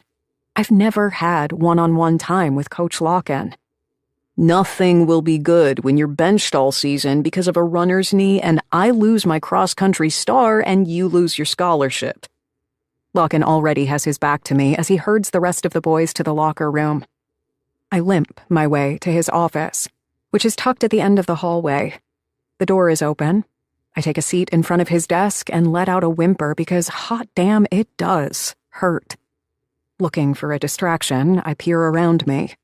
There's a crap load of books about running on his shelves, a few trophies, and framed pictures of him hugging famous athletes. On his blonde wooden desk is his engagement picture with his wife. They're in some kind of a hayfield, kissing, and her hand is tilted to the camera to catch the diamond ring. She looks small and is a brunette and, I don't know, good. She looks like a nice person, not like all the things I hoped she'd be. I'm slammed with terrible, disgusting guilt for constantly fantasizing about him kissing me. This is stupid. I should get up and leave. Quit cross-country while I'm at it. Volleyball sounds more like my jam. I'm bracing the armrests, about to stand up when he walks into his office and closes the door. He is bigger than I remembered. Taller. He fills up the room. It reminds me of my dad, and I'm crazy about my dad. But Mr. Locken also still looks boyish enough that, unlike my dad, it's not creepy to think about kissing him. I lean back in my chair. Business as usual. Coach Locken lifts an ice pack in the air, then tosses it over to me. Press. I do as I'm told. The cold feels nice against my knee. I groan. I better get a scholarship. I don't even like running. He laughs, and to my surprise, drags his chair and positions it in front of mine. My heart beats 1,000 miles a minute. How's it feeling now? He asks. His timbre is low, gruff. Yeah, fine. I feel so dumb, so young, so juvenile. I wish I had something sophisticated to say. Something to blow him out of the water, to make sure he knows I'm more than just a kid. Let me have a look. He pats his knee in invitation. I swing my gaze to him, uncertain what he's asking me for. Surely he's not suggesting, put your foot in my lap. I want to see what's the damage. I do as I'm told, my chest swelling with pride. I'm pretty sure he'd never offer this to any of the other boys on my team. His lap is taut with muscle, hard as a rock. My leg is long and skinny, and if you look closely, there's a dusting of blonde hair covering it. He leans forward, removing the ice pack I'm pressing against my knee. He frowns. Doesn't look any better. It feels okay, I lie. Try rotating your leg. I try. Fail. I mean, I can do it, it just hurts like a motherfucker. Coach Locken releases a resigned sigh. It'll help if we encourage some blood circulation. May I? He lifts his hands. Nice hands, I note, and keeps them in the air, looking at me questioningly. He wants to touch me. Really? Just to get the blood flow back to the knee, he explains. Duh. Of course. I have to get my mind out of the gutter. This is so embarrassing. I gulp, looking into those brown eyes. He kind of looks like Matthew Broderick in Ferris Bueller's Day Off. Dorky hot. The kind of hot you can trust because the world still has expectations of him to behave. Honestly, I'm not even sure why I'm being weird about it. It's not like he's sexually harassing me. He is literally asking me if it's okay. A rapist would just jump on me without permission. I'm reading way too much into this. I nod, watching him through inquisitive eyes as he begins massaging my knee. It feels innocent. I'm at a stage where I'm curious about kissing and fondling and stuff, but penises are still a major turn-off. They're just so extra. Like, sit down. You don't have to stand there like a stripper pole every time someone takes their bra off. He pushes his thumbs toward my knee to help the circulation. The once sharp pain becomes mild now. I feel the muscles unknotting under his fingers. Better? Locken asks. I nod again, swallow, stare at his fingers, at his wedding ring, at the way his hands curl and massage the back of my knee now, the sensitive spot, and I giggle and squirm despite myself. Your muscles are really tight. His frown deepens. That damn wedding ring feels like fire every time it touches my skin. Why does it have to be there? He could have waited until I graduated. What's 4 years in comparison to a lifetime? And we could be together. You need to work on your stretches, Penrose. Your muscles are shortening. Probably genetic. Probably from my mom's side, I agree. Count on Mom to pass down short muscles to me. His fingers hike up to my thigh. Now it doesn't feel all that innocent anymore. My body tingles. But there's also something else. A ball of anxiety in my throat. Yeah, I stammer, filling the silence, which has now become uncomfortable. I should stretch more. I'll add it to my nightly routine. It's important. My leg feels loose and pliant under his touch. I don't even mind that he can see I haven't shaved. God, this is so good. I throw my head back and groan. He chuckles. You're lucky you're so talented, Penrose. Not everyone gets special treatment. But is it my talent that makes him do this for me? His index finger flicks the edge of my track shorts once, close to my groin. I'm about to jerk back, but he pulls away completely, standing up. His smile is shy, but calm. He looks me straight in the eye. All better. Flustered, I grab the ice pack next to me and dart up. All better. Let me know if you need help again. Anytime. Sometimes diamonds need a little rub to shine. The same day, I raid my dad's bathroom, find a razor, and shave my legs all the way up to my groin area. I would go to him to massage my knee, my thigh, for the next 2 months, telling myself it's all for the scholarship. Chapter 11. Belle. I met Aisling, Sailor, and Percy at Boston Common the following day. All 3 young mothers arrived with their strollers, babies, and 2 cents to weigh in on my situation. They were a reminder that soon I was going to have to transport myself from a world of thongs and nightclubs to the wonders of bamboo breast pads, burp cloths, and swaddles. My friends' strollers matched their personalities. Sailor pushed a city jogger. Sporty, efficient, and all black. A customer favorite. She boasted to me once when I was in a great mood and pretended to care. Persephone had the double bugaboo for both Aster and Quinn. Off-white and trimmed, though she strapped Aster to a dog leash and let him roam the park like a drunken chihuahua. Then there was Aisling, who had the silver cross Balmoral stroller.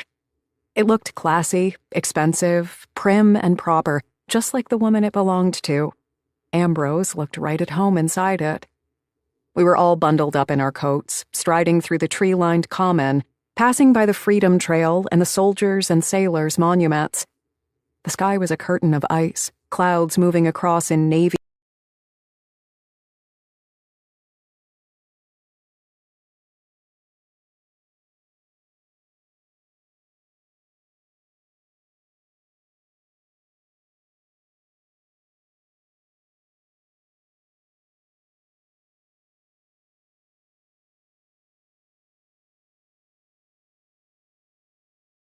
blue like the morning throng of downtown professionals.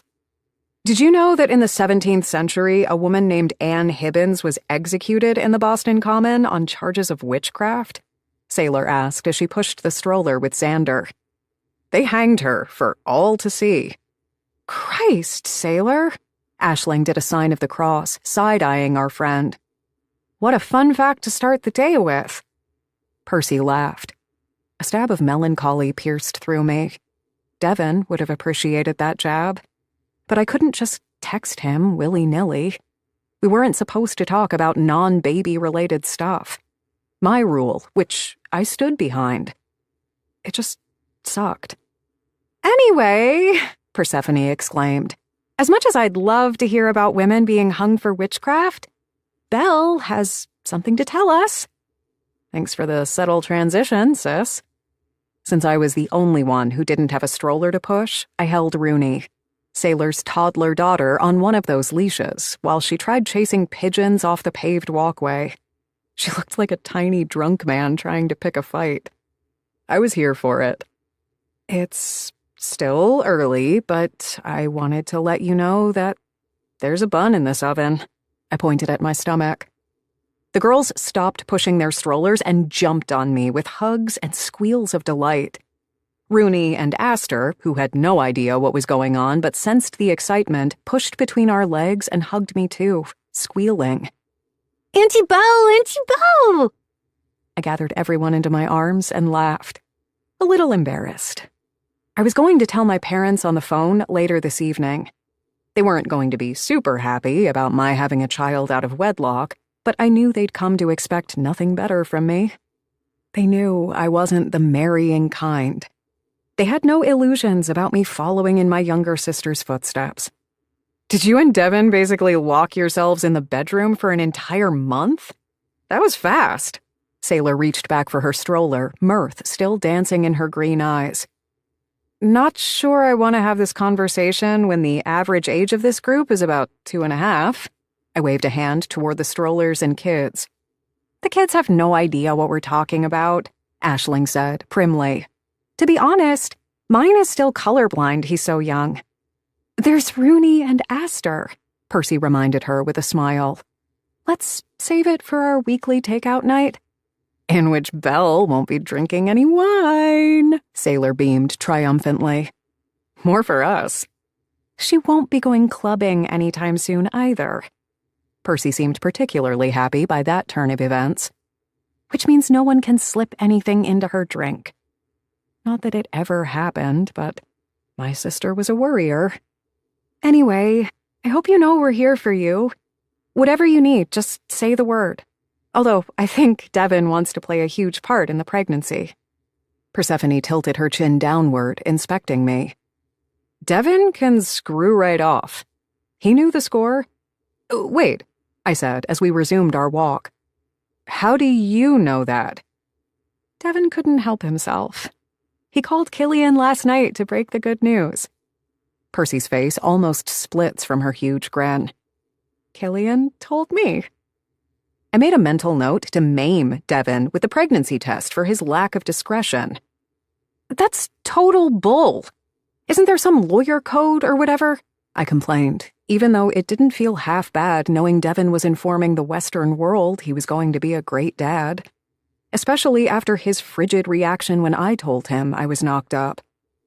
He's not your lawyer, dum-dum. Sailor pretended to knock on my temple. Although, I'm pretty sure he'll have to be at some point with the shenanigans you get yourself into. Besides, he probably told Killian not to tell, and Killian just couldn't help himself. My brother would give away national secrets and the state of Texas without blinking to meet his wife's approval. Aisling swung her gaze at Persephone with a smile. Percy's cheeks colored. She ducked her head. Aisling had a point. Killian was defenseless against his wife. Hunter and Sam weren't too good about saying no to their respective wives either. I shook my head. It doesn't matter. I'm just glad it didn't take a bunch of time. I mean, the real risk is to keep the pregnancy. Getting pregnant was the easy part, but still. Guys, I don't mean to be a party pooper, but is it just me, or is there a dude with a black coat following us? Sailor raised an eyebrow. Where? Aisling looked left and right, confused. 3:00. Aisling and Persephone immediately froze, subtly trying to sneak a few glances. I had less finesse than that. I turned my head sharply, narrowing my eyes at a man who was tucked behind a tree a few dozen feet from us. He was tall and broad. He wore a hat and was clad in all black from head to toe, so I couldn't see what he looked like. Is this something you should tell Sam about? Percy asked Aisling. Aisling frowned, her eyebrows drawing together. I don't think so. He has no open beefs with anyone right now. Ever since he dismantled the Russians, things have been quiet. Maybe even too quiet for his taste. If he thought I was in any kind of danger, he wouldn't let me out the door without at least 2 of his soldiers. It was true. Sam would recruit an entire army to keep Aisling safe. If she didn't have bodyguards, that meant Sam was having a peaceful year. What about you? Sailor spun to Persephone. Even though my sister's husband was clean as a whistle in his business, there was no denying kidnapping his family was a lucrative idea. Percy shook her head. The Fitzpatrick clan works with a security company. All former Secret Service agents. We always know what level of threat we're facing for every scenario, including kidnapping. Right now it's low because Royal Pipeline's stock is tanking on Wall Street. Poor you, I purred. However will you pay your next month's mortgage? All eyes drifted toward me. I looked over my shoulder again. The man was gone now, but I bet he just found another tree to hide behind. What? I huffed. Who could be going after me? There was one person I could think of, actually, but they were very dead. Maybe one of the nutcases who writes you letters? Sailor suggested. You're one of the most notorious women in Boston, Belle. No freaking way. Those guys can barely operate a landline, let alone plot a well-executed murder. But I tugged red-headed Rooney closer to me, just in case. I bet it's just a creep who's going to rub one off after we're gone. Mommy was to rub one off, Rooney clucked at Sailor, who shot me an "Are you happy now?" look. My expression told her, yes, very. Well, I can see him again now, and he's looking at you, Belle.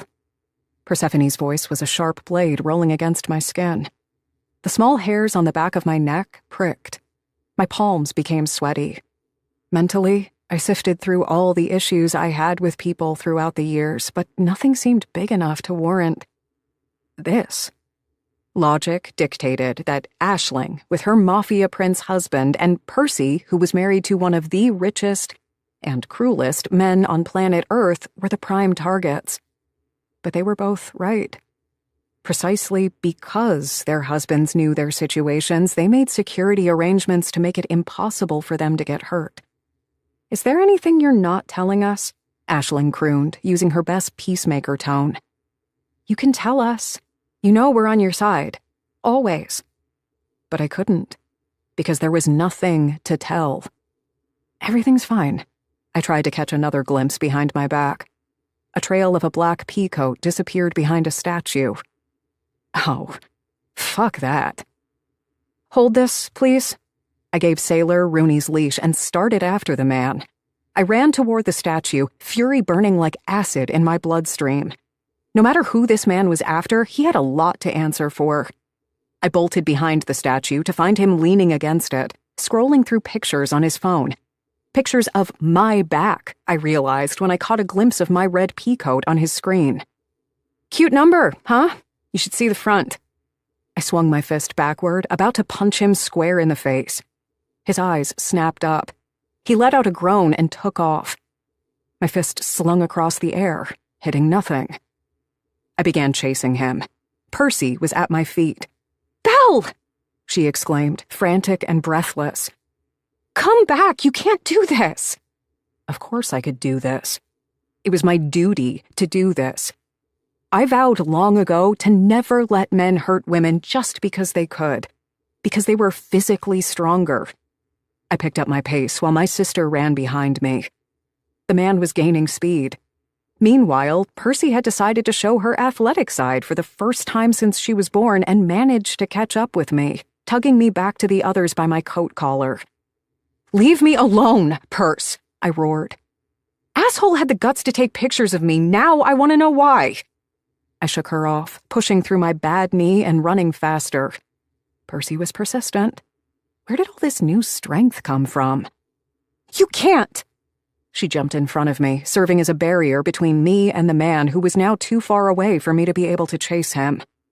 This man could have been the same guy who approached me at Madame Mayhem a little over a month ago. Damn it. Percy grabbed my shoulders, her eyes wild in their sockets. "Listen to me now. I know you're brave, and I know you're a ball-buster, but you have to understand it's not just you anymore. There's someone inside you, and you need to think about them. Understand?" Flashes of my conversation with Dr. Bjorn came back to me. High risk. Miscarriage danger. We'll have to monitor you closely. I nodded grimly. I knew she was right. What the hell was I thinking, taking off like that? "Fine," I said, surly. "Fine. But I can't just let this shit slide." "I'm not asking you to," Persephone stressed. "I'll talk to Killian. We'll see what we can do." But I wasn't going to let a man, not even my brother-in-law, play babysitter to me. I was going to handle my own business. "No, I'll take care of it." "Not by approaching him on your own," Percy said. I nodded in agreement, but refrained from using my words. God was in the fine print. Percy gathered me into a hug. "Now that's my favorite sister." "You mean your only sister?" I groaned, my cheeks squashed against her insanely swollen, milk-filled bosom. She patted my head. "That too." Chapter 12. Devon. 3 days after Amabel announced her pregnancy, I got on the phone with Mother for our weekly chat. She sounded breathless and delighted. Not for long, I thought. The mirth train would stop as soon as I told her about my pending fatherhood. While I was delighted at becoming a parent, I was surly about disappointing my mother. Even worse, now that Swevin was pregnant, I was no longer allowed into her messy, in need of a good wash bed. It was like I was being punished for my good behavior. "Hello, darling Devi. If this is about Harry Tyndall, then I regret to inform you he is still in Cayman Islands, but I got word he'll be returning fairly soon." "Thank you, Mum, but there's something else we need to talk about."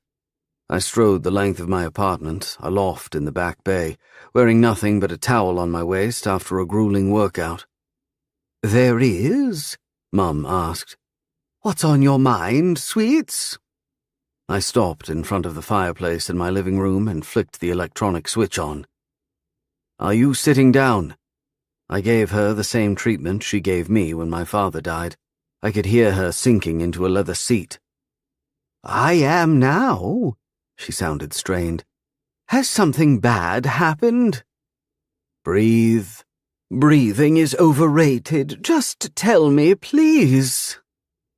"I'm about to become a father." What now?" She sounded genuinely surprised. "A dad," I cemented. "I'm going to have a baby with someone." I heard a sharp thud. She probably dropped her phone, followed by her scrambling to pick up the receiver. The next time she spoke into my ear, her breathing was rough and labored. "You mean to tell me you're about to father a bastard?" "Or a bastardess," I said easily. "Probably a bastardess.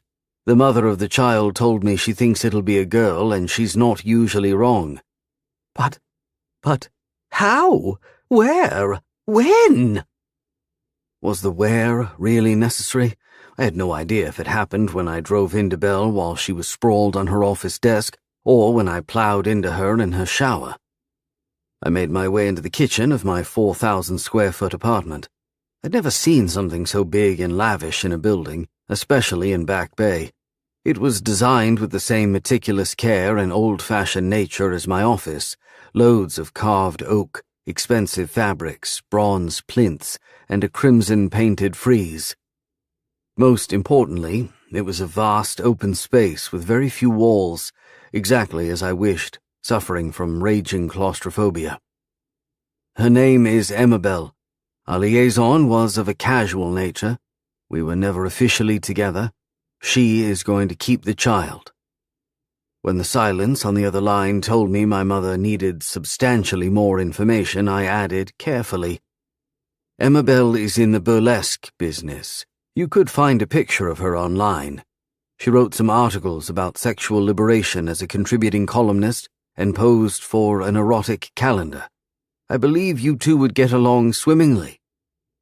I believed no such thing, of course, but disappointing her so close to my father's death didn't feel quite right. "Why would I ever meet her?" Mother retorted. "Because she is going to be the mother of your precious grandchild," I said easily. "I do not consider whatever is going to come out of her a grandchild." She was so angry her voice shook. Though I did not expect Mother to throw me a party, I did not expect her to be quite so hostile about the matter either. After all, I had met my alliance with her and Cecilia and helped them financially. My only expectation was for her to accept the way I lived my life. And my way did not include locking non-consenting women in cellars and eating their skin. Having children out of wedlock was common practice in this day and age. I threw the fridge open, starting to fix myself a turkey sandwich. "Don't see your grandchild, then. Your loss." "I might change my mind with time," she explained, her tone softening. "I just don't want one illegitimate child to ruin your entire bright future. This is the 21st century. We are perfectly capable of keeping this silent and under control." "Why would I want to keep it silent and under control?" "Because you might want to get married." I vowed to never get married, but I didn't think Mum could take any more bad news in one call. In that unlikely event, I'd be up front with my wife. "Not every wife would be happy about it." "How about we stop beating around the bush? Say what you want to say." "Louisa Devi!" Her name rang in my ear. A throwback to my father making me kiss her made my jaw clench. "What about her?" I kicked the fridge door shut and slapped turkey over wheat bread, scantily covered in light mayo and some mustard. "Think she is going to accept my arrangement with the burlesque nymph I knocked up?" "You mean a stripper?" My mother gasped, scandalized.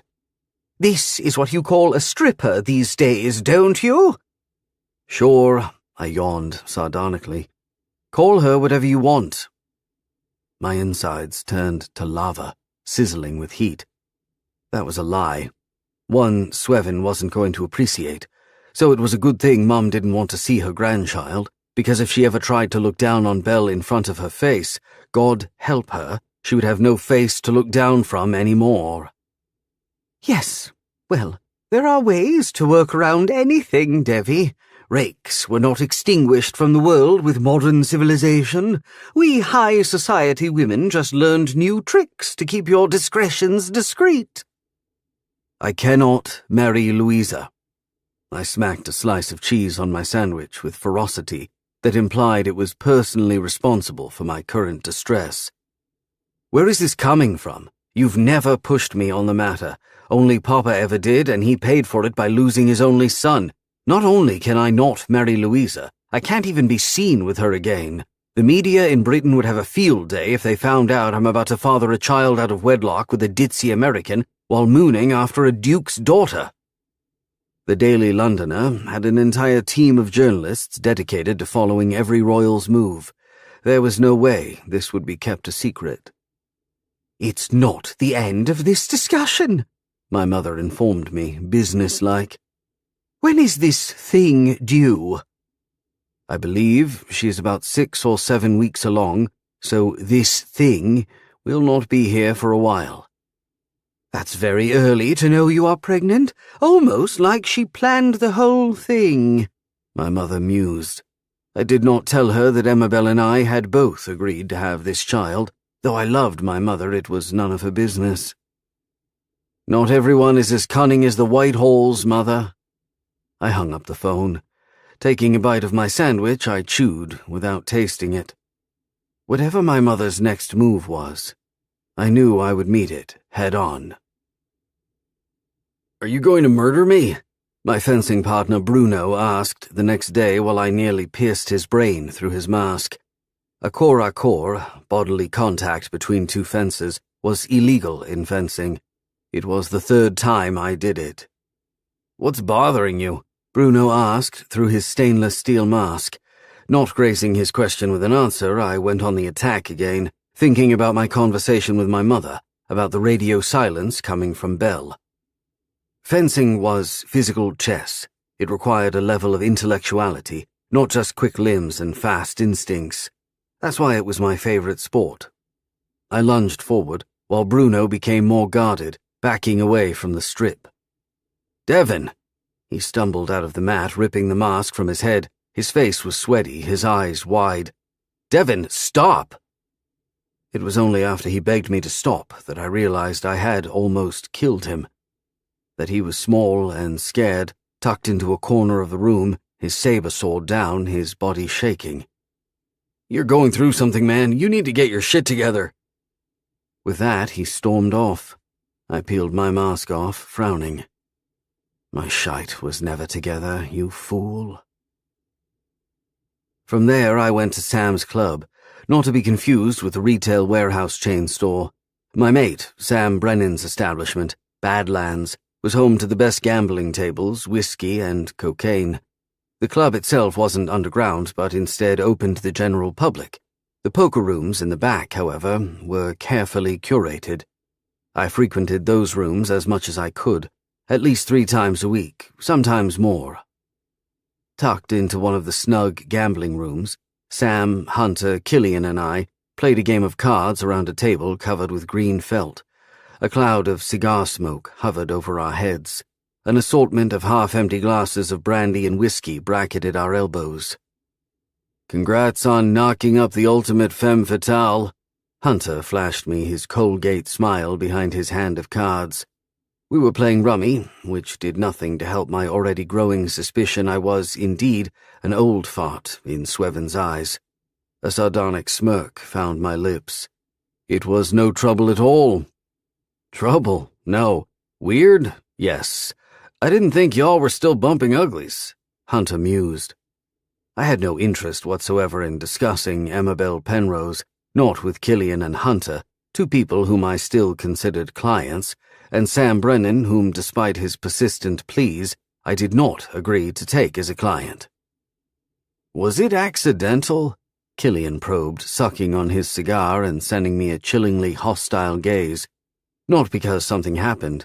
That was simply his usual expression. The only time he looked remotely content was when he was with his wife and children. Any other time, you could mistake him for a serial killer in the mood to practice his favorite hobby. "That's none of your business," I said cheerfully, sliding a new card off the pile in the middle of the table. "I'm sure it was an accident. No one is dumb enough to willingly tie their future to that she-wolf." Sam took a pull of his Guinness, scanning the room with boredom. "Last I checked, your wife married a man with enough blood on his hands to fill the Mystic River. What does it say about her IQ?" I quirked an eyebrow. "It means her IQ is divine like the rest of her. Yours, however, is questionable at best. Knocking my wife to my face is a great way to find yourself 6 feet under." Control those feelings, son. They could be a tremendous liability. I patted his hand patronizingly, my tone as blank as my expression. He kept forgetting I wasn't one of his fanboys. All eyes turned to me curiously. Do you have a crush on that wild child? Hunter gave me a pitiful look. Damn, Dev, you never defend anyone unless there's a 100K retainer involved.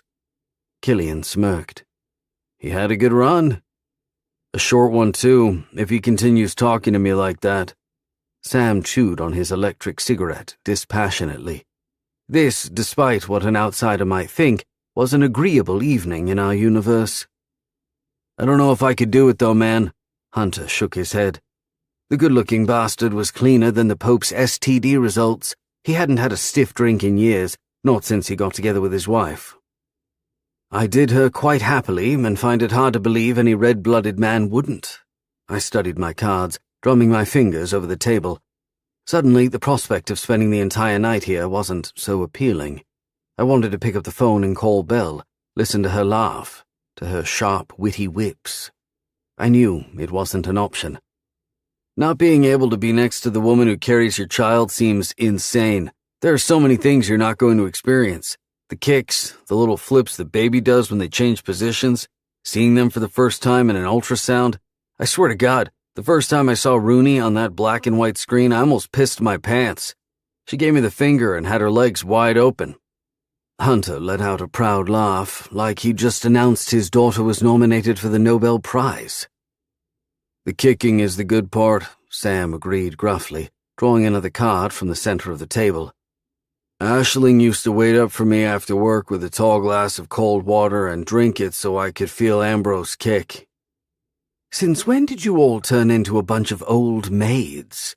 I rolled up my sleeves. It was becoming increasingly hot in here, or maybe they were just getting on my nerves. I wasn't at all sure that being spared the pregnancy was a good thing, but I didn't have a choice. I looked over to Killian, who stayed silent the entire time. Out of all the men at the table, he was the closest to me in character, sans the fact that I actually possessed some kind of heart, and a wonky, though still working, moral compass. It's all rubbish, isn't it? I huffed at him.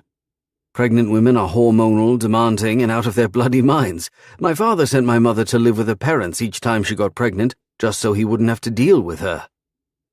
All eyes darted to me. I realized I'd finally said something personal about my family, after years, decades of keeping mum about them. Killian was the first one to recover. It's true. A pregnant woman can be all of those things, he shrugged. And she is also the person who is carrying the most important human in the world to you. The truth is you fall in love with a woman twice. Once so that you want her to give you a child, and a second time when she does and you realize you cannot live without her. Later that night, I stumbled my way out of Badlands and found myself walking toward Madame Mayhem. The two establishments weren't too far apart, and I could use the fresh winter air. I gave it some thought during the card game and realized I wanted to take an active role in Emma Bell's pregnancy. Didn't Swevin say hers was a high-risk pregnancy? It was important I stayed in the loop in case she needed anything. Plus, I wanted all the things my mates had.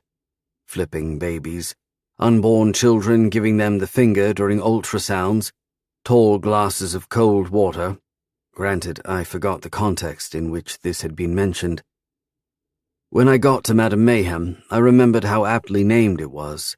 Chaos teemed between the blood-red walls. There were 3 people behind the bar.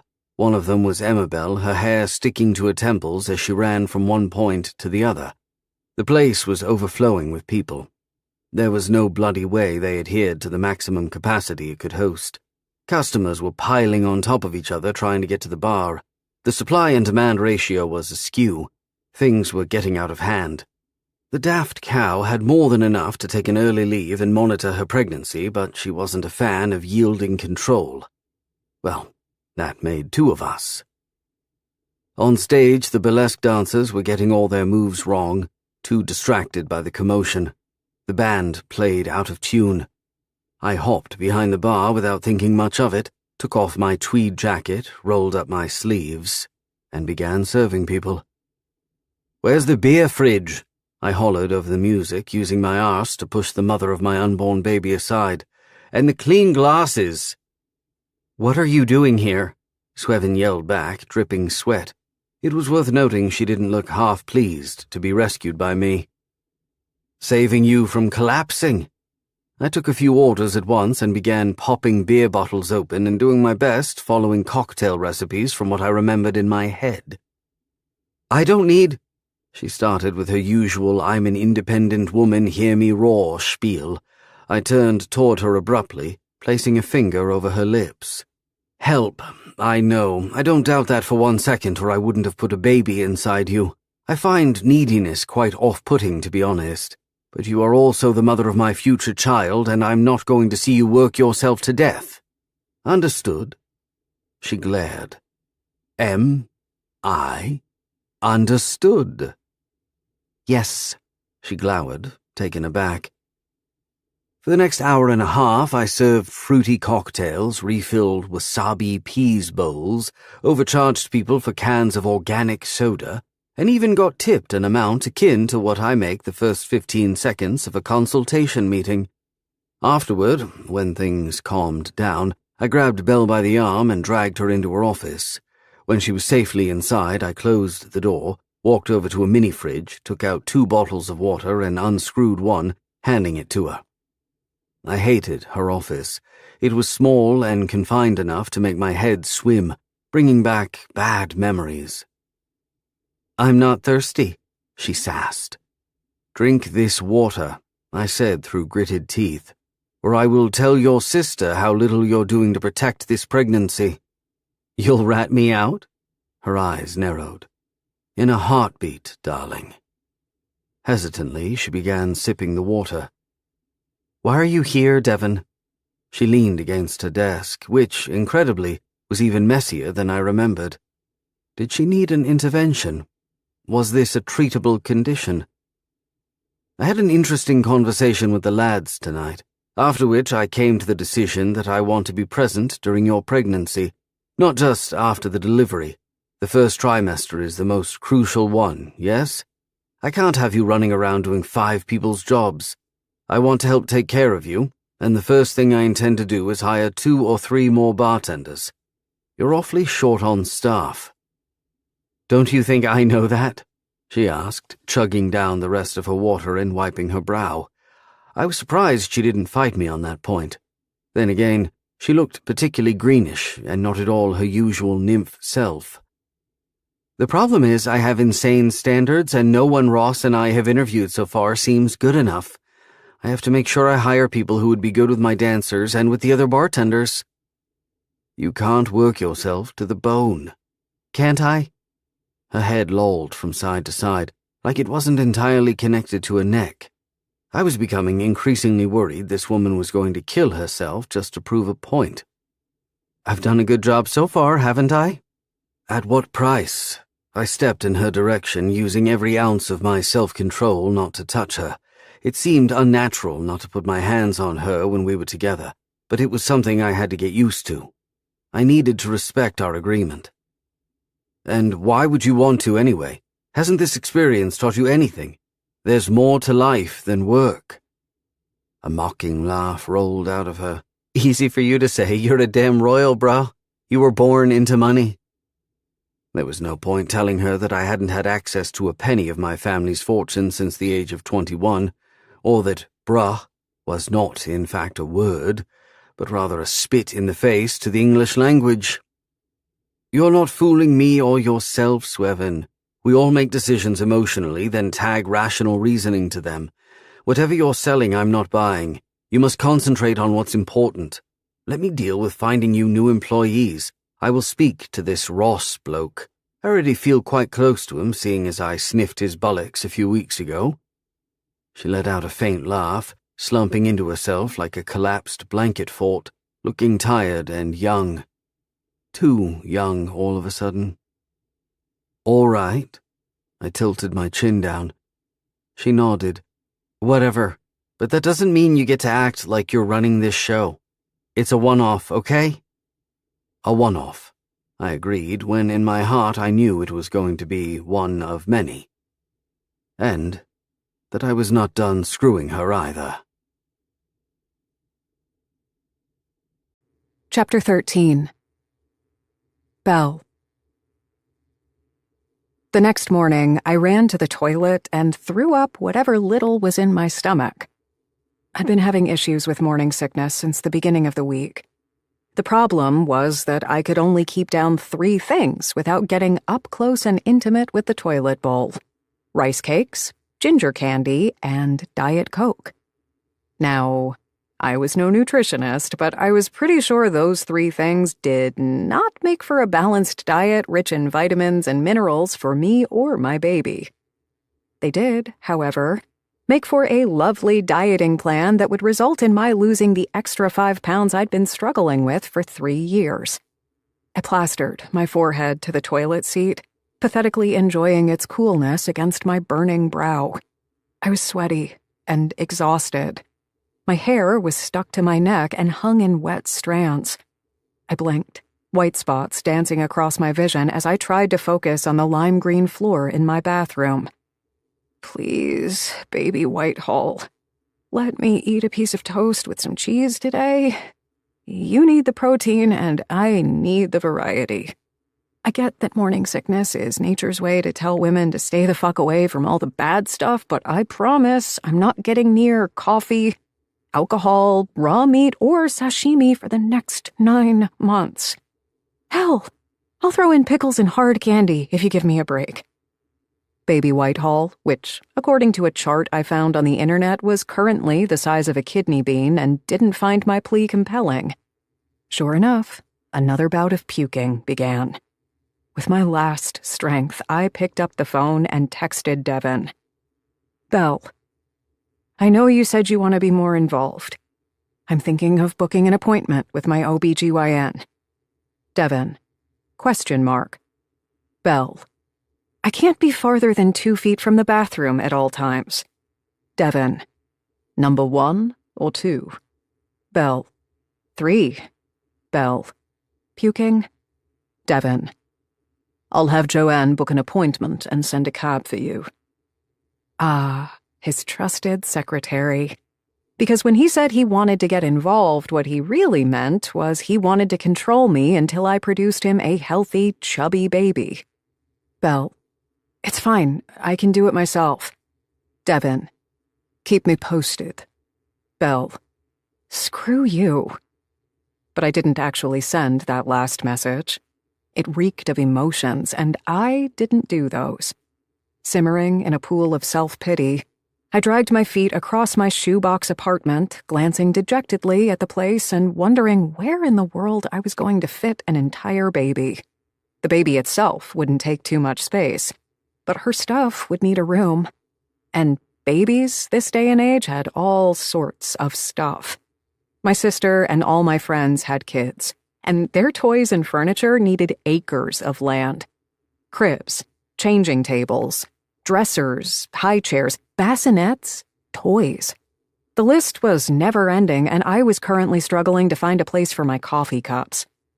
Too exhausted to figure out the accommodations, I spent the first half of the day binge-watching true crime documentaries on Netflix, because nothing screams a nurturing mother-to-be like following the chronicles of a serial killer.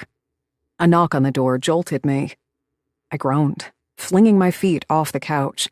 I threw my door open, only realizing I should have asked who it was when the memory of my trip to the Boston Common and my stalker resurfaced. Well, crap in a basket. I'd been meaning to call Sam Brennan and ask him what he charges these days for a bodyguard to protect a bitch. But my pregnancy brain fog took over my life. Besides, things had been calm the last few days. Swevin? A pimply guy in an upscale chain store uniform smiled at me, holding approximately a gazillion brown bags. Phew, not a serial killer. I seem to be answering to that nickname recently. Yeah. I looked left and right to make sure he was alone and didn't happen to have a serial killer with him. I have a delivery for you. Clean juices, exotic fruit baskets, and ready-made meals for a week by Organic You. Where should I put this? I motioned with my head toward the kitchen, leading the way. My baby daddy was a prick, but at least he was a considerate one.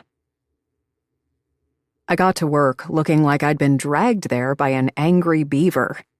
Bloodshot eyes, knotty hair haphazardly gathered in a bun, and a dress I lovingly referred to as the period dress. For a reason. Ambling into the club, I noticed Ross was standing with 3 people I did not recognize. My heart immediately jerked in my chest. I wasn't a fan of strangers in general, but especially after the incidents with the strange man at my club and the other man who chased me in the common. Oh, good. Sleeping Beauty's here. Ross turned to beam at me, handing me my coffee. I placed it on the bar, the mere scent of it making me want to throw up every slice of pizza I'd ever consumed in my lifetime. I'm only 3 minutes late. I dropped my clutch on the counter and not so gracefully plopped into a seat. No offense, but, who the hell are these people? Your new employees, hired by a third party. Charming, right? That third party, I guessed, was Devin Whitehall, the man who managed to be a helicopter parent before the baby was actually born. The first employee was Morgan, a vertically challenged spitfire with pixie hair, a nose ring, and enough attitude to light up Vegas. She introduced herself as a certified mixologist with 5 years' experience at Troy and Sparrow, Brennan's Michelin-starred restaurant, and explained to me assertively that she was specifically hired to work double shifts. The second was Alice, a 40-something-year-old with 20 years of experience running a bar in New York. Alice's rough hands implied she was well-versed in throwing creepers and troublemakers out of bars if need be. The third employee was a man named Simon Diamond. Stage name, anyone? Who was approximately the size of a Ram truck. Simon eyed me the entire time like I was a prisoner he needed to keep from running away. When I asked about his work background, he offered a half-baked explanation. Was a bouncer for a decade. Oh, we don't need any more bouncers. I smiled politely, already planning to have Ross and Morgan teach him how to make cocktails. Simon returned a smile. Only it made my bones snap in fear. I'm not here to be a bouncer. What are you here for? I took a sip of my coffee, then immediately dribbled it back into the cup. Bad idea. Bad idea.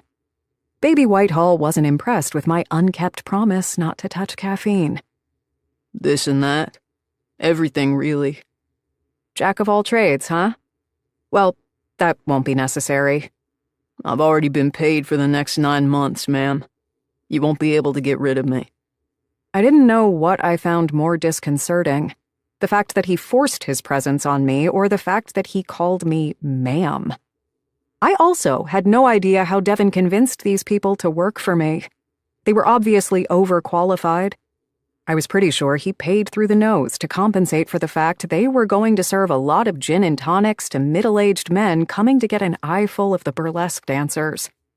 Belle, honey, a little more appreciation and a little less bitchiness would be great. Ross materialized from the back office and strolled toward the bar, looking grim and a little put off. I didn't even notice he was gone. Devin brought me up to speed about the fact you're eating for 2. He put a hand on my shoulder and peered down at me. Why on earth didn't you tell me? I thought I was one of your best friends. You are. I licked my lips, not used to being called out, but appreciating it anyway because Ross had every right to be hurt. I'm sorry, Ross. It's just because... general health stuff. This is a high-risk pregnancy, so I didn't want to announce it too early. Oh. I could feel him defrosting, but he still wasn't happy that I'd kept it from him. Devin needs to be gagged. I'm surprised he didn't commission a Times Square banner. I looked around me dispassionately. Speaking of banners and billboards, my days posing naked were over. Baby Whitehall was going to have enough material for her future therapist without my nudity adding to the mix. Give him time. He might do that too. I flipped Ross the finger. He curled my middle finger back into my fist, but there was no anger in his voice. I'll let this one slide, because it seems like you've experienced many changes in the past few weeks. I gnawed at my lower lip, deciding to drop the ball-busting charade for a second. I mean, this was Ross. My Ross. Thank you. You're welcome. So, you've met him? I didn't put a question mark at the end of the sentence. My insides liquefied. I have. Ross nodded cryptically while Morgan, Alice, and Simon pretended to look around the place and talk to each other. And what did you think? I think... He flipped my hair, playing with it lovingly. He is hotter than the devil's dick. Talks like a Netflix duke and is crazy about you. I approve of the arrangement. Thanks for giving me the blessing I didn't ask for. You're welcome. And while we're on the topic, I know you're going to manage to screw it up somehow because you're allergic to relationships, but please, Belly Bell, please, can we keep him for just a little longer? He clapped his hands together and gave me puppy eyes, like a child who came across a stray cat he wanted to adopt. No. I produced a small mirror from my clutch and checked my red lipstick, using my pinky to wipe the lines. His job is done. You should tell him that. He threatened that if I let you work the bar tonight, he'd personally kick my ass. So I'm going to go ahead and send you to work in the office until no later than 6 o'clock, after which you'll go back home. 6 o'clock? I roared. It's 4 o'clock right now. 4:20. Don't forget you were late. Ross grabbed the small mirror, checking his own reflection. He raised his eyebrows to check his Botox situation. In my opinion, he had at least 3 more months in him before he needed to visit his dermatologist. You can't kick me out of my own workplace. I snatched the mirror and shoved it into my clutch. Want to bet? Mr. Whitehall asked me to refer to Clause 12.5 of your contract. By the way, so hot that you have one, in which, if you endanger your unborn child, he may have grounds to sue you. Holy crappers. Why couldn't I get knocked up by the friendly frontrunner? He wouldn't give 2 shits if I drank myself to death under a bridge. There was no point arguing with Ross or Devon. Not because I was one to pass up a chance to quarrel, but because I could actually use a few hours of sleep. I was exhausted. As much as I hated to admit it, Devon was right. I needed rest. Begrudgingly, I retreated to my office. Powering up my MacBook, I noticed a pile of envelopes sitting on the edge of my desk. I remembered what Devon had said about opening them to ensure they weren't only just hate mail. Maybe I won the lottery? Maybe there's some fan mail in there, telling me how awesome I was for celebrating the extravagant, fun, and sexually liberal wonders of burlesque. I jerked the stack my way and began sieving through them. A bunch of bills I'd already paid, 2 angry letters about my substantial role in corrupting the youth of Boston, and 1 thank you letter from a woman who came to see a show a few months ago and was inspired to quit her job as a marine biologist and join the burlesque cast of A Midsummer Night's Dream. I picked up another letter, this one printed. To Emma Bell Penrose. I tore it open. The letter was short and contained a return address for a P.O. box in Maryland. Emma Bell, are you worried for your life yet? You should be. If you only paid more attention to what was going on around you, you'd have noticed that I've been watching you for a long time now. Planning my revenge. I know where you live, where you work, and who you hang out with. That's the part where you get scared. You'd be right to. I'm not going to rest until you're dead. No one can help you. Not your best friend's husband, Sam Brennan, not your idiotic sister Persephone or her billionaire husband, not even that fancy man you've been hanging out with recently. Once I made up my mind, your destiny was sealed. You can take this letter to the police. In fact, I encourage you to. It'll just give you more shit to worry about and disrupt your already messed up life. I'm going to kill you for what you did to me. And I'm not even going to be sorry about it. Never yours. The person you took everything from. My stomach twisted, clenching around the stupid clean juice I drank for breakfast. So that man in the Boston Common was there for me. Was he the same person who thought I'd wronged him, or was he there just to spy? Either way, someone was after me. After my life. An invisible enemy. A noose formed around my neck. Who could it be? Taking inventory, I had to admit I was far from being the nicest person on planet Earth, but I by no means had arch enemies. I'd hurt no one. No one that I could think of, certainly not to a point of such rage. There was one incident, long ago, but the only person affected was no longer alive.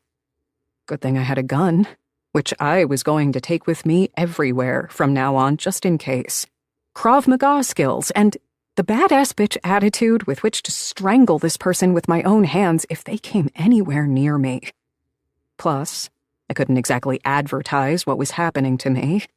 Telling Devon and my closest friends about this letter would only create more chaos. As it was, my baby daddy was trying to take control of my life, and I didn't want to give him more leeway than he already had to make decisions on my behalf. No, this was another challenge I would have to meet head on. There was someone else I needed to take care of, and I was going to kill for her if need be. My baby. Chapter 14. Belle. The OBGYN checkup came just in time. I was eager to hear about baby Whitehall's life inside my hostile womb, and also to get approximately 5,000 prescription drugs for my morning sickness, which now had me dropping 6 pounds. Involuntarily, of course. Joanne, Devon's secretary, called me in the morning to let me know she'd sent a cab for me. She sounded like the sweetest person on planet Earth, Jennifer Aniston included. Now, I'm not saying I know what it's about, but I sure hope our friend Lord Whitehall is treating you well, she clucked on the other line. Ma'am, he is treating me too well. There's no such thing, she bellowed. I could practically hear her contemplating her next words before she said, Again, I have no idea what I'm booking this for, but I do hope this is going to stick. He's a fantastic man. Strong, confident, sturdy, razor sharp. He deserves a good woman.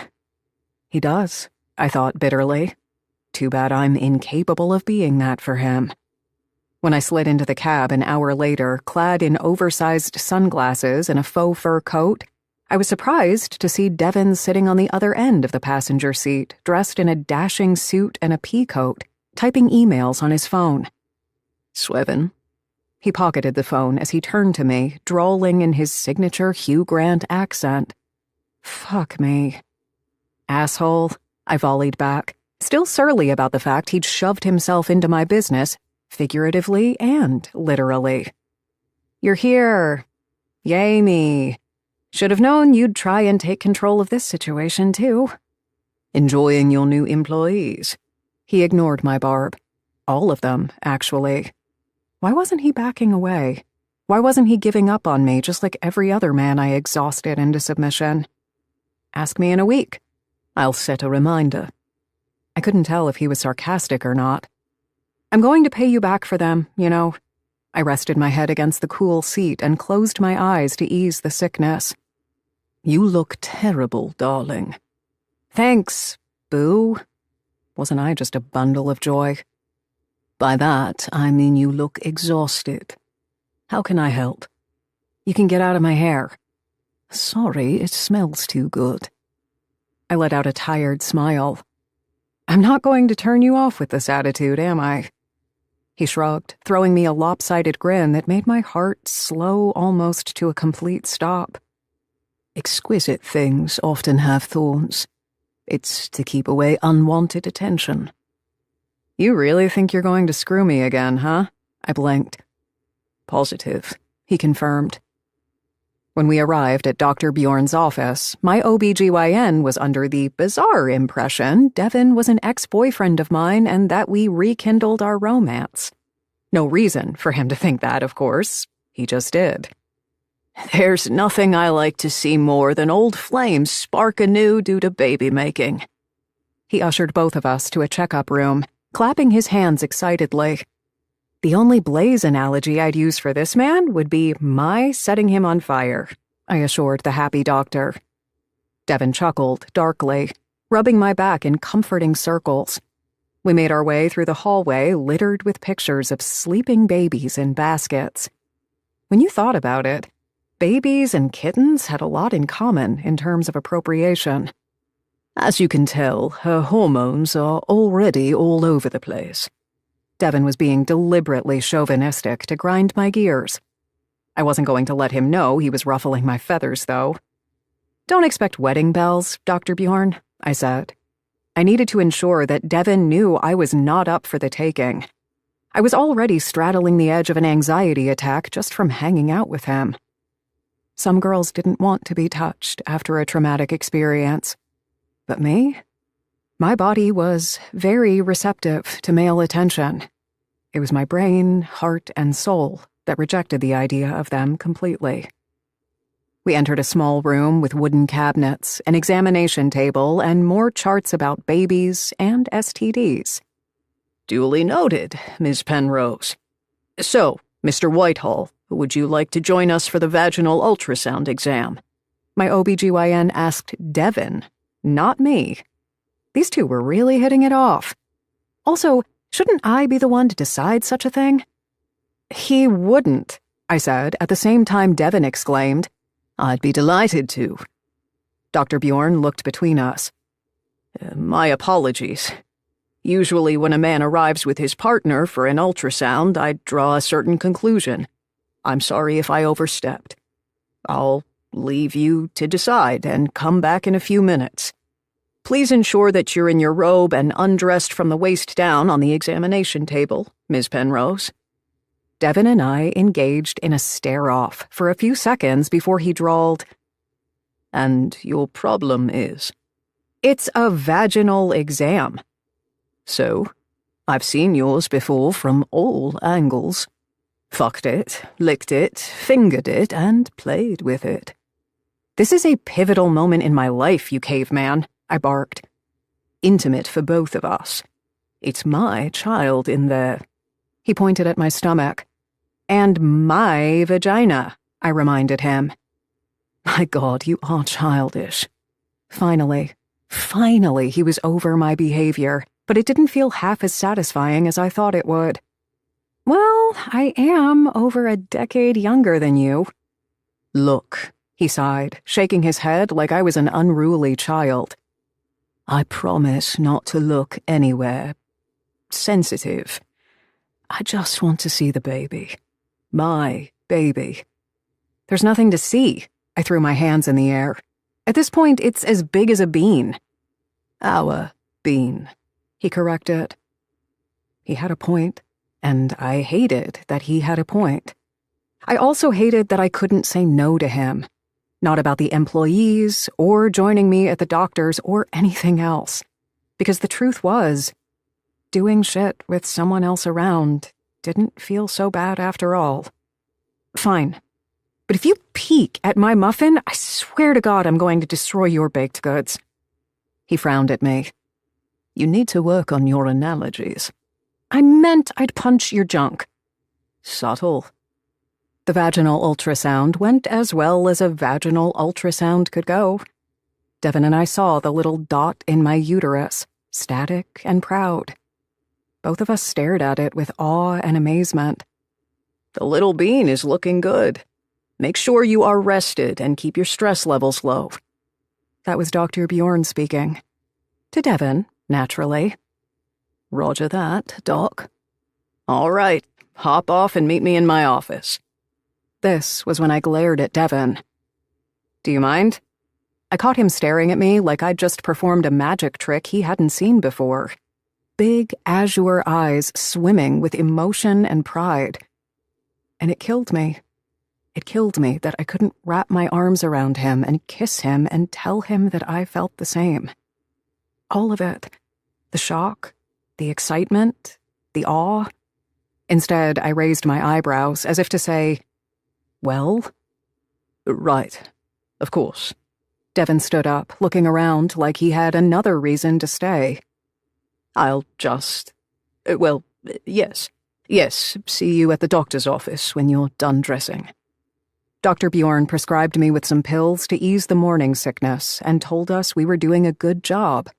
I wasn't sure Devon would have agreed with the assessment had he known about the Glock nestled in my clutch and that I was ready to get into a physical fight with a stalker at any given moment.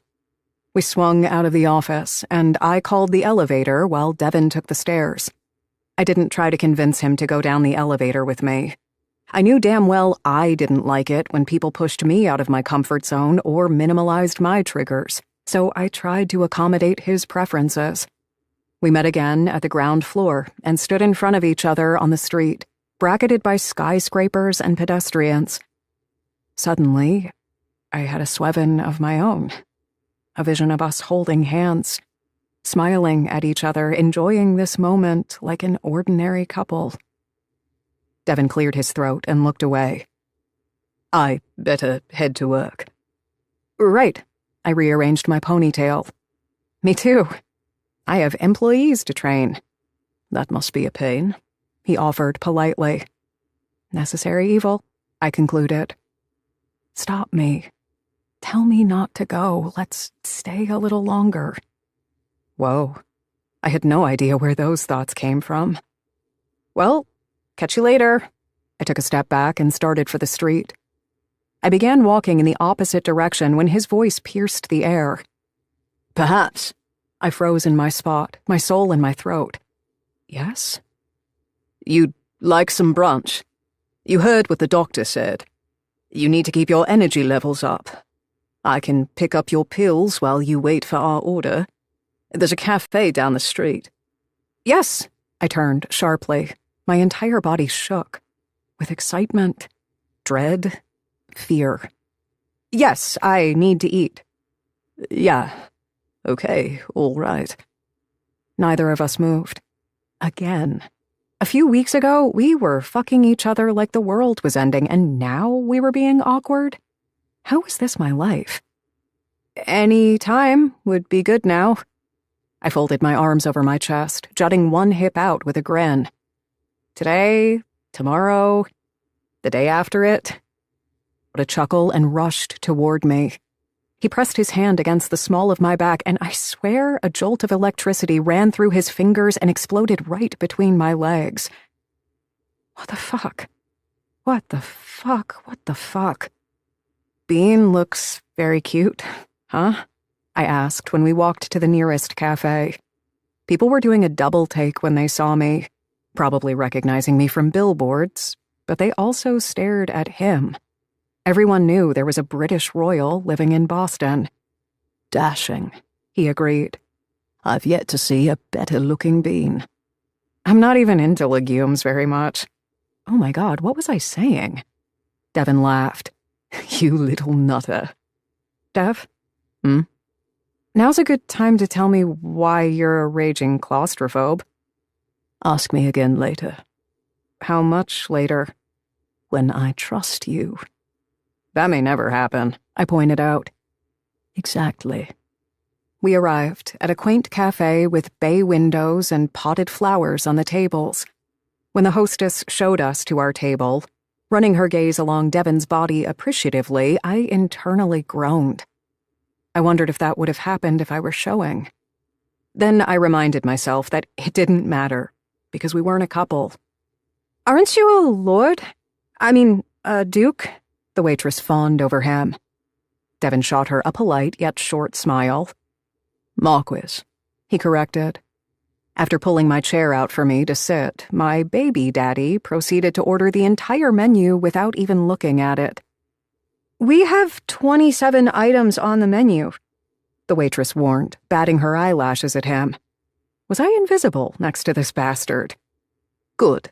My date likes variety," Dev said. I had a feeling he was referring to my sexual conquests. "Any particular order you want the food to come out?" The waitress was now half leaning against him, and again I wanted to pick up the fork from the table and stick it between her eyes. Ask my date. While you're at it, could you kindly keep an eye on her? She is very good at making me worry. He took my prescription and driver's license and dashed across the street to the pharmacy to grab my morning sickness pills. When he returned, I noticed the bag he was carrying was far larger than it should have been. "Did you buy out the entire place?" I raised an eyebrow, sipping a terribly green and offensively healthy juice. This baby better come out ready for a triathlon because I was doing everything right. Devon turned the bag upside down and poured its contents on the table. Did you know there's an entire aisle dedicated to pregnant women? "Yes," I said, matter-of-factly. Well, I didn't. So I decided to buy whatever they had to offer. We have things for heartburn, dietary supplements, morning sickness, constipation, and vaginal imbalance. "You mean pH imbalance? If my vag was unbalanced, I'd send her to a pussy shrink." Devon sputtered the sip of coffee he took while sitting down. He was laughing hard. I felt his laughter bubbling in my own chest. "My mother is going to love you," he deadpanned. Surprisingly, I found myself cackling out loud despite my best efforts not to. Not only because the idea of my ever meeting his mother was deranged, but also because he was right. His family would probably have a collective heart attack if they ever met me. "Did you tell her about your new status?" I asked. "Yes." "And?" "She wasn't impressed," he admitted. "And?" I probed, my heart sinking a little. "I'm in my 40s and in a position to do whatever the hell I please. And what I wanted to do was you. Case closed." There was so much more I wanted to ask, to know, but I had no right to probe. Not after I drew a thick, glaring line between us. "So, tell me a little about your fear of elevators, cars, planes, etc." I said as I tore into some Eggs Benedict. He grinned. "Nice try. You didn't gain my trust in the last half hour, and, to be frank, I don't think you ever will." "Why not?" "Trust cannot be placed in the hands of someone who does not trust themselves. I'm not against telling you my story, Amabel, but weaknesses should be exchanged in the same way countries exchange war hostages. It's a rather bloody and bleak thing, isn't it? Our insecurities. One should not relinquish information without gaining some." "Huh," I smiled, buttering a piece of carrot cake even though it made no sense. "So you're not, in fact, perfect?" "Not even close. Not even in the realm." His smile was contagious. I ducked my head down and tried to concentrate on the food. "Well, I'm not ready to put my trust in you yet either," I admitted. "Would it be so bad?" he asked kindly. "To have some faith in another person?" I gave it some thought, then nodded slowly. "Yes, I think it would." He held my gaze. I had a feeling I was making a terrible mistake, and yet I couldn't stop it. "Am I waiting for you, Amabel?" he asked quietly. "Is there even a reason for me to wait for you?" "Say yes, you idiot. Give him something to hold on to so you'll have something to hold on to." But the words slipped out of my mouth anyway, harsh and blunt like a stone. "No." For the next hour and a half, we talked about everything that wasn't our respective phobias of confined places and relationships. We talked about our mutual friends, our childhoods, politics, global warming, and our pet peeves. His included when people said literally when what they meant was not, in fact, literal. Mine consisted of using the same knife for the peanut butter and jelly, and when people told me I was not going to believe something when I absolutely was going to believe it. Humans are just deplorable. I threw my hands in the air, summing up our brunch. Devon paid the bill, and if my sneak peek wasn't mistaken, was also leaving one heck of a tip. "Inexcusable," he cemented. I was glad he was okay with our conversation after I told him not to wait for me. But one must deal with them anyway. Thanks for not being completely horrible, too. I pressed my fist to his bicep in a friendly manner. Bad call. I was met with his bulging muscles through his clothes and immediately wanted to jump his bones. Devon looked up from the bill and rolled his thumb against my brow. Darling, do you have a fever? I do believe you just paid me a compliment. Well, you just paid for one hell of a meal. I didn't mean it or anything, I huffed. Way to go, Belle. Channeling your inner 5-year-old. You're thawing, he grinned. I made a gagging sound and scooped my clutch. Not in this lifetime. As I said, don't wait up for me to change my mind about us. He escorted me to a cab to take me to Madame Mayhem, then waited with me when the driver went in circles for 10 minutes trying to find us and apologized profusely, saying he'd just moved to Boston from New York. The driver parked in front of us, and Devon did the duck head into window shtick and told him to drive extra slow because his wife was pregnant and nauseous, which made me want to vomit from excitement and dread at the same time. Devon erected back to his full height, rubbing my jaw tenderly.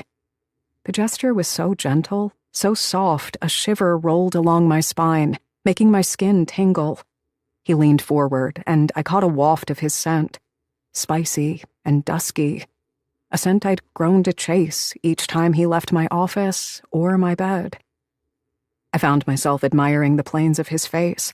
My fingertips itched to touch him. Knowing I was carrying his DNA inside me gave me a thrill I'd never had in my 30 years of clubbing. He tilted his face to one side, and for a moment, I thought he was going to kiss me. Drawn to him like a moth to a flame, I rose on my tiptoes, my mouth falling open. His body moved forward, engulfing me. My heart began to hammer. It was happening. We were breaking the rules. When Devon was a few inches behind me, he reached his arm past my shoulder and opened the car's door, stepping aside to give me some room to enter. Holy embarrassing shitballs. I almost devoured his face when all he wanted to do was help me into a taxi. Have a good day, Annabelle. He took another step back, looking casual and dry as fuck. Yeah, my voice broke. Hello, 13-year-old boy, Belle. You too. The entire taxi ride to work, I reminded myself that this was all my doing. I wanted to keep him away. Hanky-panky with an older man had its price tag, and I'd once paid for it dearly. This is how it starts. I chided the seeds of hope that had taken root inside me. Sweet and unassuming. It's all fun and games until he destroys your life. But no one was going to destroy me anymore. Then I remembered one of the quotes hanging on the wall in my apartment. It's okay. You just forgot who you are. Welcome back. Chapter 15. Devon. I arrived on English soil approximately 20 minutes after my father's solicitor, Harry Tyndall, returned from his exotic vacation. I left Swevin with a heavy heart. Not because I was going to miss her, although pathetically I suspected that was going to be the case, but also because she seemed an expert at landing herself in hot water. I took comfort in the fact I'd made some arrangements to ensure her safety, as well as one could, anyway. Besides, I did not expect to be in England for more than a few hours. The reading of the will took place in Tyndall's office in Knightsbridge, an office matter that should have been done the week my father had passed away. Better late than never, I suppose. It surprised me that my mother and Cecilia, who were assumingly strapped for cash, did not seem hostile to the idea of waiting for Harry to return from his vacation. Then again, I did send the money and called Mum every other day to ensure she was doing all right. I arrived at Harry's office still wearing my work clothes. Ursula, Cece, and Drew were already there, seated in front of Tyndall's desk. "He should only be a few minutes," his secretary said. The Joanne-like woman in a full tweed suit brought refreshments inside. Drew attacked the pastry platter and fresh coffee before it was even set on the massive ballroom stand. My mother hugged me tightly. "Good to see you, Devi." "Same, Mummy," How is that woman doing?" That woman was Amabel Penrose, and as much as I resented her for not wanting to ride me like an unbroken horse, I couldn't deny the delight I'd felt whenever we spent time together. "Belle is doing quite well, thank you." "I can't believe you're going to be a father." Cecilia flung her arms at me, going for a bear hug. "I can. It is time I produce an heir. If Edwin's death reminded us of something, it was that having someone to leave your legacy to is important. But that wasn't the reason I was excited to become a father. I wanted all the things I saw my friends do with their kids. The t-ball games and ice skating outings and sun-drenched summers on the Cape, and stealing a quickie in the shower when the kids were watching Bluey in the other room. I wanted domestic bliss, to pass down not only my fortune and title, but also my life experience, my morals, and my affections. Mr. Tyndall walked in looking tan and well-rested. After a round of handshakes, half-assed condolences, and a terribly boring monologue about Mr. Tyndall's island vacation, he finally opened the file containing my father's will. I took Mum's hand and squeezed it reassuringly. I found it clammy and cold. Prefacing the reading of the will, Tyndall cleared his throat, his chin flapping about. He was a very large man, with the tendency to turn fuchsia pink whenever he was rattled. Not what you'd call a grade A looker. "I would like to preface this by saying that this will is certainly unconventional, but it was written in accordance with Edwin's desire to preserve the values and principles of the Whitehall family. That being said, I do hope that everyone will remain respectful and sensible, since, as you all know, it is irrevocable." Mum, Cecilia, and Drew all squirmed in their seats, a dead giveaway that they had a fair idea of what could be in the will. I, on the other hand, did not particularly care. I had my own fortune, and I did not rely on anyone else's. But as Harry Tyndall began reading the will, I got increasingly confused. "Whitehall Court Castle goes to Devon, the first son." The estate went to me, the son he rejected and positively loathed and had not seen in 2 decades. "The investment portfolio of £2.3 million goes to Devon." So did all of his funds. "The car collection goes to Devon." In short, everything now belonged to me. I was bracing myself for the punchline. I was listed as the sole inheritor of the estates and monies, but there was no way this would be unconditioned. The more Tyndall spoke, the more my mother shrunk into her seat. Cecilia looked the other way, fat tears rolling from her cheeks, and Drew closed his eyes and dropped his head backward, like he didn't want to be there. And then I found it, the fine print, the violent dare. Mr. Tyndall raised his voice when he got to the last sentence. "All properties and funds will be released upon Devon Whitehall, the Marquis of Fitzgrovia, on the day of his wedding to Lady Louisa Butchart.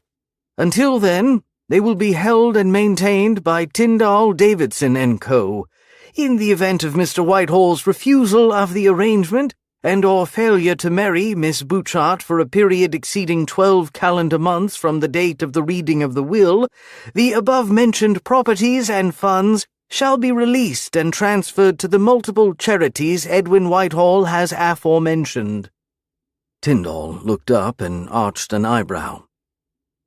"From here on out is a list of the Masters of Foxhounds dedicating to protecting the sport and other questionable charities, in case Devon and Louisa do not marry. But of course I am sure we will not get to that point." Bloody hell. Edwin Whitehall had left nothing to his wife, daughter, or son-in-law.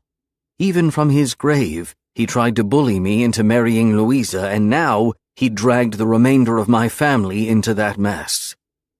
A distant memory of my conversation with Edwin when I was 14 years of age resurfaced. "Now be a good boy and go apologize to Louisa. This matter is settled. You will marry her after you finish Oxford University, and not a moment later. or you will lose your entire inheritance and your family. Am I understood?" Only I never ended up going to Oxford. I went to Harvard instead. He said it loud and clear decades ago. It was his way or the highway. Now he had created the perfect storm. My mother knew if I didn't marry Lou, she'd be stripped of everything she had, and she was already struggling financially. This was why she was clammy and cagey today. This was why the news of Amabel's pregnancy nearly destroyed her. "Outrageous," I commented in my mildest tone, taking a sip of my coffee. "Quite," Drew whined. "My darling Cece and I haven't inherited bloody used toilet paper." He squashed a cookie to dust in his fist. "Oh, zip it, would you?" Mother barked impatiently. It was the first time I saw her address her son-in-law directly, and it was fair to say she thought more fondly of war criminals than the latest addition to the family. "Cecilia will be taken care of. I'd never let my daughter go without." "Cecilia?" Drew whined, darting up from his seat, but not man enough to actually storm out. "And what about me?" "I can't take this will seriously." I picked an apple from the assortment of refreshments and sprawled in my seat, eyeing Tyndall as I rubbed the red fruit clean against my Armani suit. He gave me the nasty smile of a man who knew I could and, indeed, should. "I'm sorry, Devon. You should know better than anyone that law and justice have nothing to do with one another. The will is irreversible, as unreasonable as it may seem to you. Edwin was lucid and present when he wrote it. I have 3 witnesses to attest to that." "He's breaking hundreds of years of tradition," I noted. I would be the first son since the 17th century to be given an empty treasure chest. Then again, tradition is just peer pressure from dead people. "Whatever tradition is, it is here to stay," Tyndall scoffed. "There is another way." Mum approached gently, putting a hand on my arm.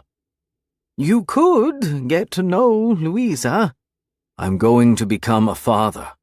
I turned in her direction, frowning. My mother hitched one delicate shoulder.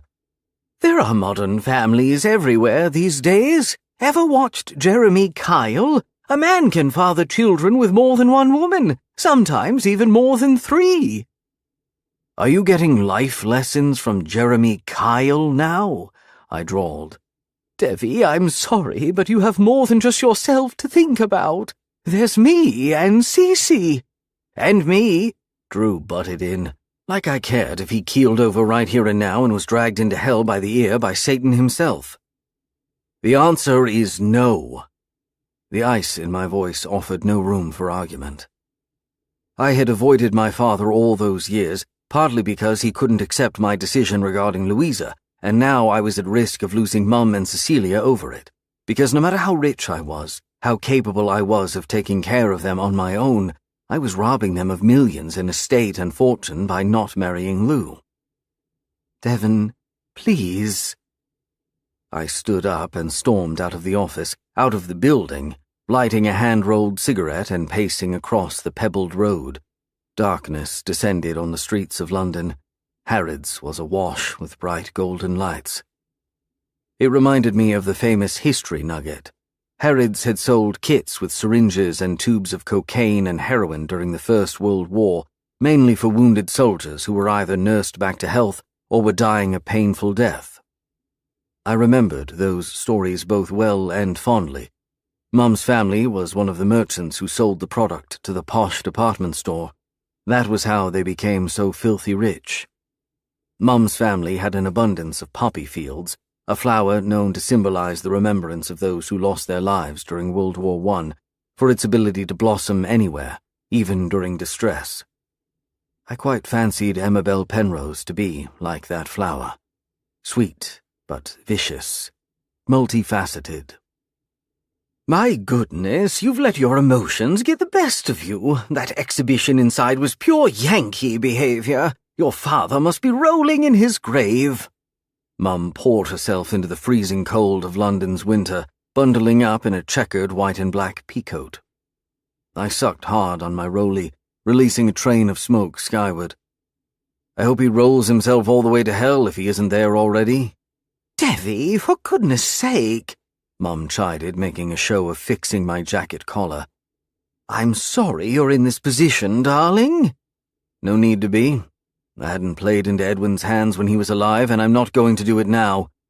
You will. In a few days, perhaps weeks, after you calm down, you'll realize that marrying Louisa is best for everyone. You, Cece, the Butcharts. And of course, you, I smirked darkly. She blinked at the ancient buildings in front of us, looking dejected and glum. Is it so wrong that I think I should be entitled to some of my own fortune? No. I flicked my cigarette, watching as it tumbled down the sewer. But you should have talked him out of amending the will. I had no idea, she murmured, staring hard at what Belle would call fresh-ass nails. The mother of my future baby was quite fond of attaching the word ass almost to anything. Is that so? I watched her carefully. It is. Something occurred to me then. I swiveled in her direction, narrowing my eyes. Wait a minute. Now I understand. Understand what? Why Byron and Benedict goaded me about Louisa the entire dinner when I showed up at Edwin's funeral. Devi, I do wish you'd call him Papa. Why she was there, why she was forgiving and sympathetic and pliant. You all knew I was going to be pushed into a corner to marry her, and you played your cards. Oh, of course I knew, Mum sighed tiredly, slackening against the building and closing her eyes. She looked ancient all of a sudden. Not the same glamorous woman I grew up with. Edwin told me about the will after executing it. There was nothing I could do about it. Our mutual funds had dwindled over the course of the last decade, and everything we had left, his car collection and properties, he bequeathed to you. I am essentially poor. You cannot do this to me. You cannot not marry Louisa. And then she did something terrible. Something I couldn't stomach. She lowered herself to her knees, right there on the street, her eyes twinkling like diamonds in the night. She looked up at me, her face defiant, her shoulders shaking. I wanted to lower myself to her level, to be right there with her, to shake her and explain that I couldn't do it, couldn't be what my father had wanted me to be. I never could. I'm sorry, Mum, I said, then walked away. 2 nights later, Sam and Killian dropped in for a visit. I didn't entertain a lot because, A, there was nothing entertaining about these 2 dreadful cunts, and B, the longer I was around people, the more I felt pressured into behaving the way normal people did, hiding my flair, my strange musings and claustrophobia. For instance, I always used the elevators whenever I visited Royal Pipelines. I had to take half a Valium beforehand for courage, but I did it. Or when we were at Badlands, I had to think before I spoke, no matter what the subject matter was, reminding myself that I had a persona to uphold, that I was a womanizer, a rake, a man of certain tastes and standards. I could never truly be myself with my mates, which was why, even though I liked them on a personal level, I never truly opened up to them about my family. The will is ironclad.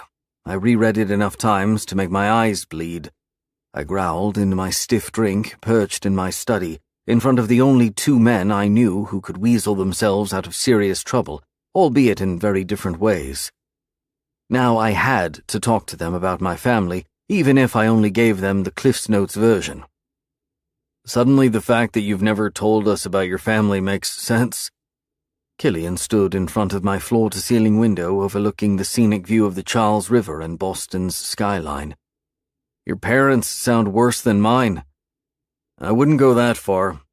Sam took a sip of his own drink, sitting in front of me on a designer recliner. And what happens if the charities, say, decide to skip on the fat donations? The money and estate will go to various relatives, none of whom are my immediate family. Quite frankly, every Whitehall man I've ever come across is either a drunk, a brute, or both. Not to mention I didn't want to be indebted to Sam Brennan in any way or form.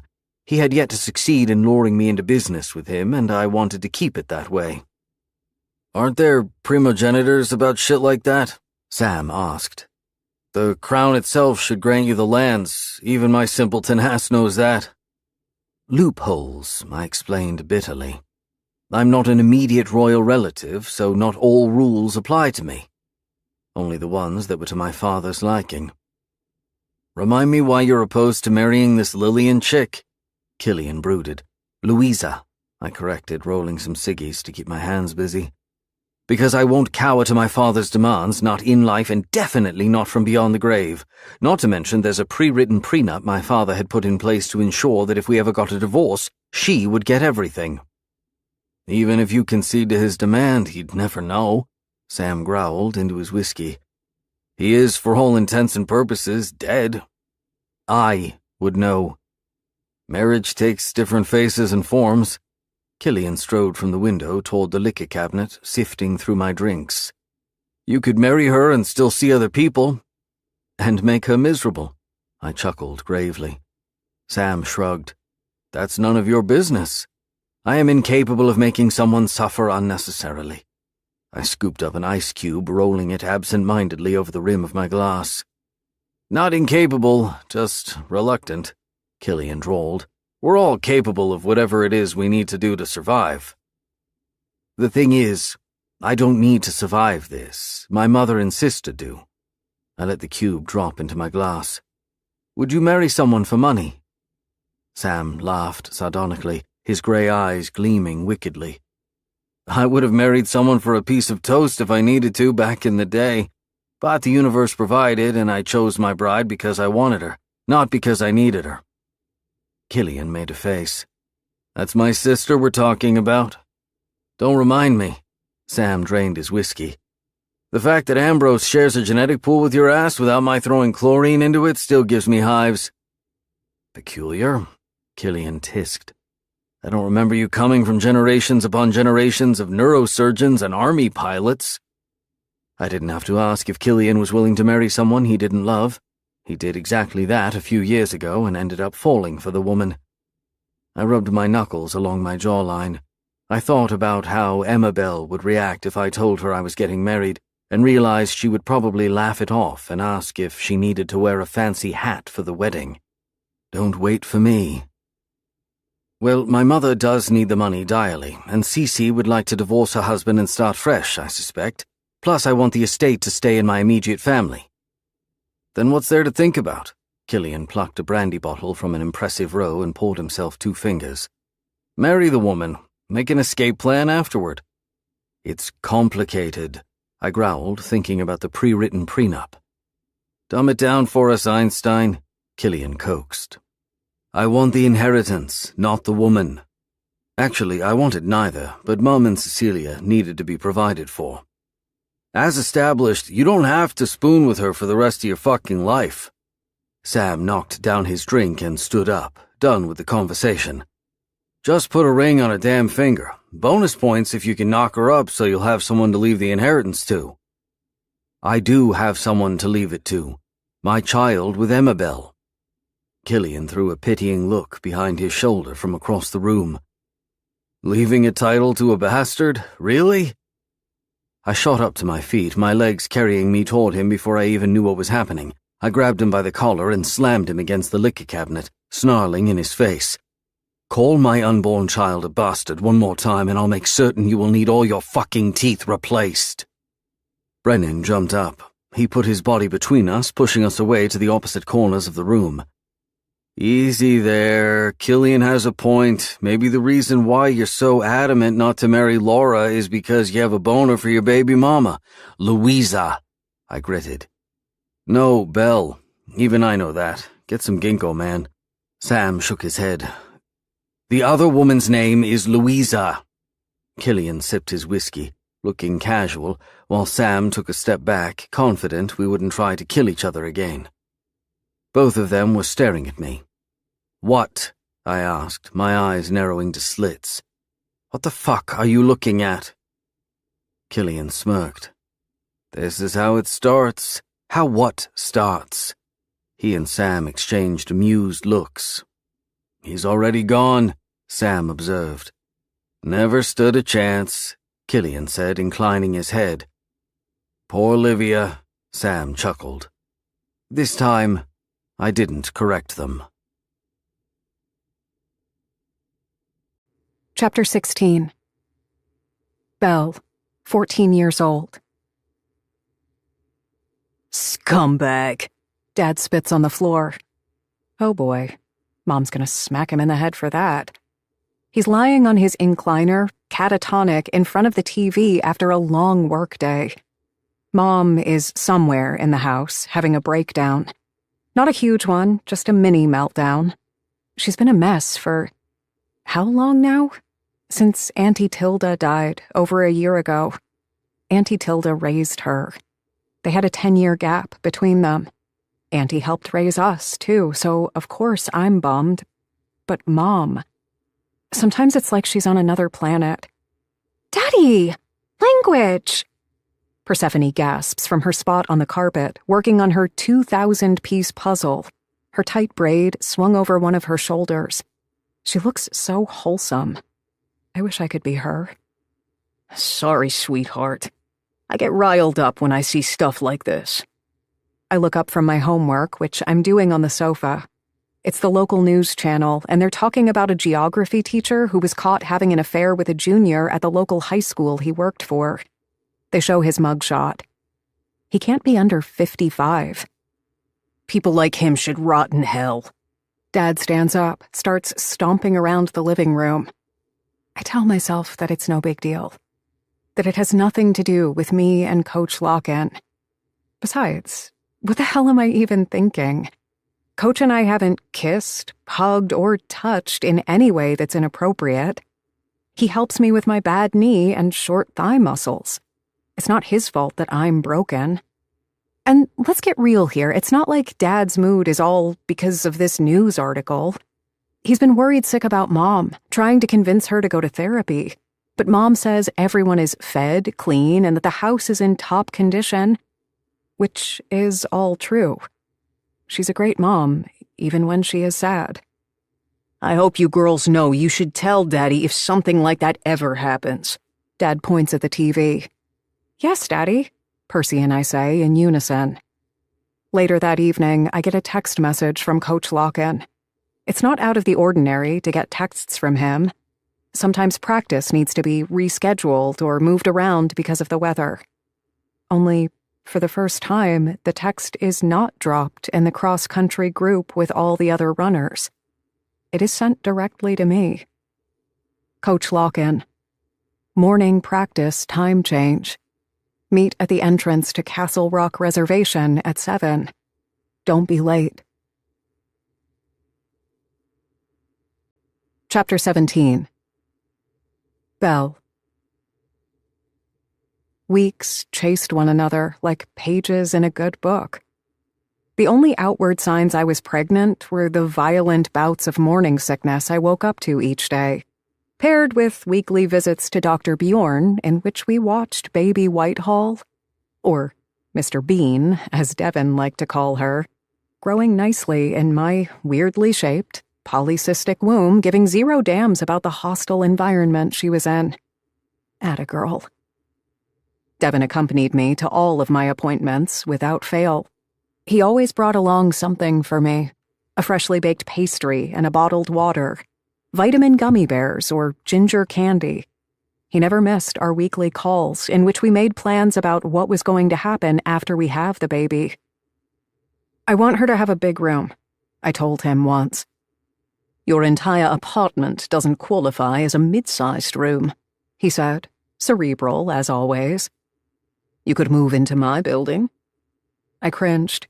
Not because I didn't want to be close to him, but because I could already see myself punching my way through all of my walls whenever I caught him sneaking home with one of his hookups.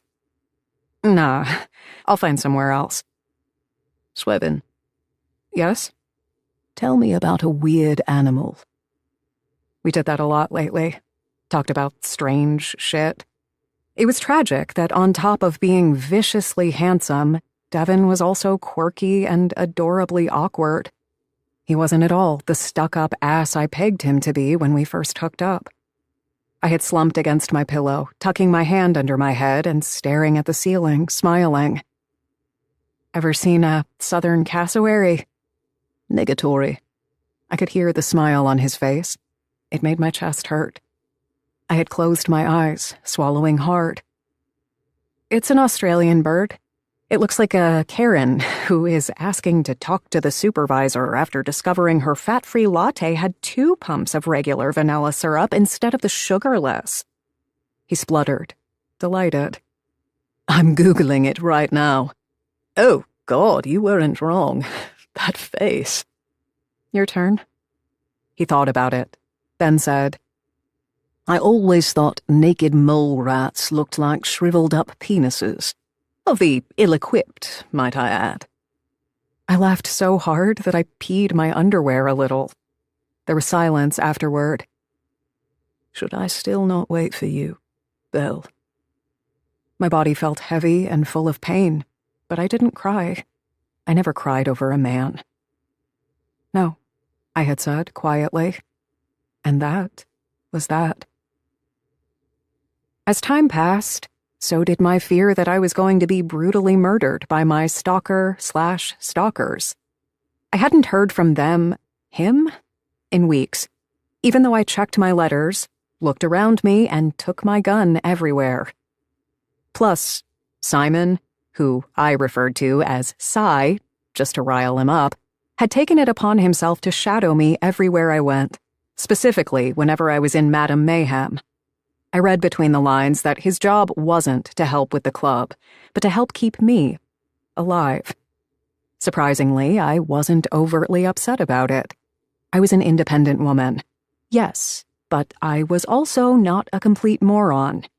I appreciated any help I could get keeping myself safe until I found out more about who was after me.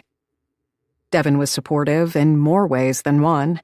He went along with all of my whims and requests. When I told him I didn't want to know the gender of our baby, he didn't protest even once, although I knew he was the kind of man who liked to know everything about everything. Until one day, when he came to pick me up for our weekly OB/GYN meeting and ran 3 minutes late. This was new. He was usually the one I kept waiting for a minute or two while I got my shit together upstairs. I got into the cab and smiled at him. He smiled back, looking a little off, like a layer of ice had blanketed his face. I thought about another weird animal yesterday after we talked, I said, buckling up. Do share. He sat back, quirking an interested eyebrow. Marabou stork. They look like they have a soggy ball sack under their beaks. He chuckled, and that was when I noticed them. The faint pink scratches on his neck. My insides flipped. Weakness made my knees buck. I had to breathe through my nose and lean against the door. I see you've been busy. I narrowed my eyes at his neck. I'm always busy, darling. It's called being a grown-up. You should try it sometime. He had the nerve, the audacity, really, to turn a little pink. Good thing one of us is getting some, even if it isn't me. I needed to shut up. I had absolutely no right to do this to him after preaching to him about how much we were not a couple. He rearranged his collar, looking uncomfortable, which made things worse. He wasn't even an asshole about it, so I couldn't throw a proper fit. Tell me about it, I demanded. No, he drawled, narrowing his eyes at me.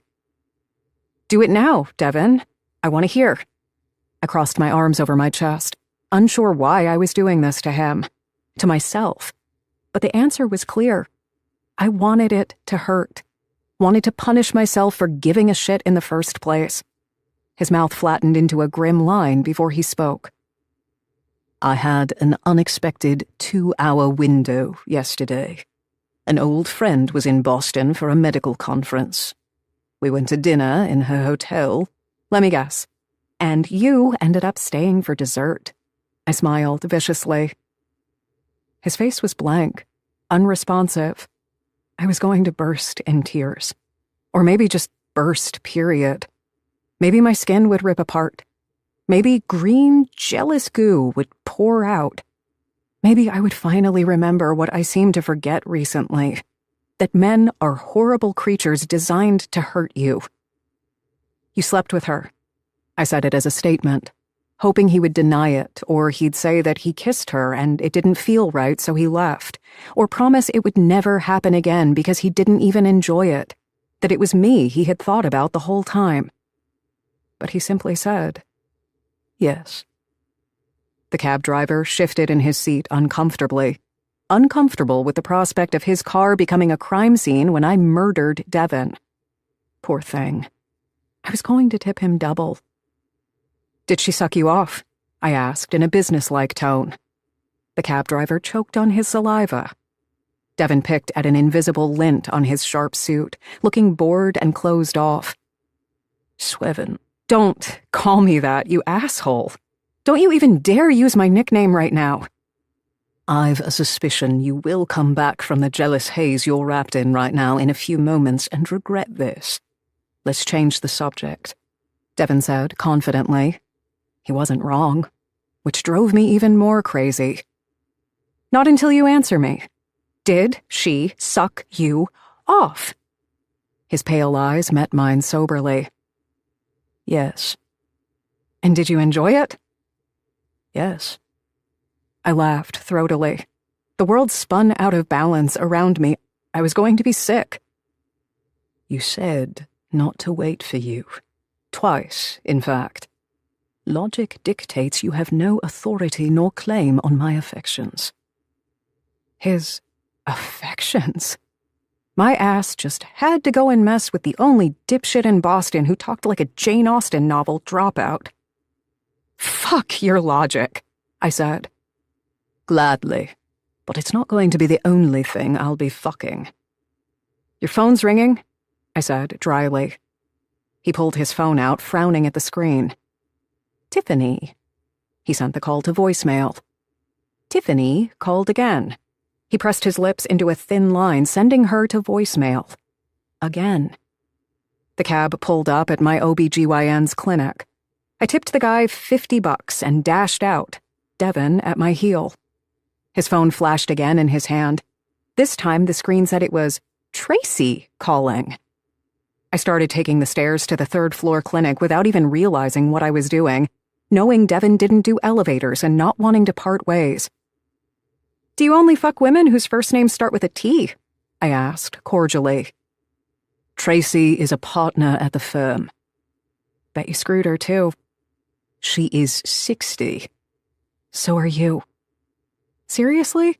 I had the mental maturity of a cupcake. He gave me another pitiful look before we reached the door to the clinic. This, I reminded myself, was a valuable lesson, a good thing. If anything, the last half hour was proof I was right, as per usual. That Devon was still a man, still incapable of keeping his junk in his pants, and still a great danger to me. Sure, he was nice, more civilized than the men I'd encountered over the years, and polished to a fault, but a man nonetheless. Devon grabbed my arm, spinning me around and pushing me against the door, crowding me. I looked at him, feeling his body everywhere and craving it and hating it and loving it, all at the same time. Leave me alone, I growled. Not in 1,000 years, darling. Now tell me, have you not been with anyone since we started hooking up again? I hadn't. Before I got pregnant, I wanted to limit my sexual encounters to Devon in order to ensure he'd be the father of my child. And after, I just couldn't see myself jumping into bed with some rando when I had a child inside me. I thought about telling him I had sex all the time. It was the obvious Belle thing to do. But when my mouth opened, I just couldn't do it. He had a way of getting the truth out of me even when the truth sucked. No, I admitted, then added louder. I haven't been with anyone since you. A grunt left his beautiful lips, and he closed his eyes briefly. When he opened them again, there was fire behind him. I could kiss you, Amabel Penrose. I forced myself to smile, pushing the door open just as Tiffany called him again. Don't, Devon Whitehall. One day, while I was cradling my flat, 3-month pregnant belly, eyeballing rows of diaper bags and infant car seats at Bye Bye Baby while slurping on a deplorable green juice, I noticed a distressed-looking, heavily pregnant woman breaking down at the register. She folded in two, hands flat on the conveyor belt, a mountain of essential baby supplies in front of her. A diaper bag, burp cloths, and bibs. Things any new mother needed to survive the crazy journey called motherhood. At first, I thought she was going into labor. Oh, shit. I'm going to stop leaving the house as soon as I hit week 38, I thought. With my luck, my water was going to break in an elevator full of people, and then we'd somehow get stuck there. The woman's stomach had reached a tipping point where her belly button was almost facing down and poking through the fabric of her shirt. Tears ran down her face, weighed down by clumps of mascara. I'm sorry.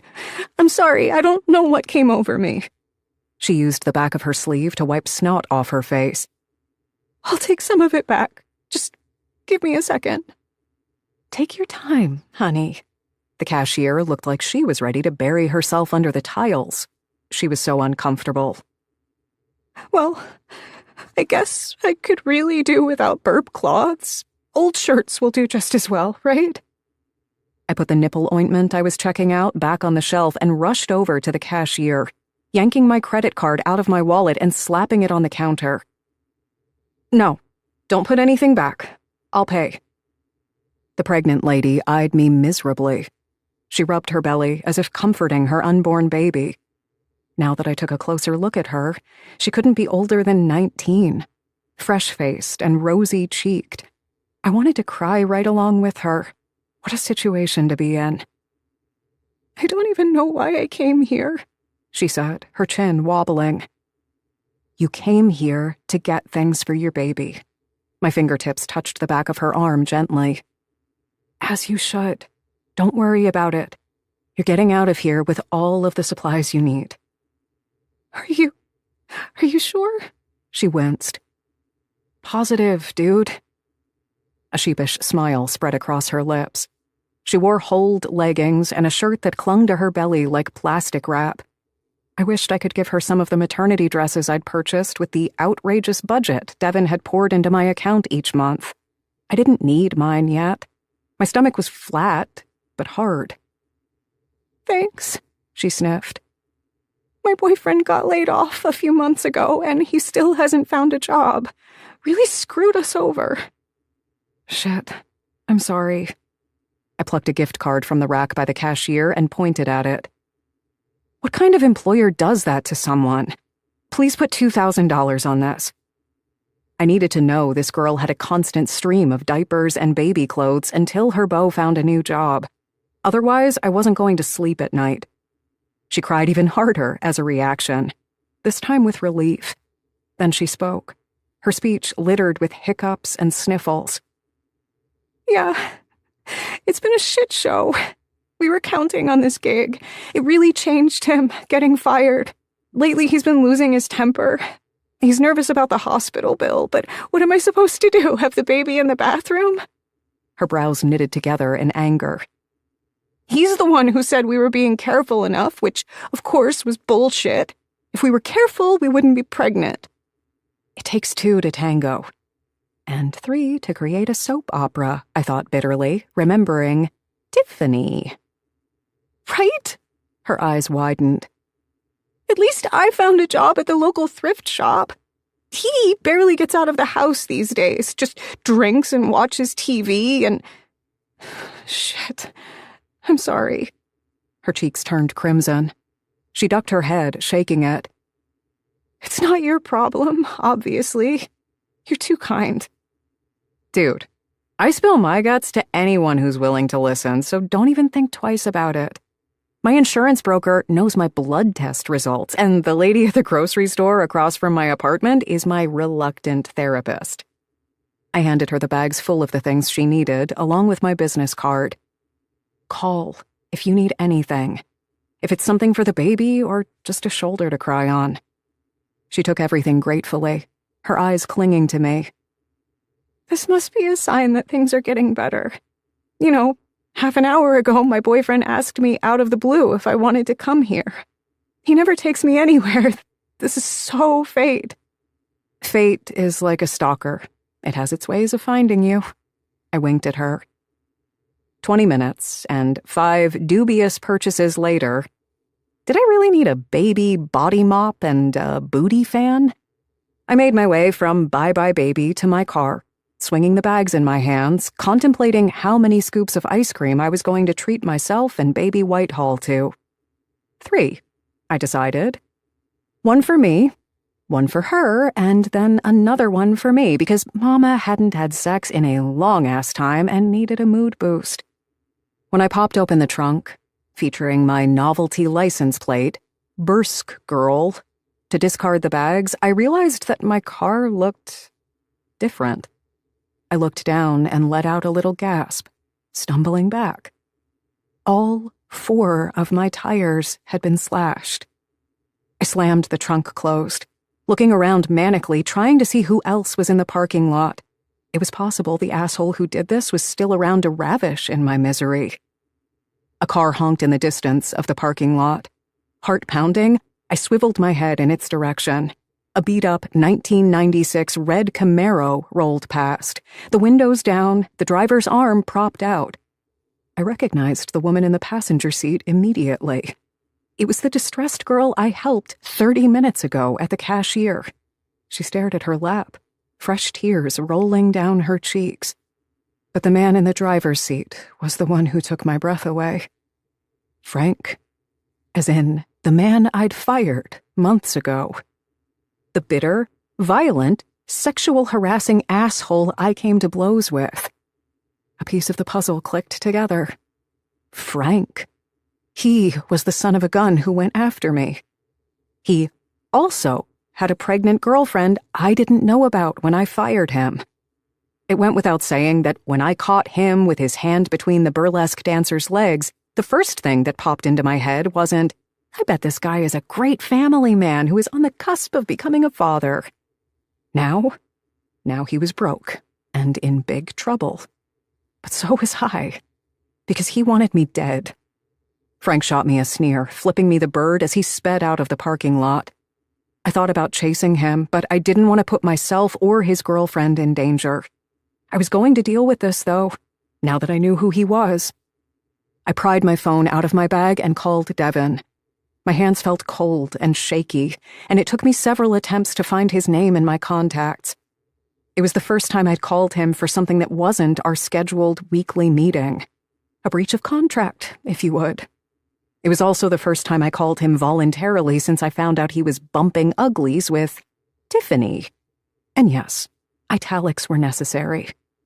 He answered on the first ring. "Is the baby okay?" I gulped air, my oxygen supply dwindling as the implication of what I'd just discovered slammed into me. Shit. Frank had been the one to send me a string of clues and threats, and this one was the latest. Did I even know where he lived? No, I didn't. After I sent him the last check, it was returned to Madame Mayhem. He must have moved after I sent the reporters to hound him. The baby's fine, I think. What's going on? Devon sounded sincerely alarmed. Someone slashed my tires. I need a ride. And a drink. And a shoulder to cry on. A graceful, elegant, infuriatingly gorgeous, almost prince to make it all better. Not necessarily in that order. Why would anyone do that? He demanded. I wasn't telling him what was going on with me. Screw that. He would lock me in a tower and never let me see the light of day. I don't know.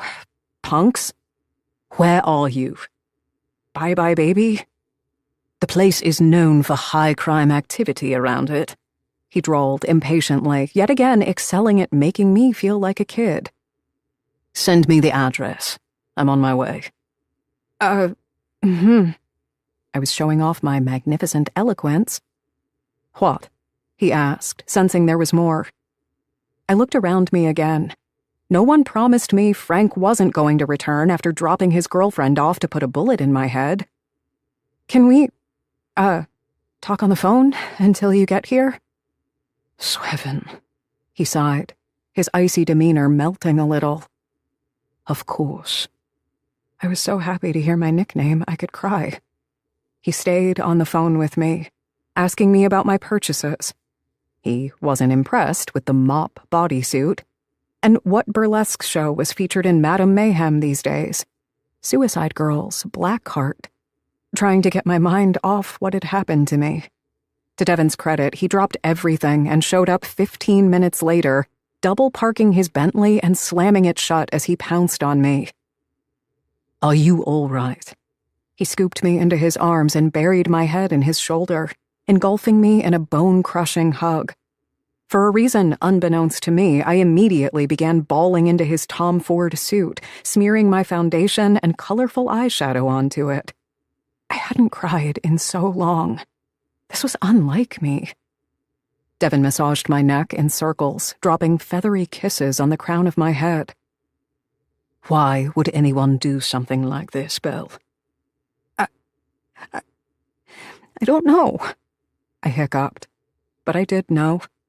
Even worse, I wasn't going to call the police on Frank, even if he was responsible for the letter and for the man who stalked me all those months ago, which I had evidence was the case.